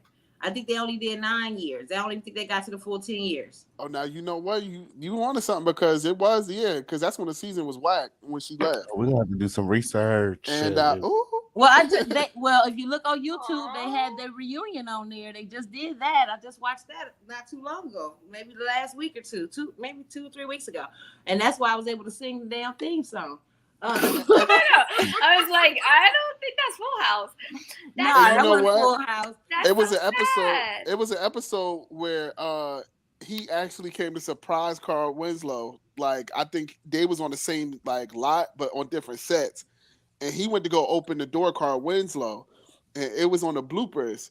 And it was supposed to be Steve. And I think Steve was like, that's why I got somebody here for you. And he opened the door, and it was Uncle Phil. And if you look at the energy between the two, it was definitely like, oh, my baby mama came to just visit me. Oh, she brought me lunch today. or my baby daddy came and visit me at work. That's what it was given. I'm sorry. It's the truth. Go Google it. Google it. Go Uncle Phil visits Family Matters or Carl Winslow. It's right there on YouTube. Because I was always saying, I'm like, that don't make no sense. I'm like, what's going on with that? I'm like, there's 2 shows don't exist in the same world, so I'm lost. Yeah, well, they all them bears ran in the same club. Not bears. I'm just saying, they both were some big, big men, Right. Especially Uncle Phil, big. They call them bears, don't they? I don't know, child. See, that's what I'm saying. Listen, don't give me the lie. I don't know. They got too many names and whatnot, you know. Yeah, but there was definitely a relationship. But child, it's rings everywhere. Pedo rings, all types of rings, gay mafia, lesbian mafia. You know what I'm saying? So it's all unveiled. Yeah. It's all But that's why I unveiled. said they pressing it, like I said, with the Lil Nas X. When I saw Megan, because Megan got such a humongous following, and to see her covered with her with the devil horns and all red, and I think she got blood dripping off her tongue or something. She already did the milk bath video and like a couple of albums back and stuff. You know what I'm saying? Wait, what's the milk bath issue? Just so I know, because I was like, a milk bath sounds amazing. Sign me up for a milk bath. What are you talking about? Just so I know what to steer clear of. When you see those celebrities, the rappers, singers, whatever else, and they be doing them milk baths and stuff like Rihanna and Bey did one, Rihanna, the whole black and white patterns, the video with her and Cardi B running around, all the little statues and the snakes and all that stuff, and they going in a house, in a mansion house. It's a mansion party. That's a sex party. What they normally do, they going in and opening up each door to each room. You know what I'm saying? And in each room, WAP. Yeah, WAP. Okay, That's a ritualistic video. Mm-hmm. It's all kind of signs and symbols in there, and that's what I'm saying. They go into this big mansion. You see her out there butt naked at the water fountain. You know what I'm saying? Like, it's all subliminals. It's all subliminals. If you know what to look for, you'll see all the different things that you can even just do like a Google search. I mean, a YouTube search for ritualistic videos or something, and you'll get a bazillion different things that'll pop up. And that stuff definitely exists. Well, if I ever do a milk bath, I'm gonna have to pray over it and just do actual regular silky cream milk, because that sounds great for the skin. But I'm not trying. Now, don't get me wrong, Candy. I'm big on the spa and things like that, right? Yeah. So the milk bath would be amazing. Yes, it would. But the milk basically is symbolic of. Ooh, can I say that on here? Ew, not CJ the cat. Yeah. No. Yes, CJ the cat. Thank you, CJ the cat. I couldn't say it. Yes, I was not trying to get in trouble. Yes, that is what it's representative. You can say sperm on YouTube. Oh, well, and he awakens. I didn't been in the bushes too long, kid. I know, right? Checkboard. Wait, hold on. Checkerboard flooring. Oh, okay. Yeah.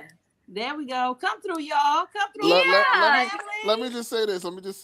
I come oh no. Like my family, I like that symbolism stuff is very real. Like not that my family, like my immediate family is into none of that, but my extended family and prior generations were pure like Masons. So the checkerboard floor. Yeah. You know what? It's crazy because I used to go to my grandfather's house and I used to think he used to buy Gap all the time. I'm like, my grandfather always buy Gap. He always got a Gap belt. And when I grew up, I'm like, there ain't no damn Gap. That's the Illuminati symbol. Like, he was a Mason. Yeah. Right. And my grandfather got issues. I mean, like a lot of people that in my family who gave life over to that, they don't end well. Like they either get sick, they cheat on their wives, they die miserably. You know, they just bad people. So like it's real. So I would see certain things that I see in a video. Like I remember his I think his floor was like a checkerboard floor, and he wound up putting carpet over it back in the day. Yup. That makes sense. This is wild. Thankfully, I've given my life to Christ, so I glow from the inside. Right. Whoa. Me and him don't have the best relationship right now. I forgot about that part in the video. Cardi B standing on that grave. Listen, it's all kind of stuff. You just gotta, dig Cardi a B little was standing on what grave? Oh, OJ. Hayes Wade was saying how Cardi B was standing on that open grave or on the grave in the video. What grave? In the what you call a video? Oh, it was in the video. Oh, okay. And also Rihanna Rain Man when her first video, her like big video with Jay-Z. That was Umbrella. Yeah, the Rain Man. That's basically like you know, being sperm cells, right? yeah, right. Drip, drip, drip on that Dave Chappelle, right? And, yeah, child. This ear off. Shit. Excuse me. Give me a second. Yeah, y'all better pay close attention to that stuff because it's real. Like it exists. It's not a myth. You know what I'm saying? And yeah, a lot of Masons they be sleeping around. You got to be careful, like cheating on their wives. I mean, all time. Yo, I remember in school, it was this lunch lady, and I seen her. Who's crying? I'm sorry. Girl, you ain't never after this time. I am so like I'm shook. I am shooketh right now. I'm this is overwhelming, you guys. What do you mean, Cardi B? Wait, now Carib? Was that is on the hours crying? You guys, this is a lot. Yeah, well, when she said she was gonna do it back when she was broke and making videos before she even got on Love and Hip Hop, she was like, she was gonna sell her soul. She knew she wasn't gonna be broke. She knew what she needed to do. She was ready to make sacrifices. Right. The crazy thing is that they all end up broke at the end, so it's like a roller coaster ride, and they know that too. A lot of them know that. They know like it's gonna end bad, so that's why they be trying to take as many people down with them as possible. Nino Brown them is what I call it. If I'm going down, everybody's going down with me. The pretty boy from the bank. Okay. New Jack City. That's my movie. I am my brother's keeper. He Off put with his head. Everybody like, no, I ain't going down alone. Y'all got me fucked up. That's that Nino Brown energy. That's what I call that Nino. Right.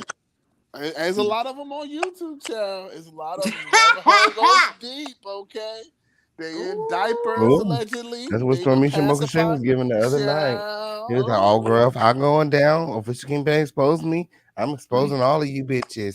Tasha K, Chelsea, he was exposing all of them girls. Everybody in the studios, he said, oh, bitches up in this stuff. I said, damn, girl, your diaper's in a bunch. You was upset over there. Diaper and a pacifier. What's going on? But you gotta watch out for these YouTubers. They be with it too. I ain't even gonna say nothing, friend. I ain't even gonna say nothing. But yeah, that part. Wait, that's Alicia G on there on the panel. Who? Alicia G. Yes. I know her avatar from the Discord chat. What's going on? Oh, okay. Hey, boo. She probably still trying to work it. No, she probably on mute, maybe. She done fell down the steps. Can you hear me? Yes, we can hear you. Can you hear me? Lisa. Oh, we can hear you now. Hey. I said you done fell down Now the I fell steps. down the steps. Right. I'm like, get up. And drop the phone and everything. Now I fell down the steps. I'm too far to get you from here. I can't pick you up. I ain't but 5'1". I ain't got that far to go. You know when you fall down the steps, it take a while for you to get back up. You just be sitting there like, I'm already low to the that fall ground. be hurting. She said she 5'1" now. She said she already up to the ground. She ain't got that far to go. She falls. She'll be all right. Y'all have been entertaining, and I wanted to just say something about Carl Winslow, what a character. I actually went to high school. Well, she went to high school with me, his niece. Mm-hmm. It's his sister's only child, and she since passed away. She had cancer, but Wow. I met him in person one time, and he came to the high school to pick Frenchie up. Her and a guy that she was dating at the time was real good friends of me, and I've seen him in person. And I mean, growing up, you just have that, sometimes certain kids have that, that discernment to pick up on stuff. Right. And I kind of picked up on, something he won't like my daddy. You know. Right. Okay. Was She it a said little he So, wasn't bit like my so daddy. He was kind of yeah, soft. like you Stop. you got the mustache and you a man, but it's something that Right. ain't that's not jigging well. But Mm. I mean, yeah, I mean, when you see a guy in the industry, especially if he's nice looking, and they Mm-hmm. never link to anybody, not even a no name person, I mean, you start scratching your head. And Mm-hmm. oops. Yeah, So you I heard saying y'all say something about Marlon earlier, but I'm always wondering about Sean. Both of them. A I lot of said people both of both them? wondering of them. about Sean. Let me tell you, when I seen Marlon at the comedy show, Uh-huh. he was giving that energy, but he was giving like, how can I say, like broke, like bitter baby mama. That's what I was trying to say. I Bitter Oh baby hate yeah, my mama. because life. Why I'm he got here. multiple kids, by different women. So they probably took him through there. No, like he been used up, like or the Yeah. side chick or bitter side chick. Like he been used up in the Okay, industry, okay. Because he and was he famous. right. He doesn't have anything to show for it besides his Uh-huh. last name.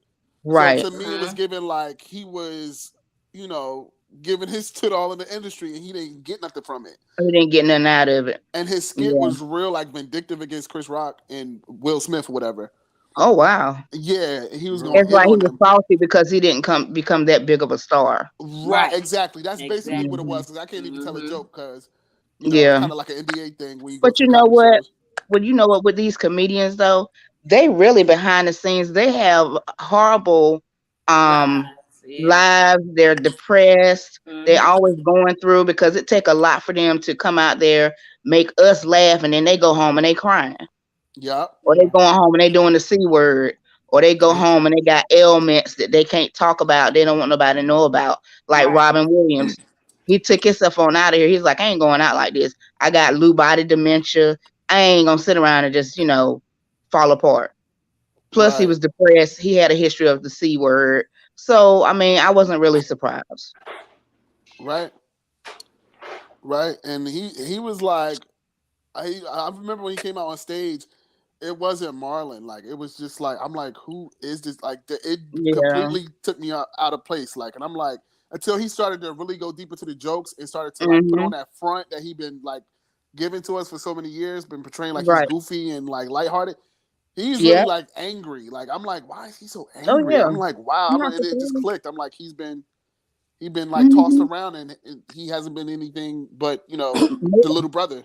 Yeah. Yeah. And then you got so many siblings in front of you. It's like, you got to do something to stand out. And he was, they show come on early in the morning. It's like I got the TV on now, and they've Mm-hmm. already shown, a few episodes of the Wayans, and then they move on to Martin, Living Single, all Right. that stuff. All the So Hmm. yeah, sitcoms. and I do that every morning if I wake up early. And it's just, I could see how he feel that way because he did a lot. He was more of the physical comedian. Right. So Right, he really put himself out there to do his comedy. He just wasn't a straight guy. That was Sean. He was the Right. funny, physical dude. So he probably feels like he should have went further. right, right. And that's basically what he's saying. He's like, now it's time for me to work on Marlon. And I'm just like, Yeah. okay, okay, But you've I hear been you. doing it. You've been working on Mar. You got a whole TV show on I watch it on Netflix. It probably came on TV, but I watch it on Netflix. And it just, I mean, the industry, some people are not meant to be the A-lister. And that's something you need to understand when you're getting in that business as an adult and not a child. And maybe Right. somebody need to break it down for you later on. But everybody's not gonna be an A. Some people are meant to be a B or a C or a D. Somebody got to Some be people Kelly Rowland. I'm sorry. Somebody has to be Kelly Rowland Michelle. oh yeah, Everybody can't be be Beyonce. You know what I'm Beyonce. saying? Yeah. Yeah. Everybody Yeah, can't see, be Beyonce had a biological father behind her and a mother. Kelly right. was adopted into the family, so she wasn't gonna be over Beyonce. And Michelle barely made it in there. She kept falling every time they performed. Yeah, that was hilarious. But child, Yeah. allegedly, allegedly they sisters, child. But Who's I'm just sisters? Kelly and child. Beyonce allegedly. They have sisters, child. Well, I've That's heard that for Matthew years too. baby. Matthew daughter. That's really what the T is. That's why she the only one that Right. never got Michelle? kicked out. Yeah. No, Yeah. look, Yeah. No, look, Michelle, Corona came Michelle or back. Kelly. Kelly? No, Kelly. Kelly Kelly. and Beyonce. What? Mm-hmm. Look, Yes. yeah. We is ruining Candy's night right now. Like, She got shook tonight. She got really shook tonight. I did. I was like, wait a minute, what did I just stumble into? Yes, Oh, I man. was like, it's hot. I'm gonna stay in. It's Saturday night. I'm not gonna be in no streets. Let me see what's Right. popping. Exactly. Yep. Those two, and then they just needed a third person, and she just kind of filled the position because they didn't have nobody else. right. But something was going on in that camp because when they got Farrah and the other girl, Farrah, she left almost and the other immediately. girl, we don't even know their names. I didn't even remember their names. So. That Farrah that had the real pretty eyes, Farrah, hazel right? eyes, The F. she left almost soon as she came. Mm-hmm. Mm-hmm. I was So like, "What's going on?" nobody want to be Farrah. Right. They can Right. see your luggage. But Right. hold on, check this out though. What if Farrah was one of the ones who got away? What you mean? She didn't have to go through that much. What we talking about on this panel tonight? Oh, She probably yeah. saw some things and got on up out of there. And got up out of there quick. Yep. Mama, because yo, she was not like feeling this. him. I want to go home. Like, right. Mama, Exactly. can you please come and get me? Right. Like, It ain't what we thought it was. Yeah, this is not what I thought it was gonna be, Mama. This man Because was Everybody ain't willing to sell their soul.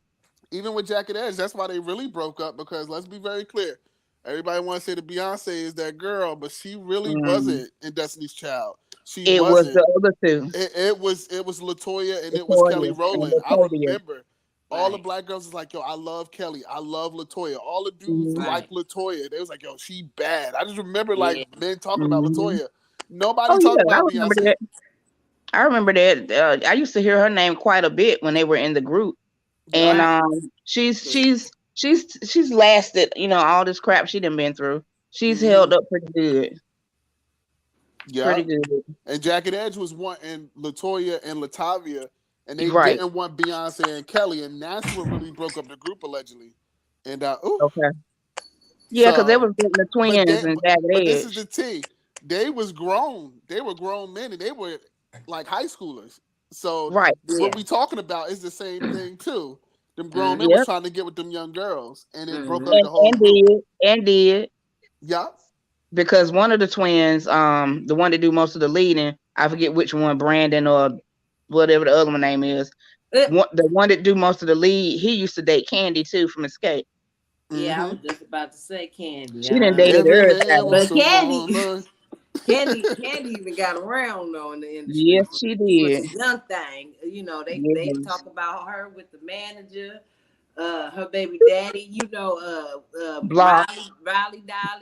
Riley daddy is a married man. He's sorry. That dude's sorry. Block, but I call him Big Block. He is. I'm looking at him like, really, Candy? Like, what did you see, Candy? Some dollars? I mean, at the time, she got with him. I mean, she wasn't where she is now. Right. So, I'm trying to figure out what was it. At the same token, here's my thing, right? If you go, we all know what it was. Somebody like that, you supposed to make sure, like, she probably was trying to lock him in, but he probably gave her the money to get the abortion, and she probably went and bought her some shoes and shit, the bags. Yeah. And Tiny probably talked her into it. Girl, let's go down to the mall. Yeah, because you know what, Tiny won't. Even though Tiny came from a nice, modest home. I mean, her dad was a singer. Even though she had both parents, like I had both parents, but you don't always turn out, good or whatever because you got a 2-parent home either. Tiny was in them streets because she was going with a guy who was a drug dealer. He got 10 years, Zonique daddy. He got 10 years. I remember reading a CD cover where they do, you give your thank yous. And one of their CDs, she thanked, his name was Zebo. I remember Perfect drug dealer name, Zebo. That's Zonique daddy. She gave him a thank you shout out. And then the next thing I know, she was with T.I. I said, oh, he caught some time. So she just went on about her business. My thing is, who was the man and who was the woman? Oh, the woman, excuse me, of the relationship. Exactly. Yeah, exactly. And but friend, my phone about to die. This chat been really good. I'm like on 5%, y'all. I've been trying to hold on. I was just about to say this chat has been so lit, and y'all all have been holding on tonight. Shout out to everybody here in this chat, but we all need to. Now I'm fired up. You guys got me scared. Her brain is like wrecked from all this exposure. I'm we wired done now. talked about so much. Candy, you make sure that you come back to the home of the lituation I will. tomorrow. I subscribed and It's going to be everything. lit tomorrow. Wait, y'all coming It's back lit tomorrow? every day.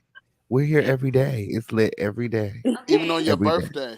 Oh, Even wow. on your birthday. I'm gonna be back because I need more you guys are like my vibe, like conspiracy theories, but we believe in Jesus. Like I'm down. Yes, we definitely believe in Jesus. Yes. Amen. First We and do. foremost. It's up in the stock. Yes. But yeah, like I said, it's been so much fun hanging out with you guys. Until next time, we gotta go. Adios. We got to get up out Adios, of here. family. Everybody say bye. Bye. Bye. Bye. Peace, friend.